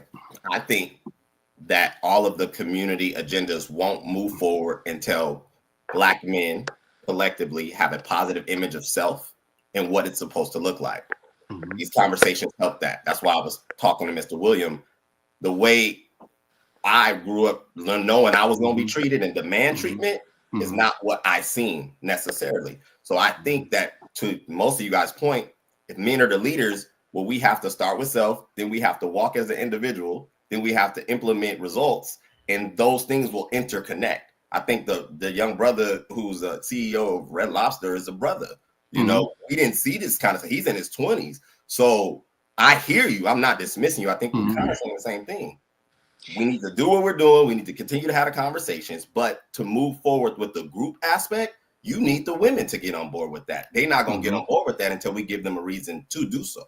And I agree with that part. So say, for instance, what I'm talking about, like in terms of group economics, like me and my guys, my frat brothers, we started investment club. Now it's a 6-figure investment club. We have 2 of them. And so in the Discord, HAMP has an investment club that, every week Granville is, they're going over stocks and things like that. So it starts with those action steps. So now, you go through the process and then you give it a chance to grow so we can scale it. You know what I'm saying? And so, like you said, to your point, which I agree with you on, once you get to a certain point, then not just the women, but people are like, damn, what's that about? Well, how can I get, how can I become a part of that? So while we're talking, we need to, it needs to be multi-pronged. Let's have some action at the same time. That's all I'm saying. But I agree with you on the talking part. Mr. Fantastic, what's popping? Brother. Yo, what up? What's going on? And I'm just coming in on this conversation. I was listening to y'all like 30 minutes ago, so it was totally different. But I'll just speak on what I was hearing. True and Sean go back and forth on. True said most of it, but again, I got to reiterate this, y'all. I guess it's this question: what timeline are we supposed to see this action, this drastic change to where everybody in the group and outside of the group, that Black people are being that are getting better, right? What's the timeline we're giving ourselves? There isn't one. It's just you know how like you may have one in your mind, fantastic, but then it's just like, damn, something happened, so now it's time for immediate action. So I think you can have the long term, the short term, and you need to triage the situation and things that need to happen right now. So to your point, you can have the long term, but there's shit that needs to happen right now to work towards that long term. I got you. So let's walk down. So what needs to happen right now? What's the most thing you think that on the list for? I was wondering if it was just for me. Okay. I'm driving. My bad. Can you hear me now? Yeah, we hear you. Yeah. Yeah, so what's the most important point at the top of the list for Black people to do first in order for us to start progressing? What's the number one thing on your list? The funny thing about that is I actually have a whole list. That's the funny thing about it. So we need to build what I call infrastructure. So we need to create financial institutions. We need to establish a crowdfunding conduit. We need to establish a national after-school program. We need to establish a national mentorship program. We need to establish a national independent school system. We need an internship program, which is an internship pipeline.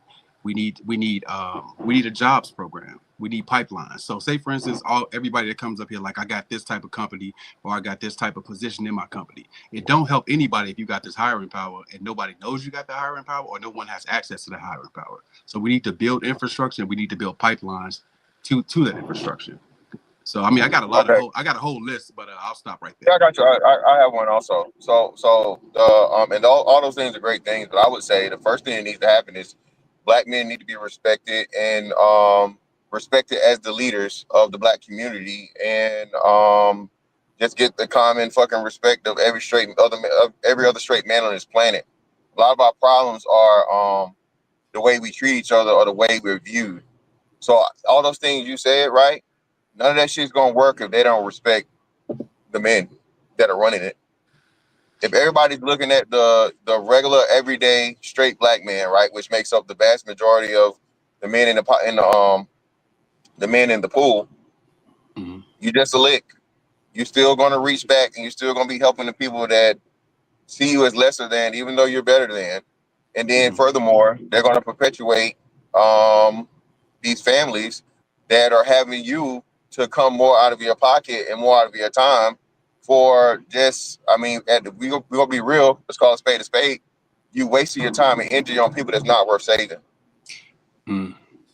You know what, fantastic. I think you bring up some good points, but I think if we think about this quote, many are called, few are chosen. Who's chosen? And if you're chosen, what you gonna do? If you think about the civil rights movement, bro, it didn't take everybody. It was the people who it took. You know what I'm saying? It took who it took. So at the end of the day, when you start in the movement, you just move. You organize and you move.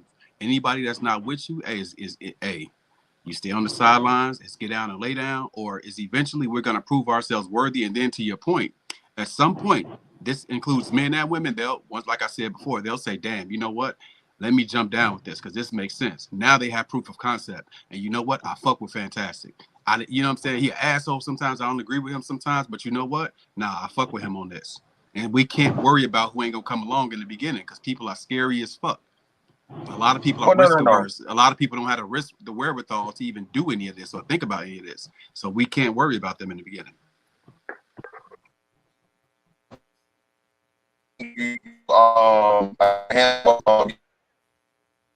Let the ant get away from the picnic, right? So if you let one ant get away from the picnic, you bring 1,000 ants. And I think what happens a lot often sometimes with us only, right? We're seeing this now with the girl that literally cracked the girl in the head with a fucking baton. Niggas get behind the bullshit, and then when you call out the bullshit.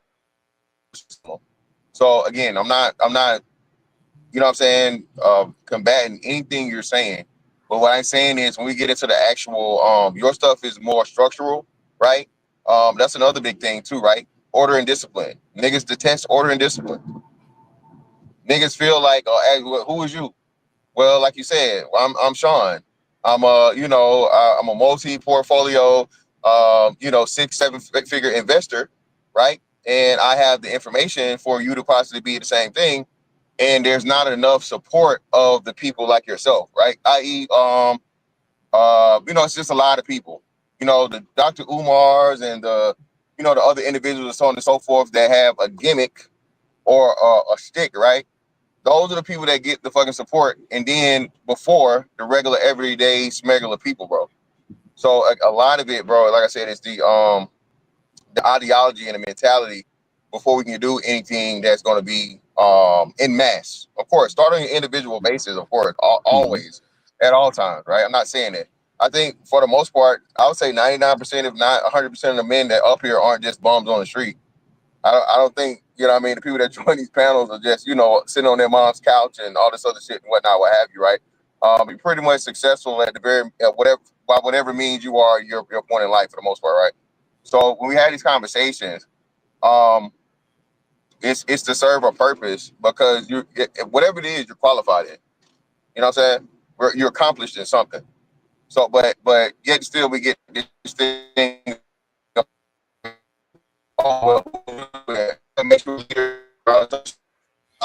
it's just constant questioning because of the mentality the Black community has been raised in. Yeah, like once again, I think you brought up some good things that are You know, not the structural things, they're the relational things. So everything you said is important. But I think, once again, I think more of these conversations need to be had from the lens of and instead of but. You know what I'm saying? So I think what I'm saying goes along with what you're saying. Like, I can't even tell you which one is more important, but they're both important. So I'm with you on it being important. But I think both is the answer. Is it a thought that no matter what we do, we won't get respect from the women? Is that a sentiment? Yeah, if you don't match a certain aesthetic, of course, that's obvious. That's the thing, and that's the complaint, quote unquote, as people like to say, the complaint versus it just being you calling a spade a spade. If you don't got no dirt on your name, no dirt on your jacket or whatever, you a lame, corny ass. You know the term educated lame, right? The term green, the term square, all those things. We're the only group that vilifies the people that are doing the things that make the fucking world go round for our group. The criminal aspect of and the derelicts of your community does not make your community function. But that's how we are programmed to see things. Now, I'm not. Did somebody say it? I think somebody might have said it on your panel. The hood or the drug dealers help the community at one point in time, right? Or some crazy shit like that. And like I'm saying, until that mentality is completely, totally like just destroyed and abolished, it's going to be a difficult road. I'm not saying it's going to be impossible, but it's going to be highly improbable. So why don't you deal with a plethora of disrespect? Me personally? Yeah. Well, I tend to not go around people places. So, well, yeah, I'm in a bad spot right now. I'll hop back on when I get home because I'm in a spot clear right now. You're clear right now. Okay. Well, no, I mean, I don't get it because of physical stature and my pretty much my reputation. I make smart decisions. So I mean, my real life, I have an issue with respect at all. It's just a lot of trolls and shit on the internet because I'm too blunt, right? I just give the message that need to be given. I'm not concerned with feelings. Most part, but I don't have an issue at all. So I'm just wondering. Okay, you breaking up again, but I could kind of hear him. Go ahead, Shad. I don't know. I just think we love to do this thing where it's like we the only ones who. I just checked on Netflix. I just seen the 4th Charlie Manson documentary. So this idea that like only black people in a way. It's a quote that said, "If you kill one person, you go to jail. If you kill 20, you get a movie and you get a documentary about you." So I don't know why we keep pushing this narrative like black people hold the belt or like the only person that seems to champion like bad behavior. I don't know why black people keep, because in one conversation we'll say, well, most black men are doing good, we're in the middle class, and then in the next conversation, like we're the ones that's keeping up this mantle for thuggery and I don't know, the message that seems to conflict. Not that we don't need to improve, but the idea that black people en masse are violent, black women en masse are delinquents who walking around holding babies on their arms. That's just not the reality of what's going on. Well, it's not the reality. And I guess at some point the conversation has to we got to draw a line and put a period on it. Because depending on the topic, we just kind of sway. A lot of what we do, we mirror America. So like a lot of the problems when I hear people say, it's literally mirroring America, just at a smaller scale. But even when him saying like with the criminal element, a lot of these other communities was built off a criminal element. We know this. Where you go back to bootlegging, et cetera, like that's where they got that cash to, enact some of the stuff that Sean was saying, the infrastructures and stuff. I don't know why we haven't been able to do that particularly with, back in the day, I know they used to, invest back into the community, et cetera, but a lot of these communities, that's what it was built off of. It was bootlegging, it was, with other illegal things that people got into or whatever, and I don't know if they just invested it right or whatever, but that's how a lot of that stuff was built up. But you know what it is, Tommy? It's intentionality. So say, for instance, we saw the pandemic. We all lived through it. I know guys who literally got half a ticket scamming during the pandemic. You know what I'm saying? Like, say for instance, bro, like take all of us up here. I'm sure that if you hand all of us up here an extra $100,000, we're gonna put it to use in a positive, responsible way. When you already got motion, when you already have ideas, when you already are thoughtful about things, then when you get extra money like that, then you understand how to deploy that capital, as opposed to a bunch of niggas that we all know from wherever we from. They going everywhere, making it rain. It's new chains, it's new cars, it's new everything. You know what I'm saying? So a lot of times I just think that to True's point, yeah, let's talk, let's strategize, let's come up with some framework, let's argue even. You know what I'm saying? But then when it's time to mobilize, let's mobilize and let's make shit happen. Because at some point it's time to stop talking about this part of it. Let's do it. Let's fail or succeed, and then let's go back and reassess. Let's reverse engineer it and see what adjustments need to be made, and let's make them shits. Yeah, you find that a lot of that stuff, like prohibition, right? Why do you think we know about Al Capone and all them, right? Who get championed, you know? And then though their crime rings, they had things to wash the money called the police station, the fire station. See, they had several allocations, right, that literally make a city go round that they were given. So now your criminal populace is supported by a lot of those things, and then people can start to assimilate into like being a citizen, but they have these huge constructs to do it with, right? Yo, what back in Mississippi, we got not even just Mississippi. Baby, what's popping? Go ahead, my bad. They're just thinking in the South called the Dixie Mob. So how you was talking about, like they own all the waste management companies. One thing I think we can agree on about us as Black people, we're the worst at criminality, actually. You know what I mean? Like that might be something y'all can agree on, because it's not that America has a criminality problem. I mean, we can see, especially when you talk about financial crimes and things like that, America don't have an issue with criminality. It's just Black people in general we don't do crime well. Even when you talk about like gang structure, a lot of that was modeled after the mob. Who's still relevant now. They might not be doing as many hits, but they still got their hands in most industries in America. So that's why I said again, we love to make it seem like black people hold a belt for criminality. We just kind of struggle with doing it well without getting caught. Even you talk about guns, we don't bring the guns over here. We ain't arms dealers. How you think the guns get to America? How do they get into? There's this thing in public health called social determinants of health. And across any race, across anywhere in the world, there's this kind of list of things. If the education is bad, if there's a lot of poverty, you can get, if the healthcare system is bad, you can almost guarantee there's going to be crime. That's throughout the world. That's not just an American Black problem. That's something that the entire planet deals with. But for some reason, the Black people who, like Mr. Fantastic said, most of us are doing well. We love to still point at that small percentage of us that's not meeting the standard, instead of kind of building what we have and starting to get to a point where they have to look around and be like, you know what? Being a criminal don't work no more. We can't go nowhere and do this. It's not supported. We're not allowed to kind of shelter ourselves in the community because we get called out. That might be what the problem is. But this idea that Black people just are violent criminals, we got to stop that conversation.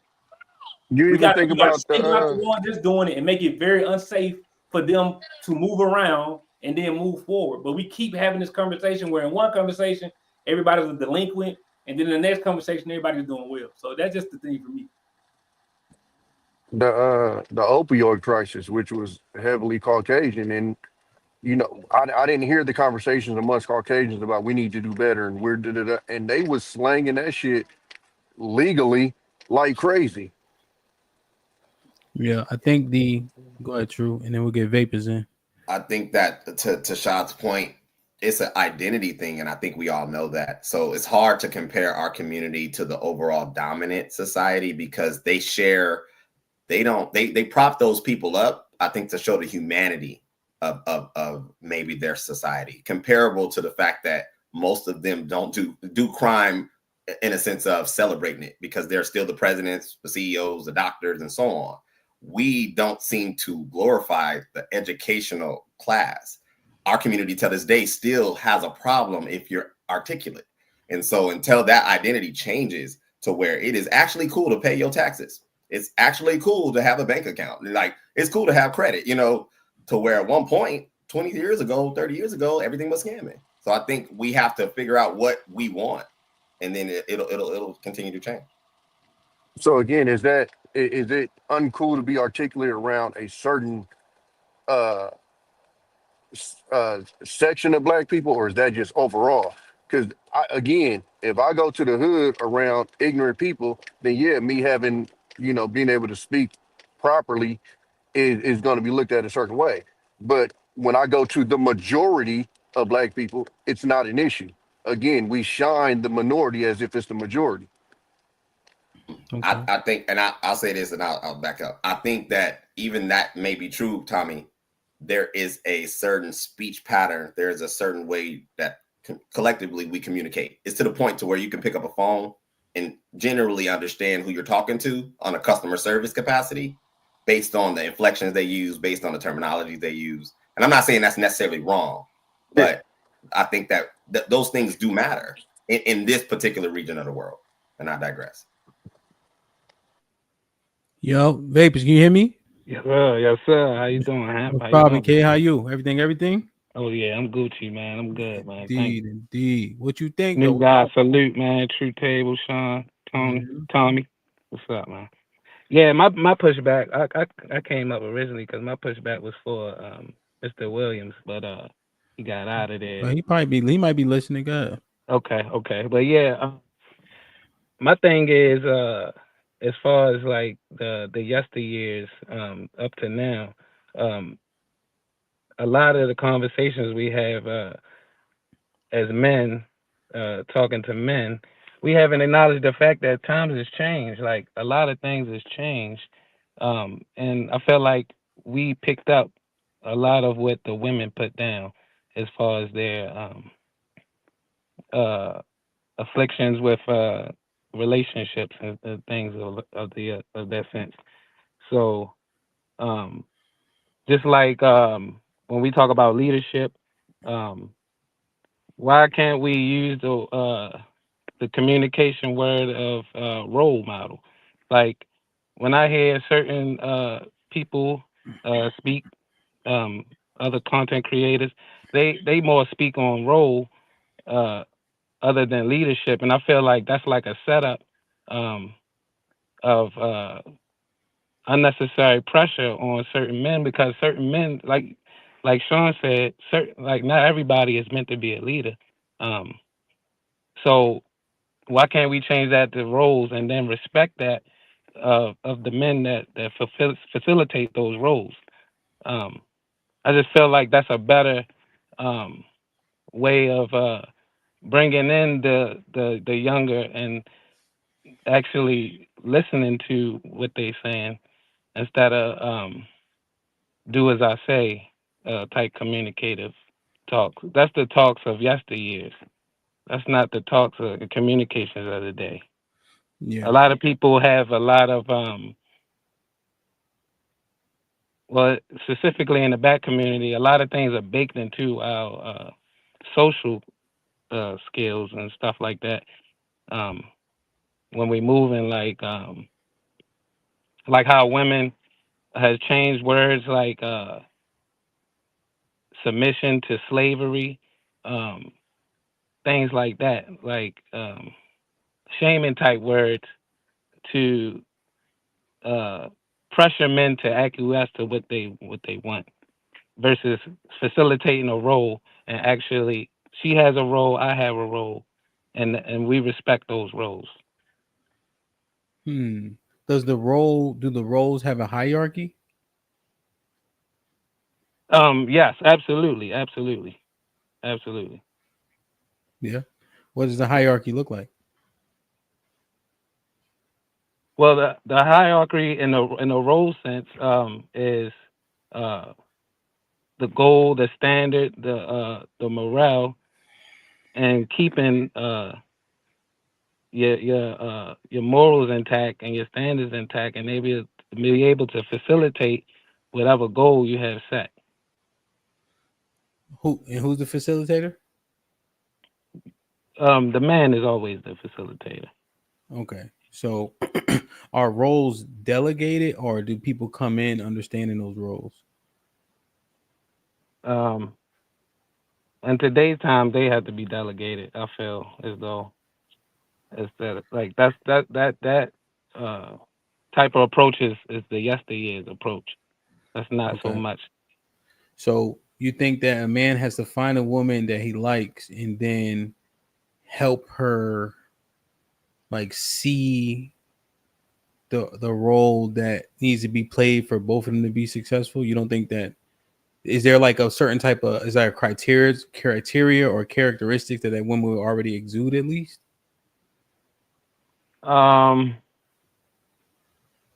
To some extent, yes. That would have to be because if they're not seeing the vision and they're not applying anything that would exemplify that, then yeah. So there has to be some measure of what will her characteristics be? So like let's say you identify a woman, she cool, right? But you understand that you're gonna have to kind of negotiate or help her understand how things need to run in order for y'all to be successful. What are baseline characteristics that this woman has to have? Listening skills. Listening. Anything else?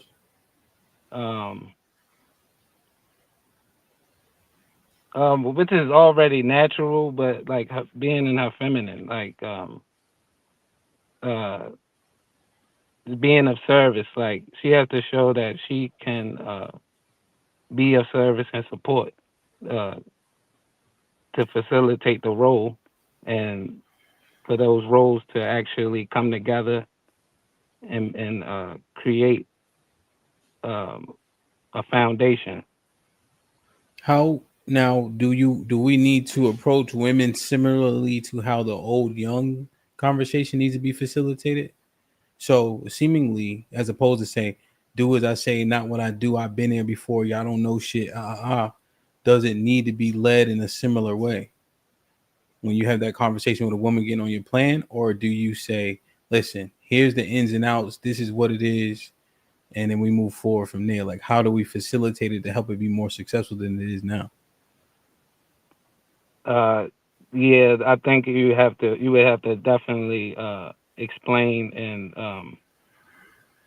and give her some guidelines of how are we gonna get where we want to be, and together, and also to make sure that she's included as well.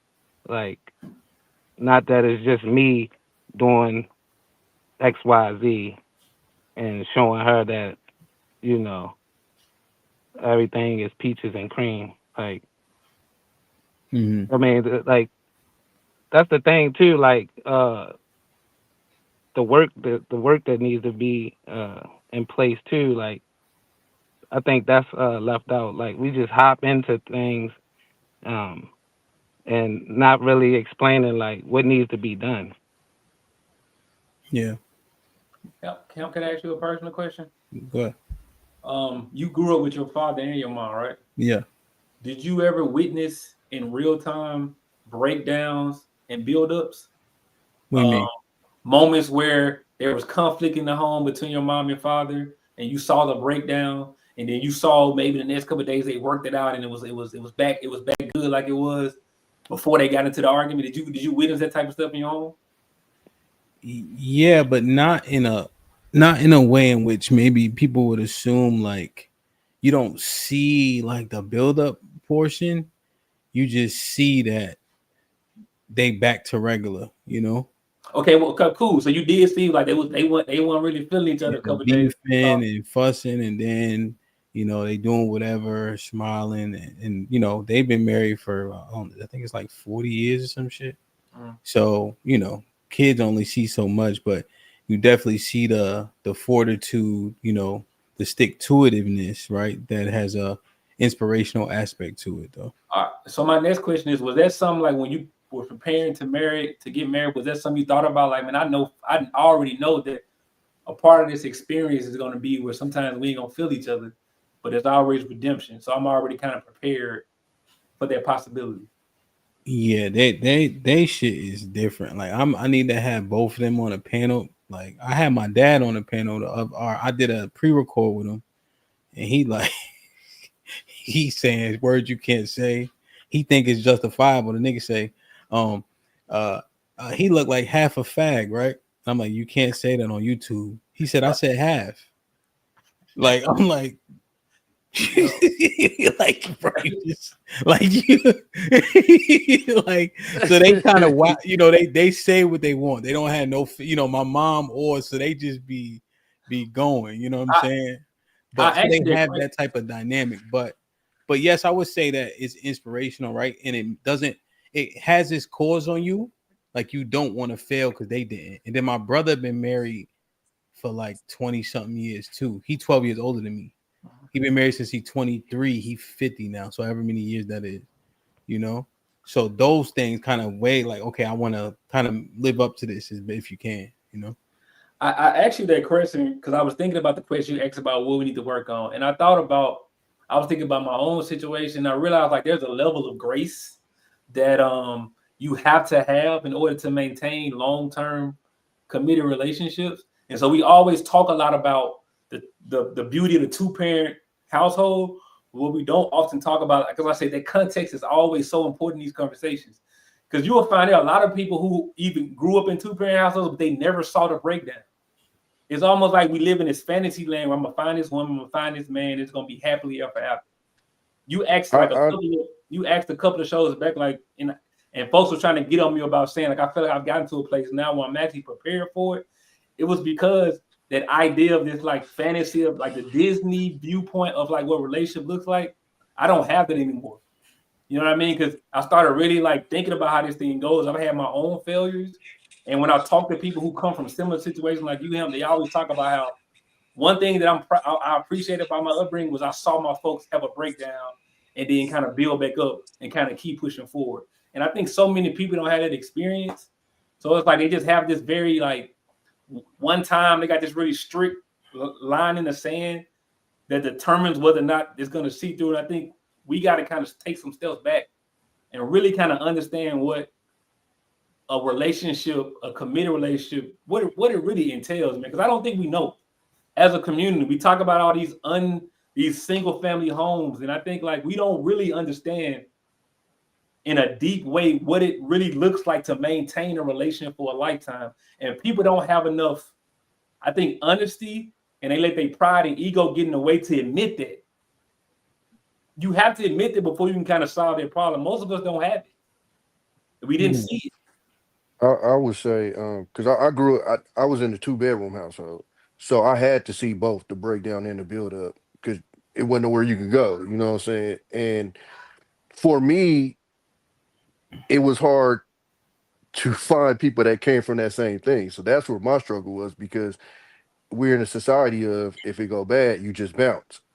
And so for me, it turned me hypercritical, because I'm like, if I don't see something that's mirroring what I saw coming up, then I'm probably good on it. You feel me? Like I don't trust it because I saw what they went through, and I saw like when it got bad, it never gave the energy of it's over.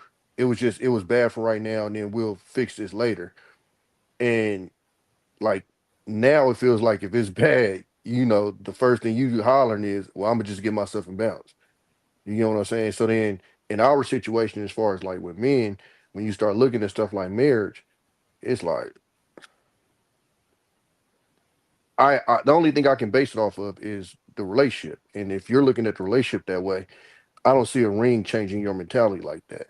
So for me, when I'm dealing with these women, I'm going, well, if you quitting this shit this easy, over sudden it, and a lot of shit just be trivial. It don't even be that heavy.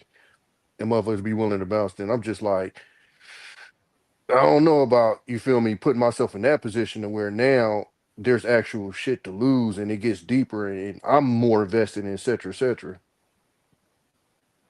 Yeah. Damn. I'm thinking about, let me read these real quick. Truth and reality undefeated with the fellows. Anytime you talk down on men in the presence of a woman or a woman, you dirty macking. That's with the intent of trying to get that woman. Again, there's definitions to these words. A real man this, a real man that, a leader this, a leader that. Oh, I read this one. CJ with the 2000 niggas want to romanticize their misery, shaking my head. Matt with the this might be rich. Shit like that, shit like that, shit like that, business shit like advice, that, fitness, combat challenges, meetups, book readings, and bringing God and real niggas' lives when many don't. Perfect. Brother, appreciate you. Focus on the good. Hamp, aka fake. Wow. Perfect. Put him in the fucking bedroom. Get him out of here. Come on. Hey, just talk about his Vikings, Hamp. Red Parade found out, why are men so worried about respect from women who barely respect themselves? Expecting respect from the unrespectable is insane. Laugh out loud. And Granville hitting on motivating business. Shoot that nigga message on Instagram. Yeah, man, you take out to eat or something. Yeah, man. It's hard. Well, I forgot what I was saying, but I guess it's hard to. Yeah, like what's the baseline? What's the baseline for any of this? I guess that's where I just wonder where the grace line is. Because we all, not all, right? All don't mean all, but the majority of us don't even have a good baseline. You know? And then we have expectations for our counterparts who also don't have a baseline. And we wonder why our behaviors overall seemingly are characterized as unbecoming. But I think that could be to a benefit though. Okay. I think to a degree, I definitely understand what Shaw said, you know, that great points. The fact that we have an opportunity to take what was or the illusion of what was and create what we can make it. And I think that requires, again, kind of what we've been touching on. Women, in my opinion, have to come to a place of forgiveness. Men have to be operating in a way of a vision. Somebody said it earlier. I think it was a DJ Vapors. Men are really not telling women, yo, what I even need you for. Like, why are you here? They're just kind of existing into an exchange romantically, and that's it. I think you cute, you know, this and that, and they moving along. A lot of women don't understand, yo, this is my relationship. Like, I'm inviting you in to something that I'm putting together. So if you accept, you're accepting a position in my relationship. Yeah. And yeah, that baseline, to answer your question. Man, what is that? Now, see, that's where the rubber meets the road, right? Because that the possessive pronoun "my" in terms of the relationship, I don't think that's agreed upon. You know, like I don't think that the women agree that it's our relationship. I think they think that we're coming together to build a relationship, to make the constructs and the confines of what the boundaries are in said relationship. What you think? I could adopt that. But I do think that it does need to come from some level of a baseline. And the term I'm using, "my," is coming from the fact that I'm man. I'm always going to be man. So in this exchange, this is the role I'm playing. This is what I'm presenting. This is what I'm trying to construct. Yes, we are hoping to simulate, form, we, us, our. But it starts with some level of vision. Otherwise, I'm just existing. And I think that's a part of the problem. So true. One thing, right? When people speak in a level of platitude, like do this, do that. As a man, I'm gonna do right. When I hear it, I think most of the time it's like bullshit for the most part. But when you say it, I tend to believe you. I can't quite understand what the reason is. Oh, you know, when that girl had that dog that was sleeping in her bed and you ain't go see her, I said, okay, he got some mustard with him. Feel me? You know what I'm saying? I wish that she had more melanin, but that's my personal. You know what I mean? You know how I am, but I don't think that dog would have been there if she did. Yeah, but the fact that he like, oh, you gotta do what now? Right? And if she beautiful enough, niggas gonna deal with that dog hair. You know what I'm saying? Which I think is an issue in itself. You know, but how many men are willing to literally be like, yo, this is what I'm looking for. If you're not gonna do it, you know what I'm saying, put it in the bathroom. Like how many of us are really willing to do that shit, to be 100% honest, true? A very small minority. Because if they were doing that, we wouldn't be having a lot of the conversations that you have on these panels. A lot of times I've asked a lot of these dudes, why are you complaining about people that you don't even like? Stay away from them. It's that simple. But it's like you dealing with a lot of people that want to find the person that they like physically and then change them to what they want them to, or mold them into what they want them to be, which for me is kind of weird because in my experience, that's always been a problem that women have, is they find somebody and they want to mold them into who they want. I never was really around guys that was like that. Like the guys I was around, they didn't like some shit. They either one dealt with it or they got rid of them, but they didn't complain about it. You know what I'm saying? Like, so for to see a lot of people complaining about stuff that they don't like, in my head, I'm just like, well, go get somebody that's not like that, or go get somebody that doesn't wear that. But that's the thing, like, but the fact that the overwhelming majority of us ain't gonna move around if we dislike her attitude and all that, because the on top of the totem pole is how pretty she is. Like, it seemed like we exacting punishment on ourselves, like we exacting, issues, and we bringing them on ourselves because our totem pole is messed up. I think that's changing though. Okay, I think that's changing. I think you're absolutely right. But it's a pending process because, again, I'm standing firm on what it is. To socially program people takes generations. And I would argue that it probably takes the same amount of time, if not more, to reprogram. A lot of what is debris because men were taught you suffer. You take her nonsense, you take her attitude. That's how women in, blah, blah. The more I guess just the newer generation of men, males, whichever, are saying like, nah, she got to come this way or I'm not going. And so I think it's changing. Okay. I hope so. I just see the youngins and all that, you know what I'm saying? That we're still leading with a lot of the similar things, right? Like, they edify me on the fact that they have to show motion on Instagram to get access. Motion meaning like clout. Yeah. You know what I'm saying? The money, phone, and all that. They got this, that, and the third. They at this club buying a bottle and shit like that. Very similar behavior to get those doors to open for them.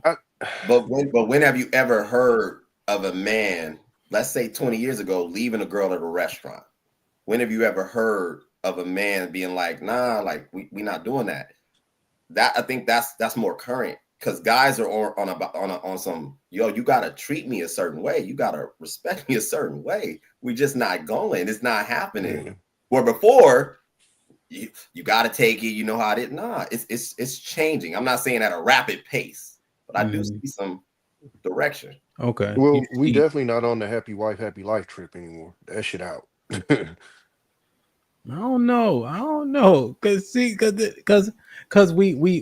still have a pending issue with disrespect.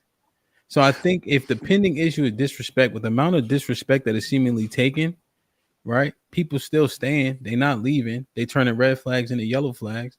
The only thing I really see us stand 100% tall on is making sure she don't got a kid. That's the one I heard niggas be like, yo, if she a single mom, I ain't going, but she could disrespect me a little bit though because she pretty. I think a big reason for that problem though is because a lot of guys are moving out of like scarcity. And I think that's what it is I got one, and then now I'm scared that if I do, I'm gonna walk on eggshells because if I do something the wrong way, she might leave. And that's when the red flags turn to yellow because it's like I don't want to go back to this dating pool where I might have struggled. That's what I'm saying, Tommy. Yeah. That's they because of the, I mean, the options or lack thereof. Yeah. But even as we were minding out the whole disrespect conversation, we really couldn't pinpoint what disrespect leads to, like, you leaving a relationship. Are we talking about she raised her voice once a month? Is that grounds to end a relationship? Like, what are we talking about You know what I mean? What are we talking about when we talk about disrespect? Because I think there's some things that are very kind of obvious. She cheating, money, she's stealing from you, stuff like that. But it's like outside of that, what are things that we might have to work through as the relationship matures? Do we have that capacity to do that, or is the stance when we come together, you got to be like 1, 2, 3, and if you ever deviate from that, you out of here. I don't know if that's a realistic point of view for a long-term relationship. Yeah. So what it sometimes feels like to me is just a guy at the barbershop doing the platitude thing. Yeah, this how I say it, because I think that's fair, and I think we had a similar conversation like in the Discord. Essentially, people know what disrespect is, point blank, period. Right? Whatever we're willing to accept is different, but I don't think disrespect is as objective as we try to make it seem. You know, like as an example, this is what we were talking about. Let's say you having a conversation with your girl or your wife or whatever, right? Let's say she goes to do what you asked her to do, right? Right? She got an attitude. She slammed the door. We all grown up. Don't slam no fucking doors. That's disrespectful, right? Now, what I'm willing, I might shrug it off. I might go keep playing my video game. Another brother might say something, right? But we understand that it's disrespectful, right? How we react is the thing that's subjective. But I think a lot of it is much more objective than we give it credit for. Just to reiterate, I think that what we got to stop doing overall is justifying unbecoming behavior, right? Like you don't get to behave a particular way because you have a period, right? You don't get to behave a particular way because I came in from a hard day at work, right? You know, there was a job we had to do. I was on this job 2 weeks ago for 16 hours, bro. This lady has so much glass. My guys, I had to go out there. You know, I think I'm about to help him real quick. Nigga, I'm out there all day. I got half an arm because my arm don't work all the way yet. Fucking pick stay at a grandfather clock, a baby I'm like, what the fuck? Who? You know, because I ain't estimated myself. So when the estimator did, so honey bun, you know. But when I get home, right? I'm not fussing. I'm not you know what I mean? I'm trying my best not to act any particular way. Fact. Even though I'm fed up, right? Because matter of fact, my wife estimated that one. So I'm mad at her for 16 hours straight. Feel me? Right.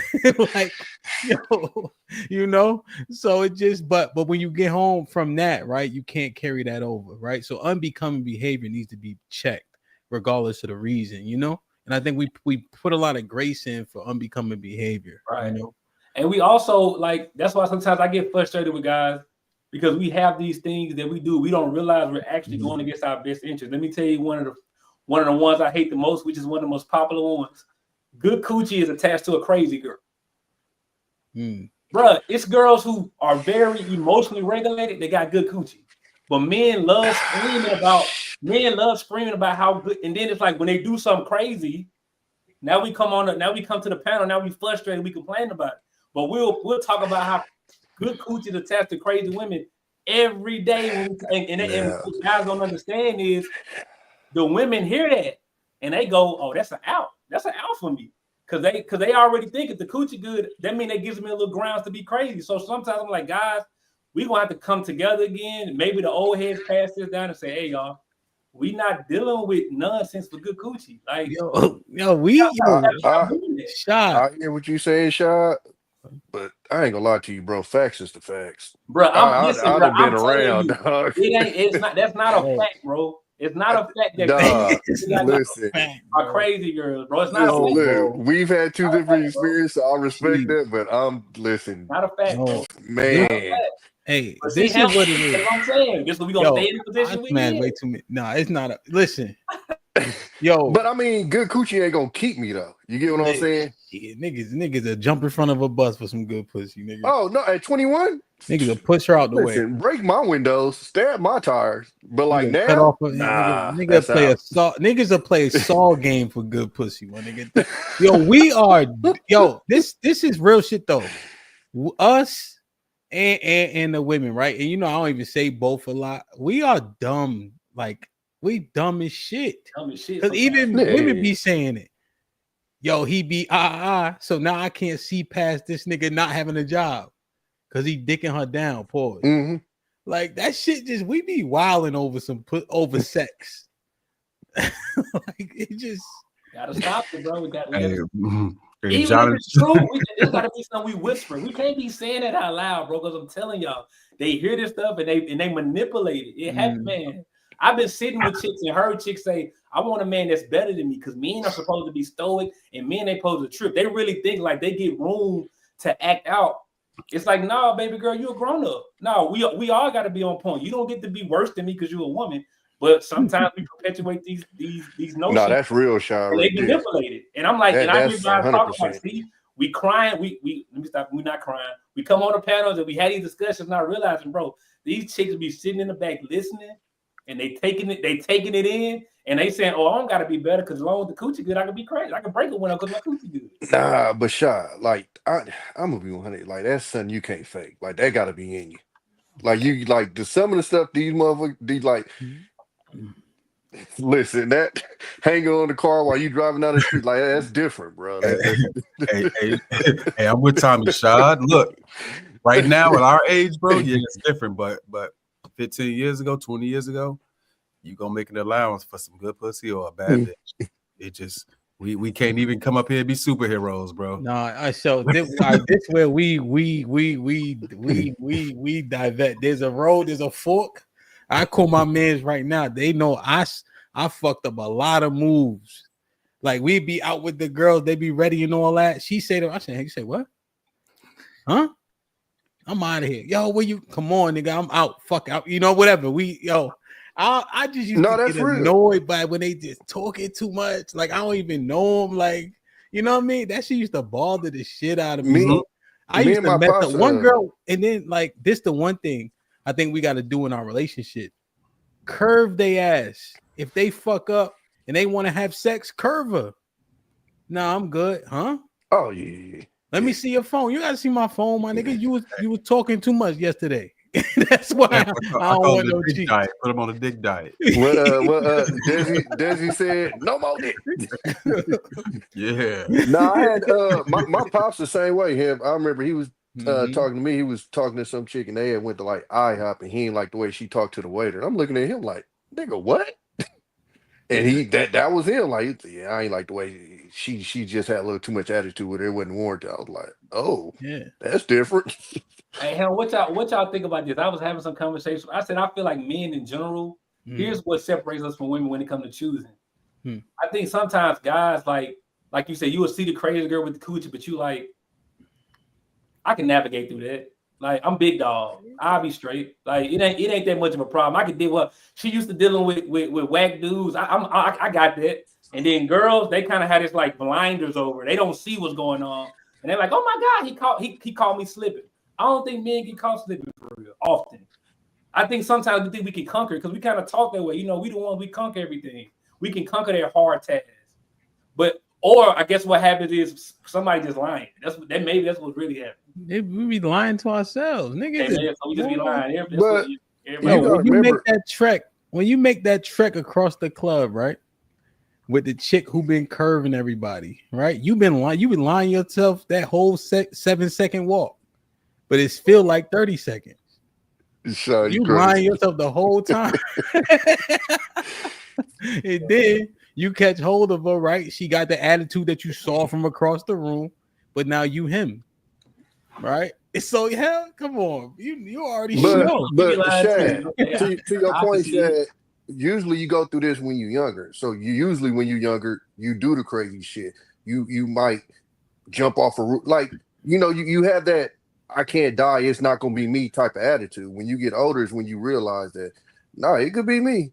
It could be anybody type shit. So most of that stuff, when you're talking about stuff, even with like the toxic girl, like that's young stuff. That's when you just dumb, you outside and you moving around. But most of the time when you get to our age, you ain't moved by that type of shit. Hopefully. Why are you trying to? Why you want to kick shot? Hey, Granville, my boy Granville. I went to the Discord. Granville said, "Shy when these self-reflective ass niggas, he be holding up mirror." That shit was funny as Hold on, Jay Miller with the 10 ounces. A woman disrespecting you is one thing, But a single mother's disrespect after you took care of kids she had from another man's penis, I guess, it's a different level of disrespect. I don't No, know. that's the stuff that come out of it. Damn, That's what that meant. I don't know if you could. I don't know, man. Once you accept this shit, you think that she ain't gonna be acting the same. She gonna be acting her proclivity ain't gonna change because she got a kid. She gonna have the same attitude. You think that a woman with a child is more likely to be more humble? I think that's what some people hope because they're like, oh, almost like I think they have this thing in their head like they're in this place of need and like I'm coming to be like the superhero, so you should respect me and accept me, more type shit. That's what I'm thinking because other than that, that doesn't make any sense. It's just another chick. Yeah, man. Disrespect is disrespect. It don't matter if she got a kid or not. And the problem is, like you said earlier, it's checking it. And checking it is uncomfortable. And I think the biggest part that people need to understand is most people are not confrontational. It's just what it is. And a lot of this shit requires a confrontation. And so therein lies the issue right there. I mean, again, we get on YouTube and everybody confrontational as shit. But when you face to face and you dealing with that problem in your face, it's an uncomfortable feeling. And if you haven't made yourself comfortable with dealing with confrontation, then you probably gonna be dealing with some disrespect. Cause that's some shit you gotta nip in the bud and you gotta nip in the bud early. Wait, what though? You set your boundaries. You you let it be known that ain't gonna be tolerated. And if that ain't enough, if your absence isn't enough for that to change, then that ain't the one. It's that simple. It's not that simple though. You know why? Because the pussy was good, remember? Look, when I was 21, you're right. No, 30. I'm telling you, 30, 35, 40. No, I feel you. No, she got grease. She got grease. You don't want nobody. The niggas got to be honest, right? You don't want nobody else hitting it. You don't want nobody else in that phone. You don't want nobody else at that house. All types of shit. And then you driving home. You did your thing, right? You say, you know what? Fuck it. I'm out of here. Then you stop. Y'all got drive-through liquor stores where y'all at? Nah, but I seen them when I was in the South. So now you stop. You get your little half a pint of 1738 because you don't want to do too much. You driving and shit. And then you turn on Drake. Oh, and shit. then you So start you already lost drinking. me there. You start drinking. Oh, bro, it come on the radio. You start drinking and driving, and you start drinking and driving, nigga. And then you look up, you done hit a Yui. Hey, baby, am I telling the truth, nigga? I hit a Yui. Listen, man. Hit that on the head. Man. Watch your mouth. You know, that you still got to be tough when you get back over there, though. Watch your mouth, yo. Real shit. Or however y'all say it in the South, goddamn, or whatever y'all say. You know what I mean? But the wrong destination. You're supposed to head out. There's only a few things you can do though. Like, you know what I'm saying? Like, how many options you got though, to be honest? Yeah, the ultimate option is you're gonna dip. Now we know once you married, that's a whole different conversation about how reasonable that is. Yeah. You know what I'm saying? So like in a marriage, it's just like, damn. But that shit, but again, Sean, a lot of times that shit wasn't solidified when there was a relationship. You accepted that shit into the marriage. I had a homeboy, he was calling me about his wife. And I said, it's the same shit you was dealing with before the marriage. Did you think the ring was gonna change that, nigga? Like that's something that you didn't nip in the bud during the relationship. What is gonna make her change? You accepted it then, you're gonna accept it now. And especially now, because y'all married, you ain't going nowhere. So I think the reason why people like to make it seem like it's not as rare as it is, it's tough because, like you said, Hemp, you might have to get that up and see somebody else with it. You feel me? You already been in there. You know what it is. You don't want to get that up, or she might be fine, and you don't want to not have that on your arm. It's a lot of shit that go into that, and again, so when you thinking about, oh, I'm about to smash on what she did. Another thought going there and go, well, what if she take it this way and say I'm gone? Yeah. And that's the part that messed dudes up because once that thought get in your head, it's a wrap. You done already lost. No, real shit. And I think you can jump right in, true, right? I think if I just give us realistic advice, right? she get on your nerves, right? You'll see things, you know, but it's few and far between, right? Familiarity breeds contempt, right? People get complacent, people get comfortable, so you'll naturally see more, right? I think it's realistic to understand that the disposition could be there, right? But there'll be more opportunities for people to act in a way in which you dislike, you know. But there's investment from both sides, right? So when we recommend brothers just to walk away, it's much easier said than done. So we have to be realistic about that, right? I think it's very important how you comport yourself in times of in like times of dire situations, or you know, things where you know it's rough, right? How you conduct yourself during those times, that's the one thing you got to be able to control, right? And I think that we have to have candid conversations with these women as soon as we see these things happening. And you know what? It's going to be redundant to an extent too. You're going to have to repeat yourself more than once, even when you don't like it, right? You're going to have to reiterate, you know? And then in those times, you're going to have to answer for the shit that you're doing too. And you got to be real reflective in those instances. Every single conversation you have, there's something you can improve in that conversation. If True and I get in an argument, he started, I guarantee if that argument lasts 5 minutes, there's something I can apologize for in that argument. Right? So you have to give things an honest assessment so we can get the greatest yield from it. And I think that that's what we have to work on consistently if we want to be with one person, and that's what we agree to, you know, just realistically, you know, because they know they just running off, you know. What's up, babe? Yeah, oh, my bad. One thing I wanted to say, what do you think about more speaking to today's times with the women that earn more than the man, as far as like he better go sell some ass, nigga. Fuck that, bro. All right, that nigga better be on the car. Yo, Tommy. Yeah, nigga. I'm gonna be man, because I actually know some guys where it's hard to get your leg. I don't recommend. It's tough. You know? I was in that situation. Don't die in that situation, my nigga. I was in that situation with a chick. She was making like $300-400 a year.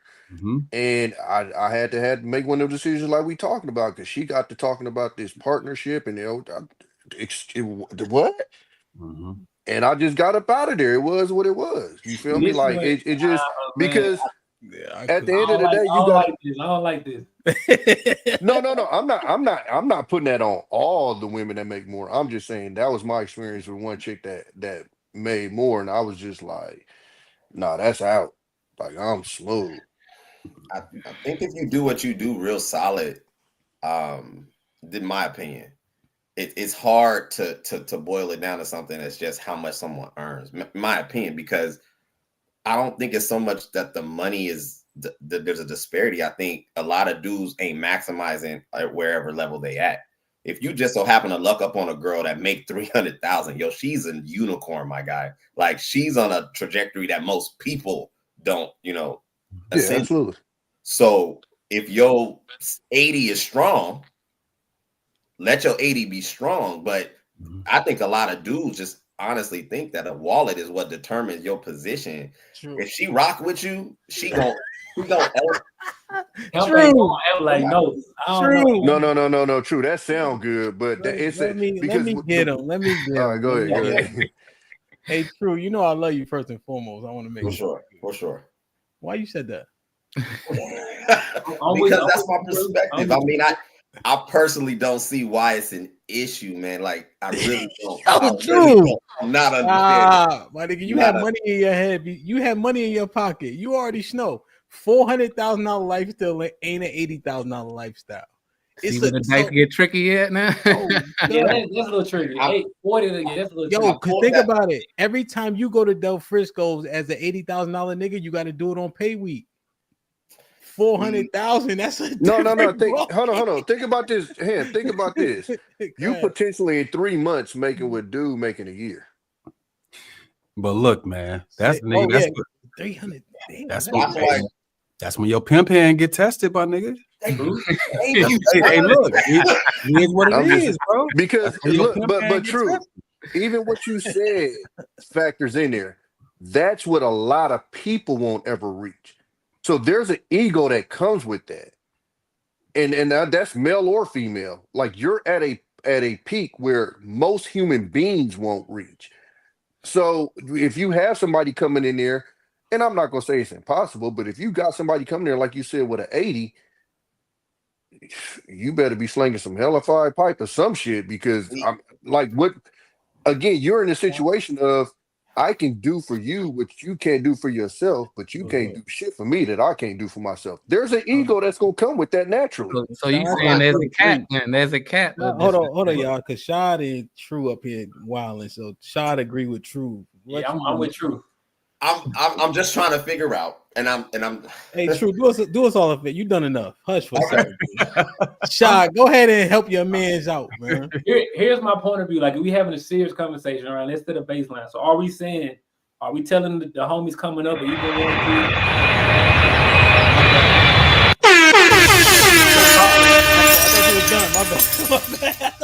to? Are we telling guys like? I get to pay. I get to pay how you right.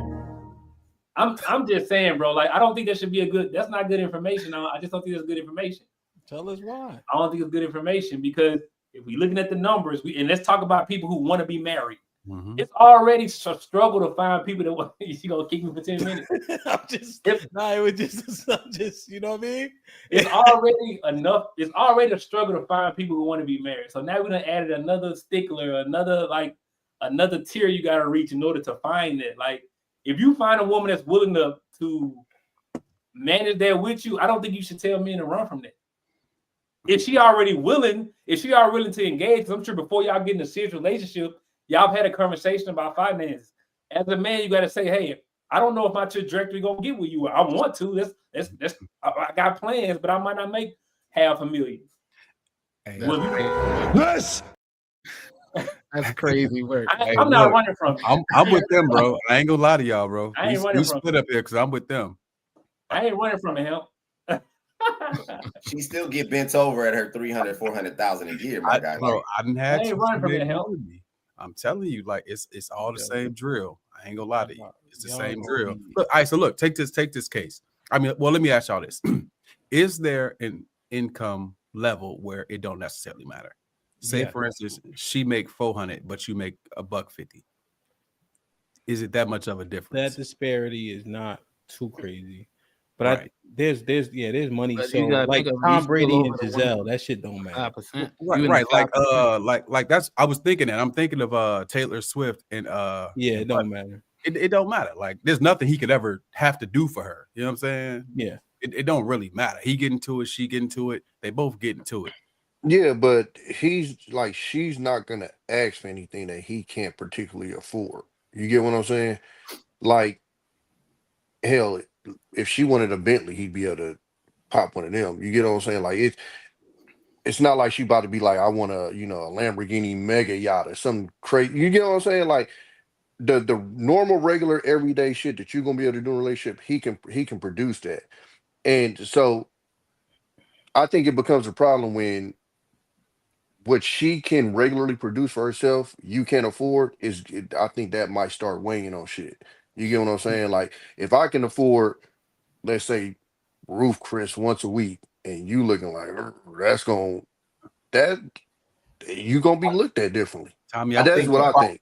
I still think this. You got it. My bad. You got it. True. My bad. I think the problem is that we all relatively successful. It's the source of the income. A lot of times I see women get caught up on salary alone, not understanding that Fortune 500s close every day. People get fired every day. So the money is one aspect. It's what you keep. It's what you manage. It's what the portfolio is looking like. It's what the credit's looking like. So if your 150, as Hamp said, is strong, and her 300 is strong on a salary perspective, but yet she walking around 200, 300,000 in debt from where she sourced that salary, you got to take all that into account. And it's not just income. It got to go deeper. We're adults. Yeah, no, real shit. So that's true. I think just on the surface, right? I'm looking at money to where the lifestyles would be affected.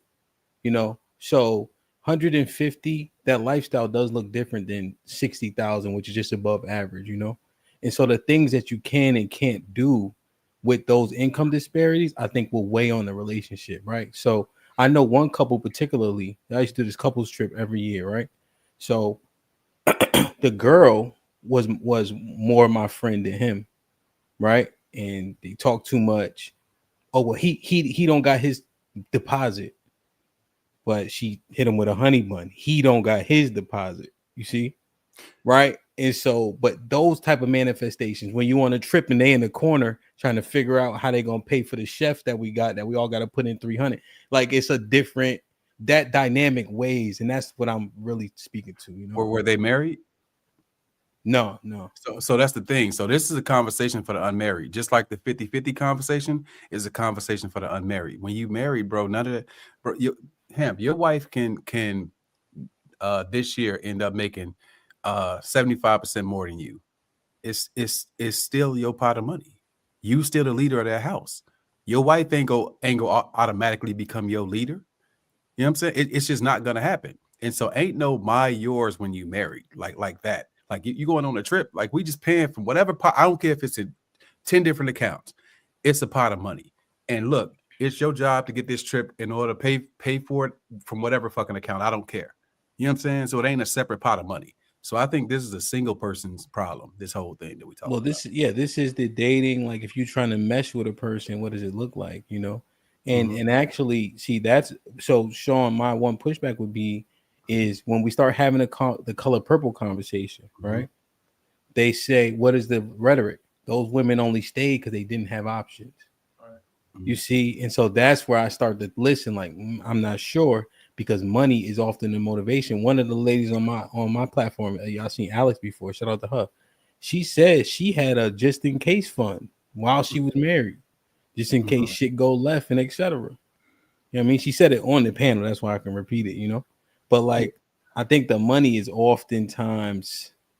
I don't know if people are adopting one pot as much as they say they are. You know what I mean? Like, how do you approach that though? Like, effectively is one pot. You ain't got to adopt it. It's effectively one pot. What, like when it comes down to it, in terms of like the global expenses, you and your wife got global expenses. Yeah, you may have to help your family out on your side. She may have to help hers or something like that. But globally, there's one set of expenses for y'all and y'all kids. You know what I'm saying? It don't matter who account it comes out of. That shit got to get taken care of. It is what it is. You know what I'm saying?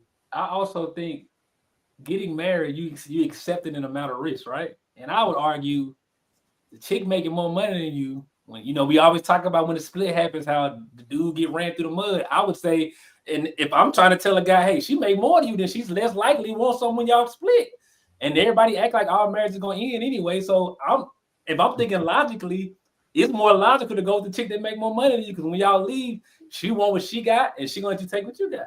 When she got less, it might not be that situation. So hell, honestly, we might need to be promoting the guys. If hey, you getting married? Yeah, well, that's fair. Yeah, I hear the risk. But look, let's not get this misunderstood. If it was that fucking easy, then everybody just go get abroad to make more money. Well, yeah, no, that's not the argument per se, but yeah, I mean, generally speaking, we understand where the income levels are. Yeah, but you go to Cali, you go to Atlanta, you go to New York. It's a lot of chicks out there making a lot of chicken. Go pop them since it's so easy. I'm looking at the comments. It's so easy. Then go snatch one. Hey, I married a 6-figure chick, and I didn't have no no money You talking and saying you say you win and you get killed. So I'm like, money is not the issue. I ain't saying that. Yeah, no, I mean, if you have a woman that can earn, I mean, life for everybody, it should manifest to be more seamless. You know, like people should be contributing, whether it be like Trigger Mike says it, right? I actually just helped Trigger Mike move some of his stuff to his new house, right? Well, my guys did anyway. But so salute to Trigger Mike first and foremost. But the money he makes can pay all the bills. So now her money, they can invest, they can start business, they can travel, right? So the benefits like that, right? So yeah, no question. I really don't want, I think if you're capable, people should be contributing, why not? Right? I don't think anything changes. Like my wife helps from with the business, but for a long time, right? She just got her doctorate and shit like that, right? But she ain't about to be helping with this movement shit, right? She gonna do something in her field sooner or later. You know what I'm saying? which I think would just overall help everybody. You got a doctorate and you can apply it, the results should be awesome, right? Hey man, look, and let's put out the proper message up here, bro. Right. Black man, know your worth, King. Facts. Don't get with these broke chicks, bro. Don't do it. Don't get with a struggle bunny, bro. Don't do it. Get you a chick that's getting to the money. You know what I'm saying? And then what you gotta do, you gotta choke and stroke her. You got to off the rip, immediately choke and stroke. You know what I'm saying? You gotta assert your dominance. Let her know what it is, bro. That's what I'm saying. I rest my case.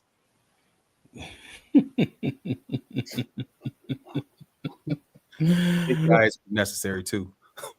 Sherelle was goody. Sherelle. You don't look happy. Sherelle, what's happening? What's up, man? We got to greet her probably. Whoa, now, little mama. Hey, what up? What's good? You got the floor. What's happening around? Y'all can hear me? We hear you now. Oh, okay, y'all. I'm not. My connection not bad.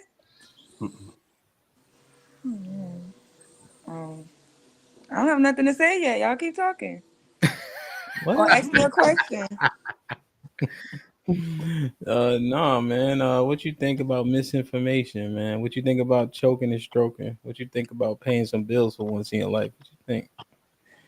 I'm a princess. I don't think I was really created to pay bills. Get her out of here, man. I don't hear that shit. See, this the. You got a gas station hat on, talking about she a princess. Wow. This is not come from gas station. It come from Ross. Thank you. I knew it was a front table hat. So that hat was next to massage guns and fossil watches. First of all, Ross don't have. No, it's not like that. You can tell you ain't never been in Ross. I've been in Ross before. You got to get your own receipt and all that. You get your New Balance from Ross. I know. Watch your mouth.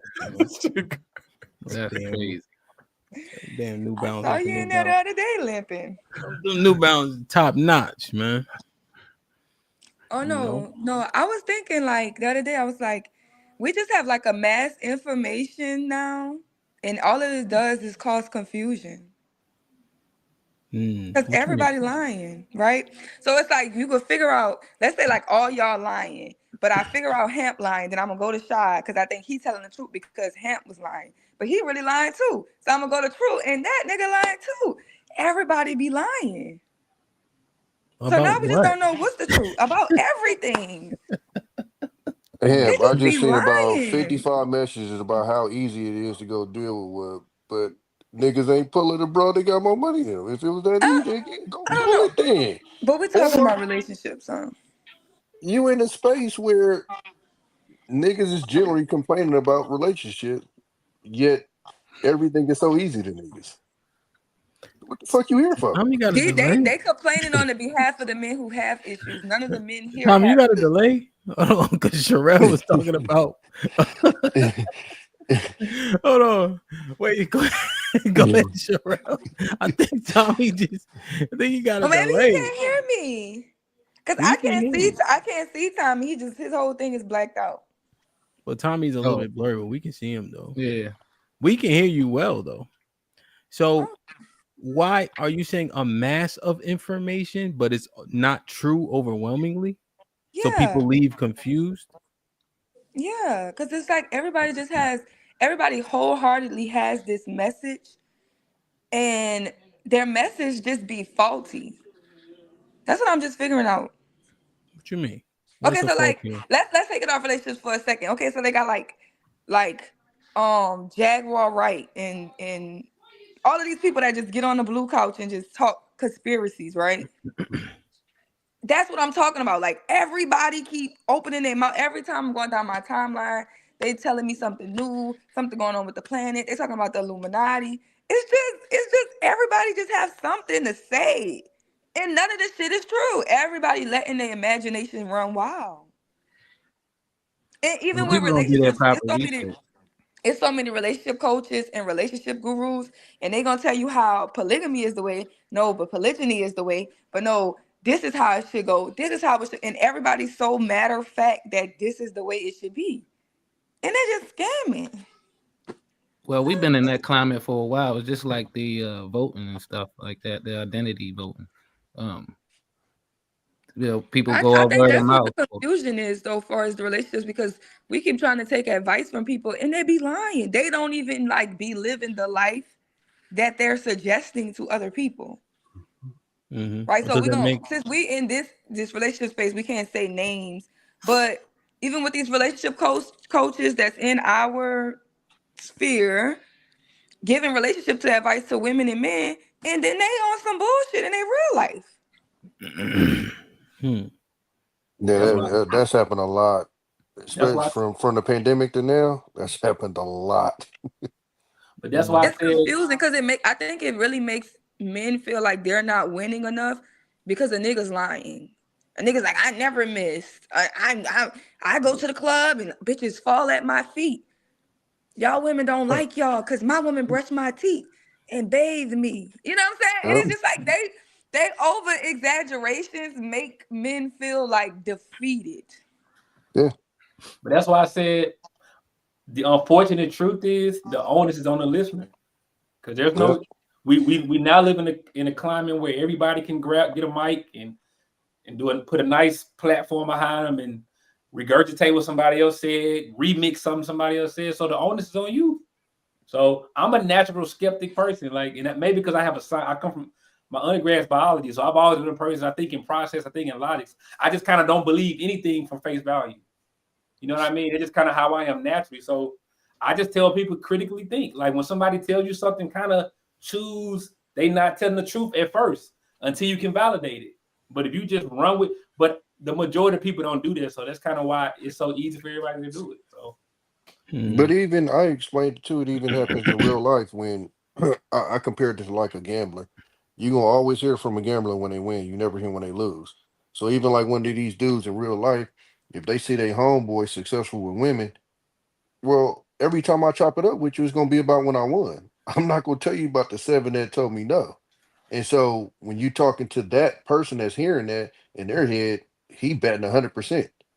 And so now It's just like people be on these parlays trying to sell their Real. Do me a favor, hush for a second. So this the thing, right? Hold on a second, y'all. Hold on one second. You good? I went on mute. Don't do the most.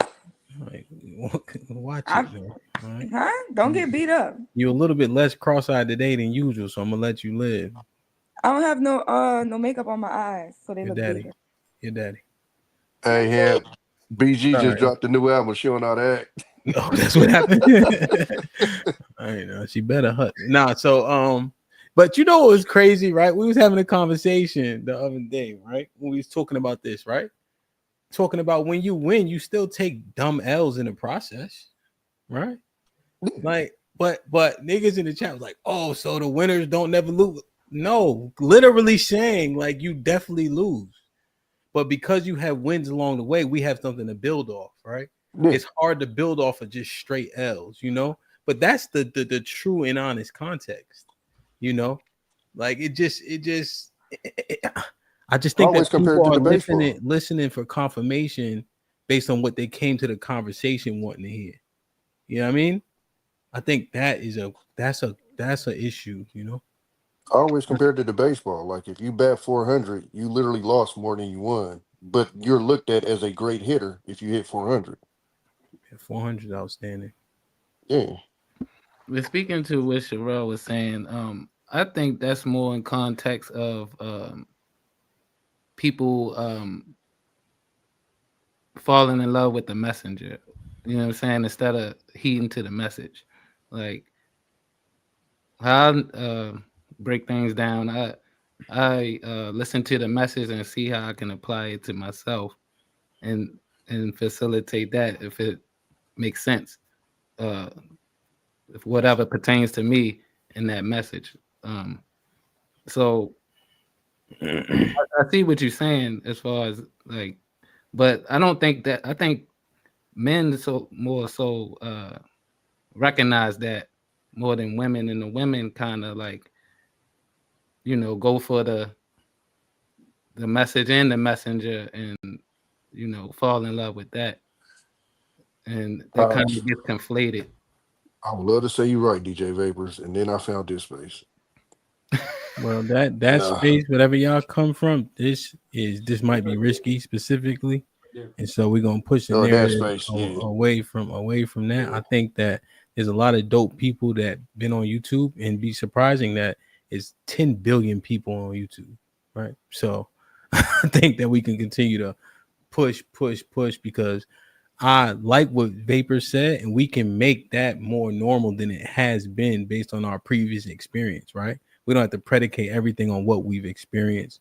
I think good shit being said, and I think we can adopt it if it makes the most sense. That's why I like talking to True. Like when True first coming up as an example, he may say things that sound similar, but the articulation in the how do I say, the responsibility, like he's responsible when he's talking. Like it's never too hyperbolic. It's not too fuck this, fuck that, but he will say similar things, but in a way in which you have to at least consider it before you say no. Right? If I say bitches ain't shit, there's gonna be people that's gonna shut off, right? But True will say there's women out here that are less favorable, right? And so in which case you have to do X, and then they'd be like, they may still say no, but they got to think first, right? And I'm just using True because when our first experience, probably a year ago, True, just like the delivery is, kind of in a way in which is palatable, right? And so you can push or pull on it. Pause. God, why the fuck I said that? Hey, hell, I asked the question. I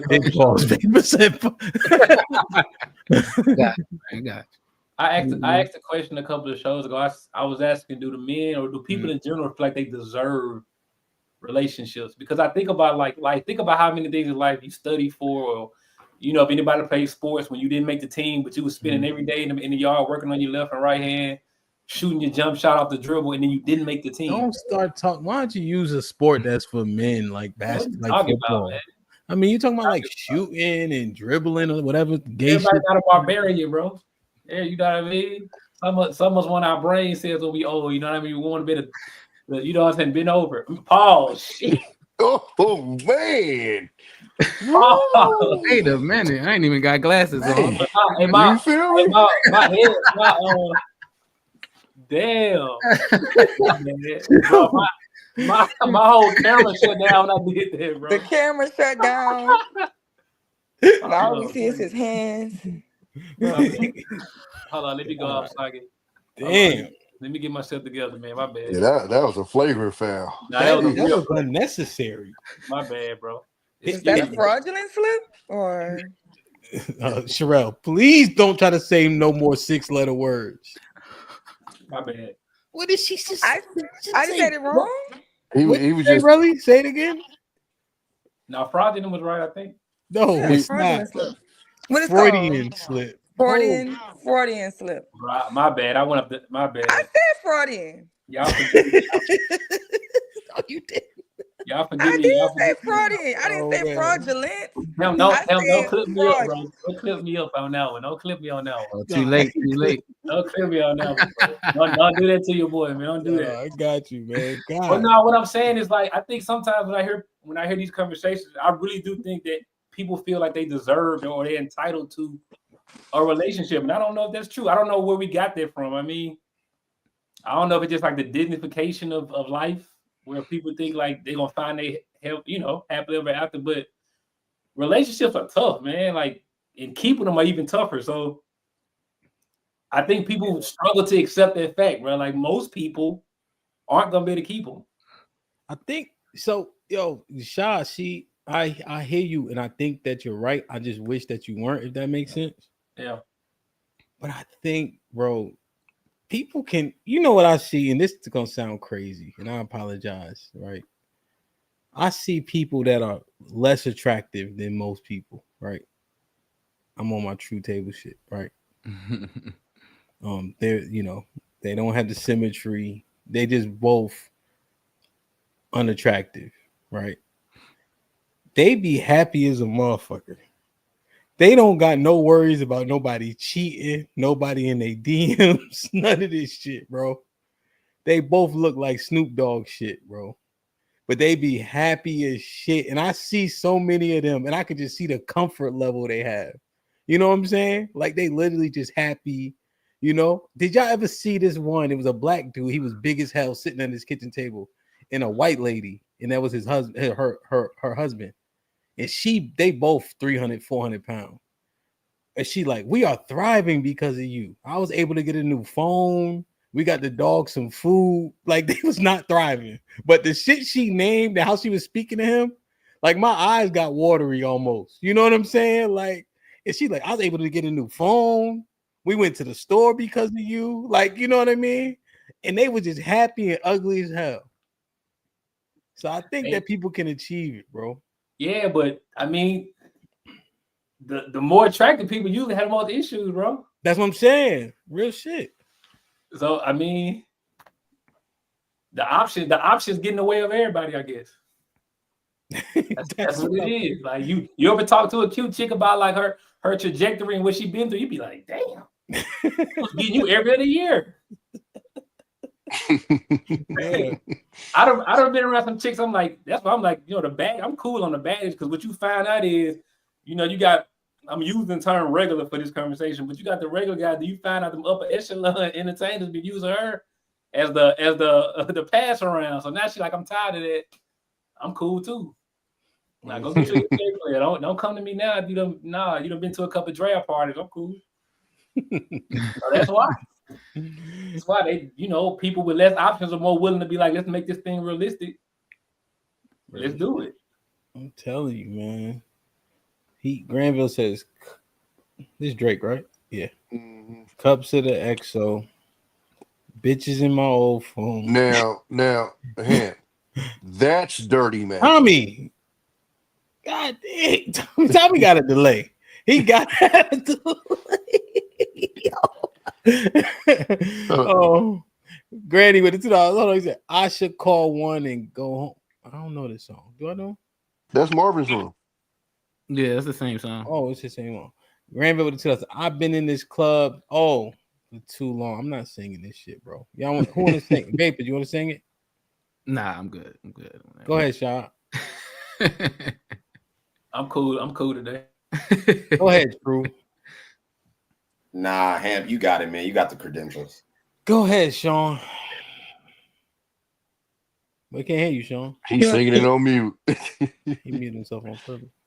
That's the Dirty Mac and anthem. I say we need CJ up here with the light skin, eye motions and shit. He'll sing that shit.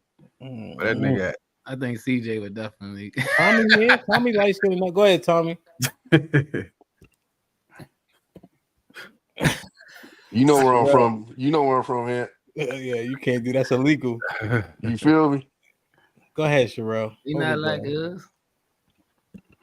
Hey, look, I'm so not light skinned. I don't even know the words to that song, my nigga. I ain't gonna hold you. Is happy with it. Maybe I'll just play it. I know this song is disgusting.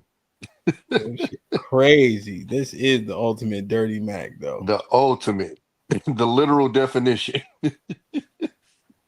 Damn, yo, you ever used this? You ever played into this when it came on in the club?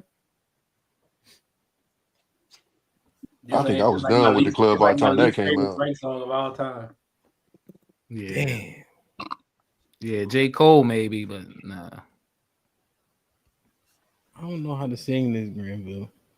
I don't. And I'm not gonna lie, Granville, I'm disappointed in you for singing this, dog. He got man. He a red bone nigga, bro. Red bone, see-through, green eyes, curly hair ass nigga, man. Light skin as fuck. Yeah, man. Red Pill Range with the final says, when they really like or attracted to you, income don't matter. They risk their freedom and career to smash inmates. Money only matters when you're not her type. Jay Miller with the 2000 says, should a broke man be humbler than a rich one? Yeah, I think so, brother. I guess. Good question, though.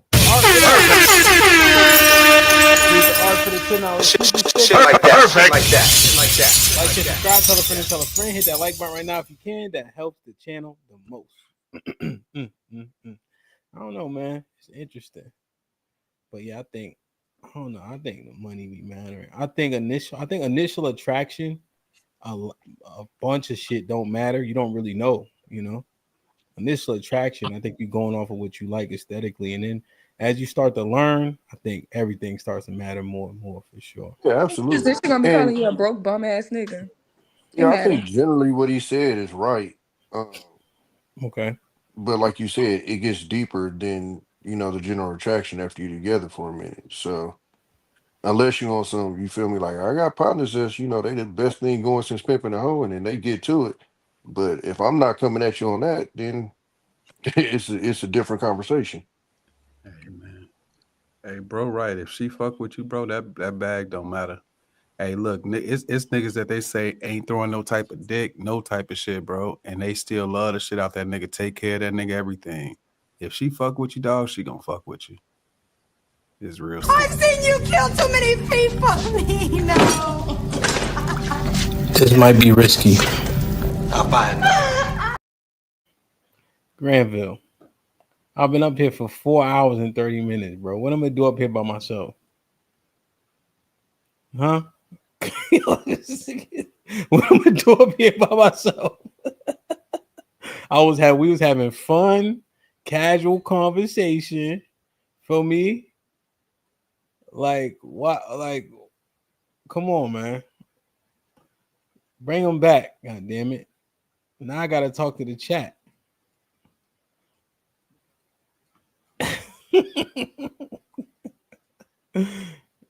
Damn, what happened? Oh, you know what y'all did? Y'all was talking about he a Drake ass nigga. That's why. But Granville, it was mostly Sean though. But nobody stuck up for you, so they co-signed it essentially. You know what I mean? Look, now he want the link. Damn, man. I ain't seen Vapors in a year, man. You know what I'm saying? Hold on, y'all. I'm gonna give him the link, see if I can talk him into it, man. Tommy, I don't think you was holding it down for the light-skinned niggas, bro. You know what I'm saying? Tommy laid back talking to us is diabolical too. I just want to say that nigga, that nigga is diabolical. Oh yeah, he said 5. Wait, so who did he want me to keep up? Not Sherelle. Not Sherelle. Hurry up and hit the link, man. But I enjoyed the conversation today. Hopefully we gain some ground. Hit the link, man, so I can bring them back up. Before I skedaddle, I need their final thoughts, man. Shit, True, Tommy, Shaw, Sean. They've been here pretty much all day. They've been here for a couple hours, though. I think it probably finish that food, man, so you can hit the link. Like, share, subscribe, tell a friend and tell a friend. Hit that like button right now if you can. It helps the channel the most, folks. What up, buzzing, bird flip a dozen. Holla at your boy, you thought your cousin was. In the building. Appreciate you. Callie was goody. What's up? What's up, man? Did you say what's up or what's up? I said West. I'm not from there. Tommy's from there. Well, what's up? What? What's goody? Leslie. What up, buzzing, bird flip a dozen. Holla at your boy, you thought your cousin was. Perfect. No, I was just gonna agree with True and Shad and Sean. It's more so especially what True said. What you know about that? How many niggas you seen date women that make all this money and it don't matter? Well, I'm not even talking about all this money. I'm talking more realistic shit. Like both of y'all make under $100,000. Both of y'all make under $80,000. Regular shit. are you saying, like a $10,000 difference? Maybe 20. Yeah, the lifestyle. I'm talking about money in which the lifestyle is going to reflect differently. You know what I'm saying? Well, to his point though, he was saying that you got to maximize what it is that you can make. So you know what I'm saying. If you at this certain level or whatever, maximize yourself at that level, and it's everything will be copacetic. But the point that somebody gets lazy, then then that tends to pose a problem. You know what I mean? But see what you did just then, though. See what you did just then, Callie. See, What? and that's be the problem, right? True, Shy. Where's Sean at? Because what she said, that nigga better make sure he doing something else, though. He better make sure he got a way to get more money, though. So that's exactly the problem. It's gonna come to a head, right? She not gonna accept it for long term. That's the point, Callie. No, he said maximize at your level. So I already accepted at this level. Just maximize that level. That's it. That's arbitrary verbiage. That's arbitrary because when she say maximize at his level, she want him to get to her level because she grew up in this societal construct, understanding that men are here to provide, right? So even if she doesn't think she subscribes to that, in her subconscious, it's been burned in there since time immemorial. So to be with a man while her other friends are with men that potentially make more than them, because women be talking, what's actually going to manifest? And to your point, she's going to push him to maximize his level, whatever she thinks that is. That's going to be tough. I don't know how. No, because if you're not doing anything to Hey, Callie, did you see how well I articulated that? It's almost like I wrote it down first. Yeah, you articulated it pretty good. I don't agree all the way. Callie, my friend, so I can ask her shit like that. Go ahead, True.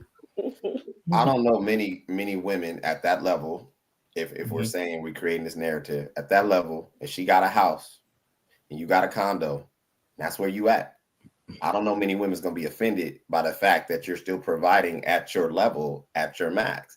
I think the disparity is if you are on the complete struggle end, and then that's where it separates because you maximize. That's why I say you maximize, because then it's irrelevant. If I got a home, a house, a domicile, whatever, but it's at my level, it smells good, it's cool, like you got to climb over my mom. The fact that you got a house are we really gonna argue about square footage? Like we really gonna do that? Yo, let me ask you a question. Do you think women are still hypergamous? Absolutely. Absolutely. But I think hypergamy doesn't belong just in the vein of finances. Okay. I think you're right. You think they're hypergamous though? They're definitely hypergamous. When you hear them talk, what things usually come up in regards to a man being worth being with? It's a combination of things, but I think women talk hyperbolic more than it's actual reality. Honestly. Okay. Hey, look, man, we tiptoeing around shit, bro. Look, I know it ain't Toxic Thursday no more, but look, bro, y'all ever fuck to suck the chick until she squirted everywhere, bro? A multitude of times. Let's be honest, bro. Let's be honest, dog. Look, whatever your apartment is, bro, when y'all first get together, nigga, she coming to that motherfucker. She bringing that whole bag, that spin a night bag, whatever you want to call it, nigga, and she come through that motherfucker. You suck the soul up out of shawty every time, and she squirt on your beard, my nigga. She not thinking about your bread, my nigga. She thinking about your third leg, my nigga, and your head, my nigga. You feel me? which now sets you up with leverage, my nigga. Dick diet leverage, my nigga. She want that feeling, my nigga. She want to get that old thing every time, my nigga. You know what's funny? Him niggas on the internet be like, I don't care about her money, but it's like only when she make less than me. now we got concerns. You see how nutty that is, bro? That's nutty as hell. Like when she make less than me, I ain't tripping, but when she make more, now we concerned. That don't make sense. That don't make sense. I think it was kind of misinterpreted. My situation with a girl was a situation like she still wanted to fuck with me. My thing was I ain't like the way she was moving, and you can tell me till you blue in the face if she into you. Some women stuck in their ways. So my thing was,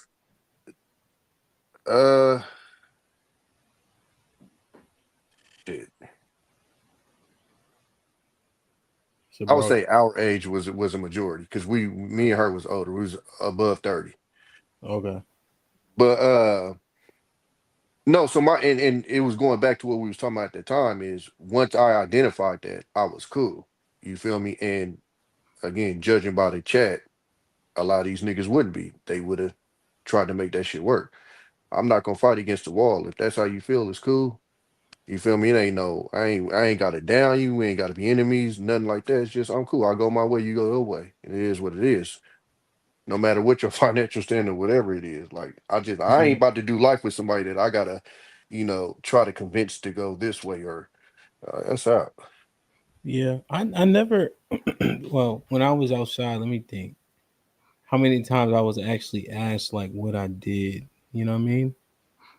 I don't know if it can. In DC is a very superficial place in that way. Like, but not a plethora of times though. I would say, right? But now to be fair though, it could have been because like I would meet them like if I was out at a lounge or something, and then I'll go DJ. So maybe they like see me Oh yeah, DJing you and a assume DJ. like I DJ. So you know what I'm Yeah. saying? Maybe that's why I didn't But experience it as no, I much. think in general that I haven't had a lot of. Well, I'll say this: they haven't asked me to gauge how much I make. They asked me to gain interest. Like, what do you do for a living? Oh, I drive trucks. Oh, okay. Woo woo. It wasn't like, oh, you drive trucks. Oh, I never even got the. Oh, do you own it? I haven't even got that question. You get what I'm saying? Like, I think that's kind of overblown. A Yeah. lot too is the whole. Because like I told people, I'm in California, and when I first got on the little YouTube thing. That was the thing is they want you to have a Mercedes. They want you to have a BMW. I'm like, where? Because I'm in California is one of the most vain places ever. And I got niggas in Buicks that's no problem. You know what I'm saying? So Yeah. like, Vape, are you in the DMV? Baltimore, yeah. Baltimore, yeah. Yeah, I'm trying to think what would be so important. I don't know. It's a weird game out there, man. So true, you still outside or you inside now? Mike, what up? What up? What up? Nah, I'm still inside, man. You inside, right? Yes, sir.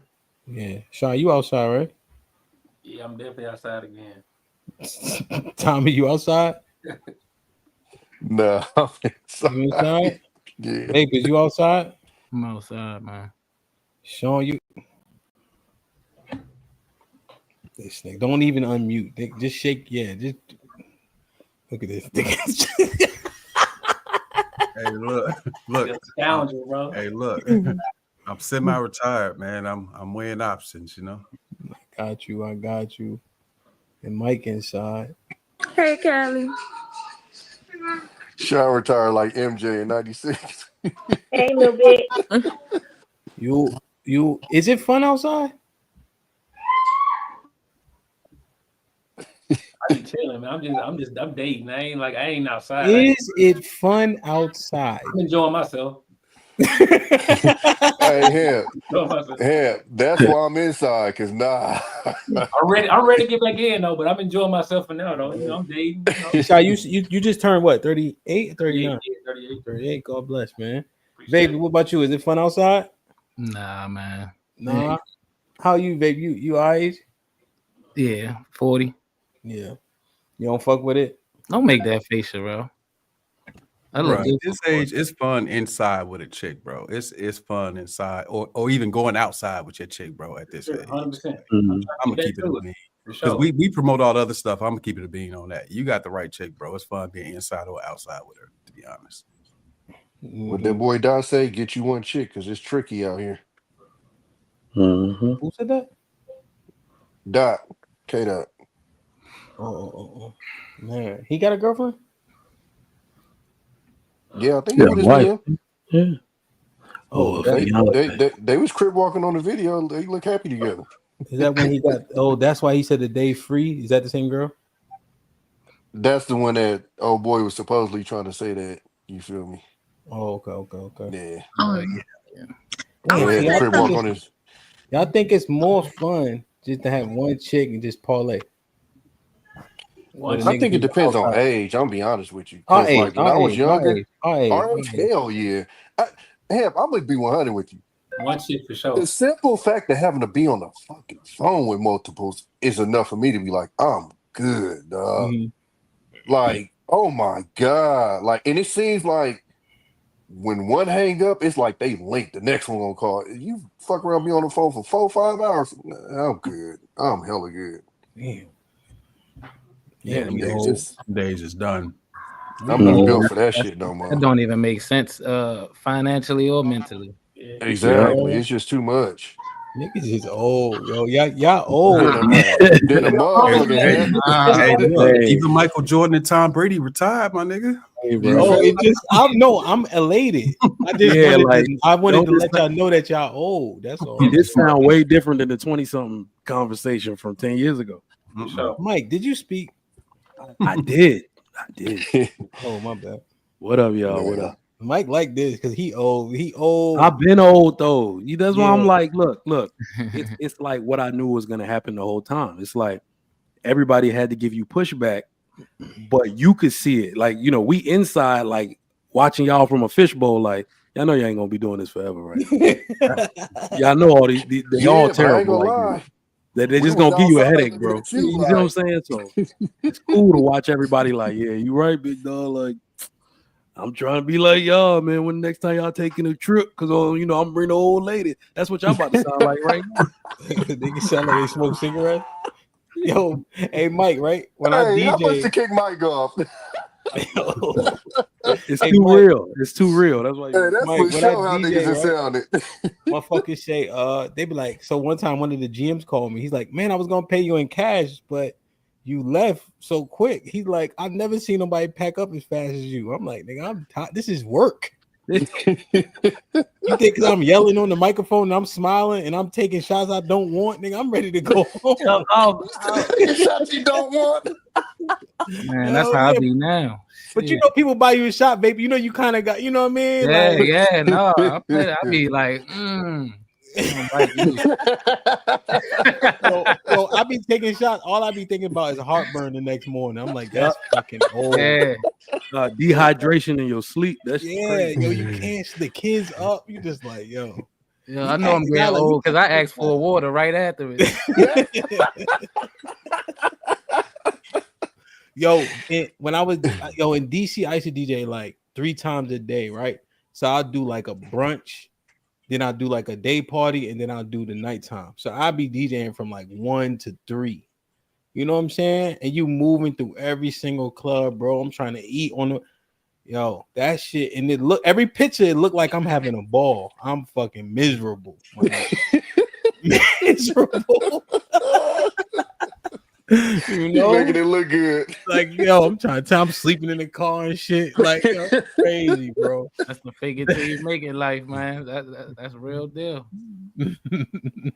Real shit, man. I'm telling you. Hold on, what Reaper? Reaper, what's popping? Reaper look like a praying mantis. Reaper with the 10 out says, salute Hamp, Sean, whole law library filled with nothing but videos of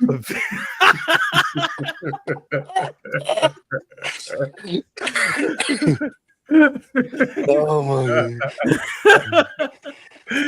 R. Kelly 12. Looking at it. Yami gets sick and break out and hide if he can't rob niggas. Salute though. That's crazy, man. Look at look at this. You know what's so ill, y'all fellas? She hating because we laughing. We can't laugh, my nigga. We can't have fun. Like what? Yo, Shaw, every time we get the frolicking, they do this. Look.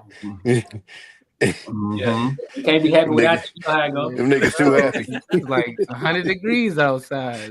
That's that Fight Club PTSD. Got you ready to fight all the time. Niggas too happy, so they laughing. Hey, Kelly, they laughing. The fuck them niggas laughing. I don't believe these niggas. That's a Reaper. Y'all was having y'all moment about being old and washed up, but I already felt that way. Whoa. I was just happy like y'all was coming to where I already was at. Hey, send your thick ass cousin through. We'll see who washed. They thought Jordan was washed up when he went to the Bullies. He still averaged 20. Yeah. Hey, Hamp, Don't get it twisted. I've been meaning to ask you this, Hamp, because I'm old. Is the basketball outside or in the inside? Outside, nigga. What you doing, bro? What you doing? Yo, man, nobody want to hear that shit, bro. Take me to a court, man. Nah, That's bro. crazy. Concrete, baby. Know what I mean? Double rim. I gotta look. If he dies, he dies. Nigga. Wait, That's I can the hear name of everybody but Hamp. Is Hamp talking? Yeah, Yeah, I was talking. Yeah, he was talking. he was talking. Sherelle, you already don't got no back teeth, nigga. I feel like You don't trying take to the act like you opportunity to old, talk you shit because I young. can't hear you. Because I feel like that was like a perfect point for you to start talking shit. You just missed that joke I just hit you with. It's crazy. Hopefully you watching the replay. Yo, it's gonna be fun. Shy, you signed up already or no? Yeah, I'm definitely pulling up, man. You in the city? I'm definitely pulling up. Yeah, man. The whole shit gonna be fucking. I'm gonna be out there, bro. This shit gonna be fun as hell. Can't let y'all come to the city and not show love. I'm definitely out. Yeah, Sean had to do some like fatherly shit or something like that. You know what I'm saying? He want to be needed and shit like that. He want to be responsible. Okay. True, you coming out to the east? When is it? Put him in the fucking bedroom. Get him out of here. Come on. Oh, that's one thing. Black people, we know what type of those type of response. We know what that mean already. I need the information. Hey, him. Who all over there? Who Who all all gonna coming? be there? I was about to What time? all What time? Niggas know what time the club over. So niggas know. Yeah, I think about it. I might slide through. They ask real weird, y'all coming to get me? Like, nigga, you know we ain't coming all the way over there. Man, y'all would have came and got me. I would have went. Nah, it's Oh wait, y'all can hear me now? Hamp, you yeah, can hear April me now? 4th to the 6th, True in Atlanta. So it's gonna be dope. It's kind of late. But... No, I was trying to say what Tommy was saying. When Tommy was like, people be saying that you need money. That's what I be talking about, like when I be seeing the lies, right? Because everybody has this standard and is trying to like be on the platform saying they better have money, and then you be like, where did your exes work? How much money did your exes have? That's interesting. Oh, so Or Rel. men come up here with the beauty standard. Am I on a delay? No, you good. I was gonna ask you, but go ahead. No, I'm saying like men come up here with the beauty standard and they be like, I'm only dealing with 8s, 9s, and 10s. And the last 5 women that they dealt with, 3s, 2s, 1s. Nigga say, I want fit, feminine, friendly, and But then what if they in it for the personality? You know what I'm saying? Baby, come on. But it should be loud and disrespectful. Yo, you think, hey, Rel, question.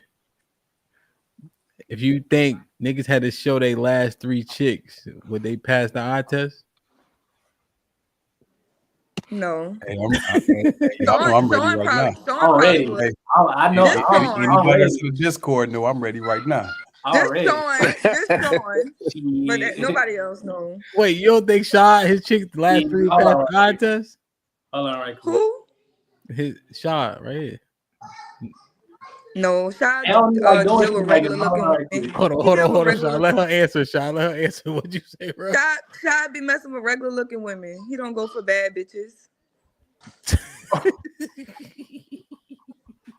What about vapors? You think vapors will pass? Vapors definitely not getting no bad bitches. I'm pretty sure he messed with girls that smoke cigarettes and shit. Ew. And plug ashes in his car. No. Damn. That's diabolical. Damn. Yo, Shaw, we believe you, man. That's just real opinion. You feel me? You got it. What about True? You think True will pass? True mess with white girls, huh? I think they be Mexican. They're gonna look. That's white. White. You know what I'm saying? Like, I mean, they white. The Aztecs ain't white. They got white. They got white Mexicans. You date Dominican Mexicans too, right? True. Yes, sir. Yeah. See? You date who? Mexico, y'all visit. Dominican Mexicans. What kind of Mexican? Dominican. I said, where you visit in Mexico where there's a plethora of white Mexicans? I lived in Texas. There's a bunch of white Mexicans. Mexicans ain't no race. I know dark skinned black Mexicans, and I know then I know the white ones. I was in a class with a girl, and I asked her, did she date black ones? Did she date black Mexicans? She was like, no, only the white ones. She's like, I don't deal with the dark ones. That's what she called. But he's saying though, when you asked him what type of Mexican, he said Dominican. Oh, I couldn't hear him. I can't hear too. Ever so often, it's one of y'all I can't hear. If this ain't a catfish, wow, that's AI. AI Mike. Hey, hell, it was a time all them niggas were doing it. I was like, wow, all y'all doing the AI picture, not the masculine guys. What? Yo, man. Oh, yo, I had one who had Raw B had made me one. I used that shit one time. It's just hard to like, I don't know. I can't get with it like in my head, like, you know what I'm saying? But it was dope though how she made it, but I just couldn't use that shit. You know what I'm saying? But yeah, damn. So Mike catfishing out here. Okay. Okay. That's what's up. So you think, Callie, you think most of the fellas could show their last 3 chicks and get away with it? What? And they be like above a 5 or above? 6 or above. Gotta be a 6 or above. 6 or above. The last 3, not all 3. No. The last 3 they dated, not had sex with. Yeah, not all 3. The sex with niggas might like 1 or 2. Drop down. Damn. You don't got no faith. What about Tommy? You think Tommy last 3 with Pastro? Yeah, Tommy. Yeah. And that's only because I've seen them, so that's you. What you touch? The chain, man. But shot, you like 6 feet? I like what? Are you like 6 feet? Yeah. Yep. Yeah, man. Baby, you tall? I already showed mine. Tommy like 6 something too. I don't mind, you know. I'm funny, so they like me because I'm funny. Why you said that? I'm being funny now. Yeah, you ain't. That ain't your wheelhouse, big boy. You know what I mean? I'm the logical one. I broke down the stat today. That's what I do, right? I'm a smart guy. Yeah, right? Yeah, you on that bullshit Sharif type of like you'll fuck up the whole conversation. I've been that way all my life, bro.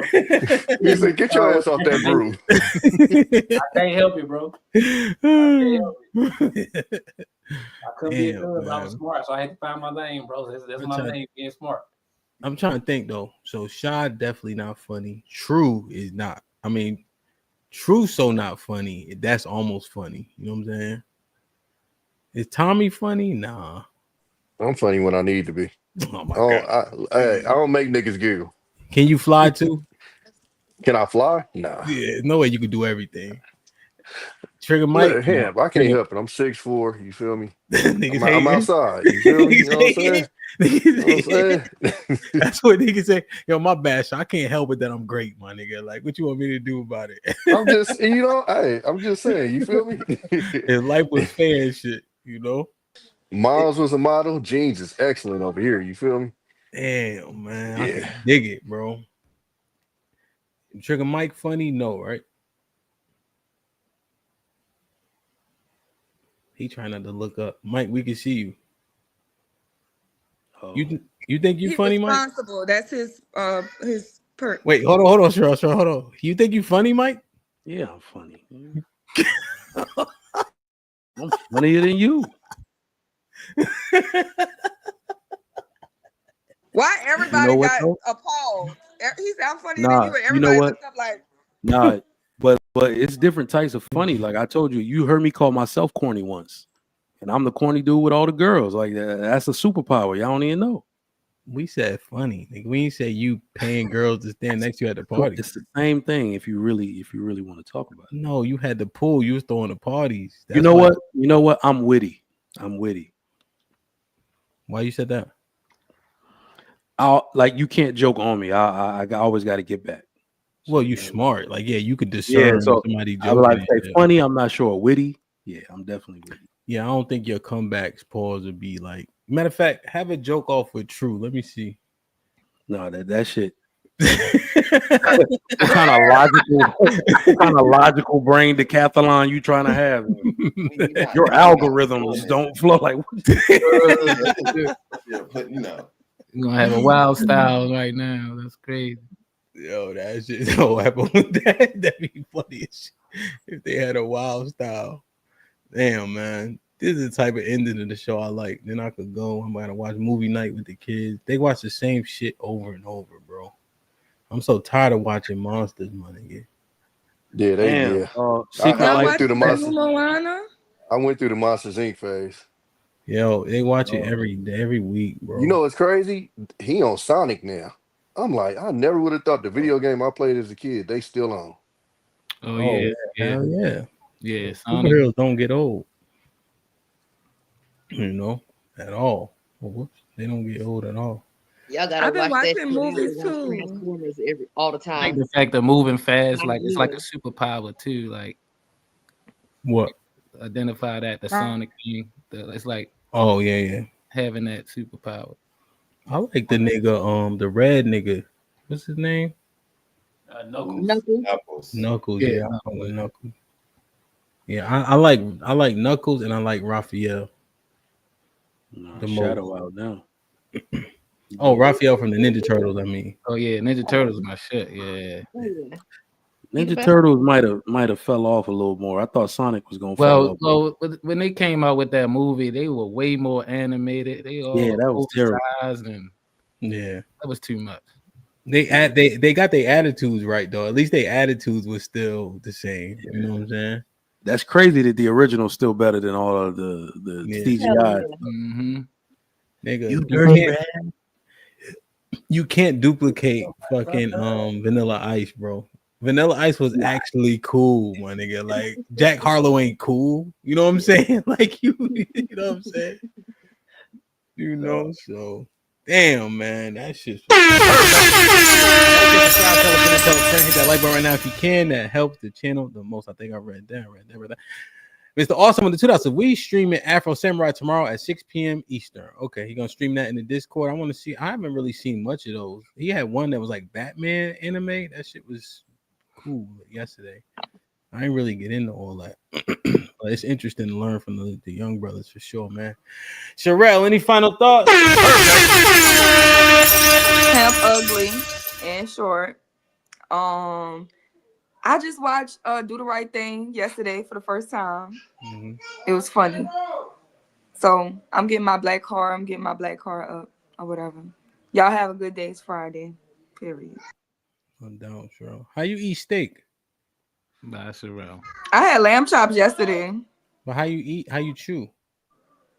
Why I can't chew steak? You don't got no back teeth. I got all my teeth. I even got my wisdoms. Prove it. No. Sean, any final thoughts?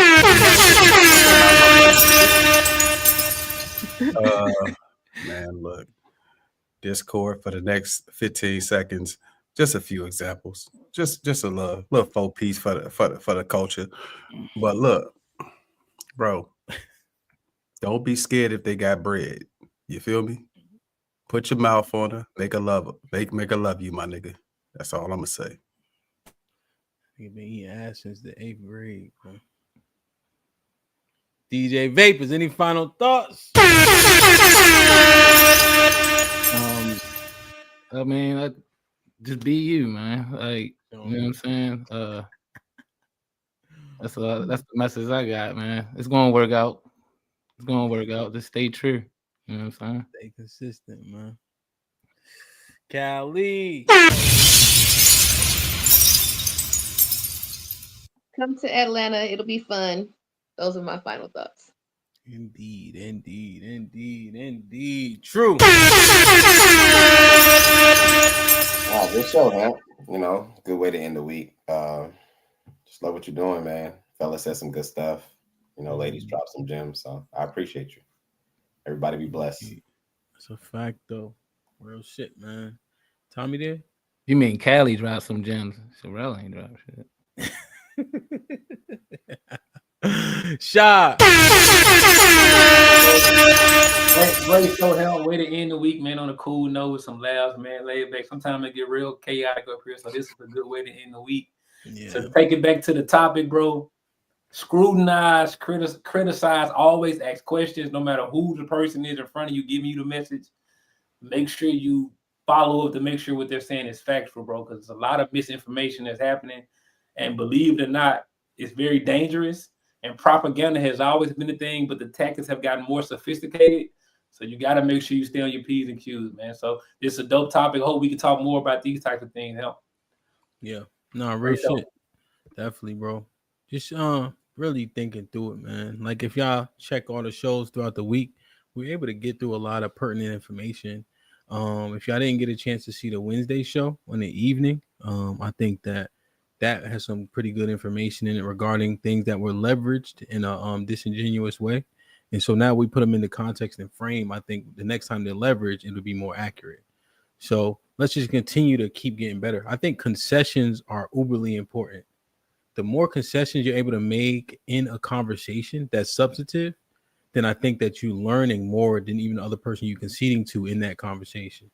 Right? When I talk to Shy, when I talk to True, Tommy, everybody up here, Sean, Callie, Sherelle, Vape, if they say something I have to make a concession for, I've grown in that process. You know, point blank, period. So let's keep doing it. Like Albert Einstein said, once you stop learning, you start dying. You know, once a man, twice a child, right? So let's get to it, man. Get in the Discord, get your tickets, man. I might see y'all this weekend. We shall see, man.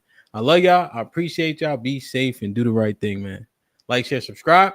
Tell a friend to tell a friend. Thanks for having me up, man.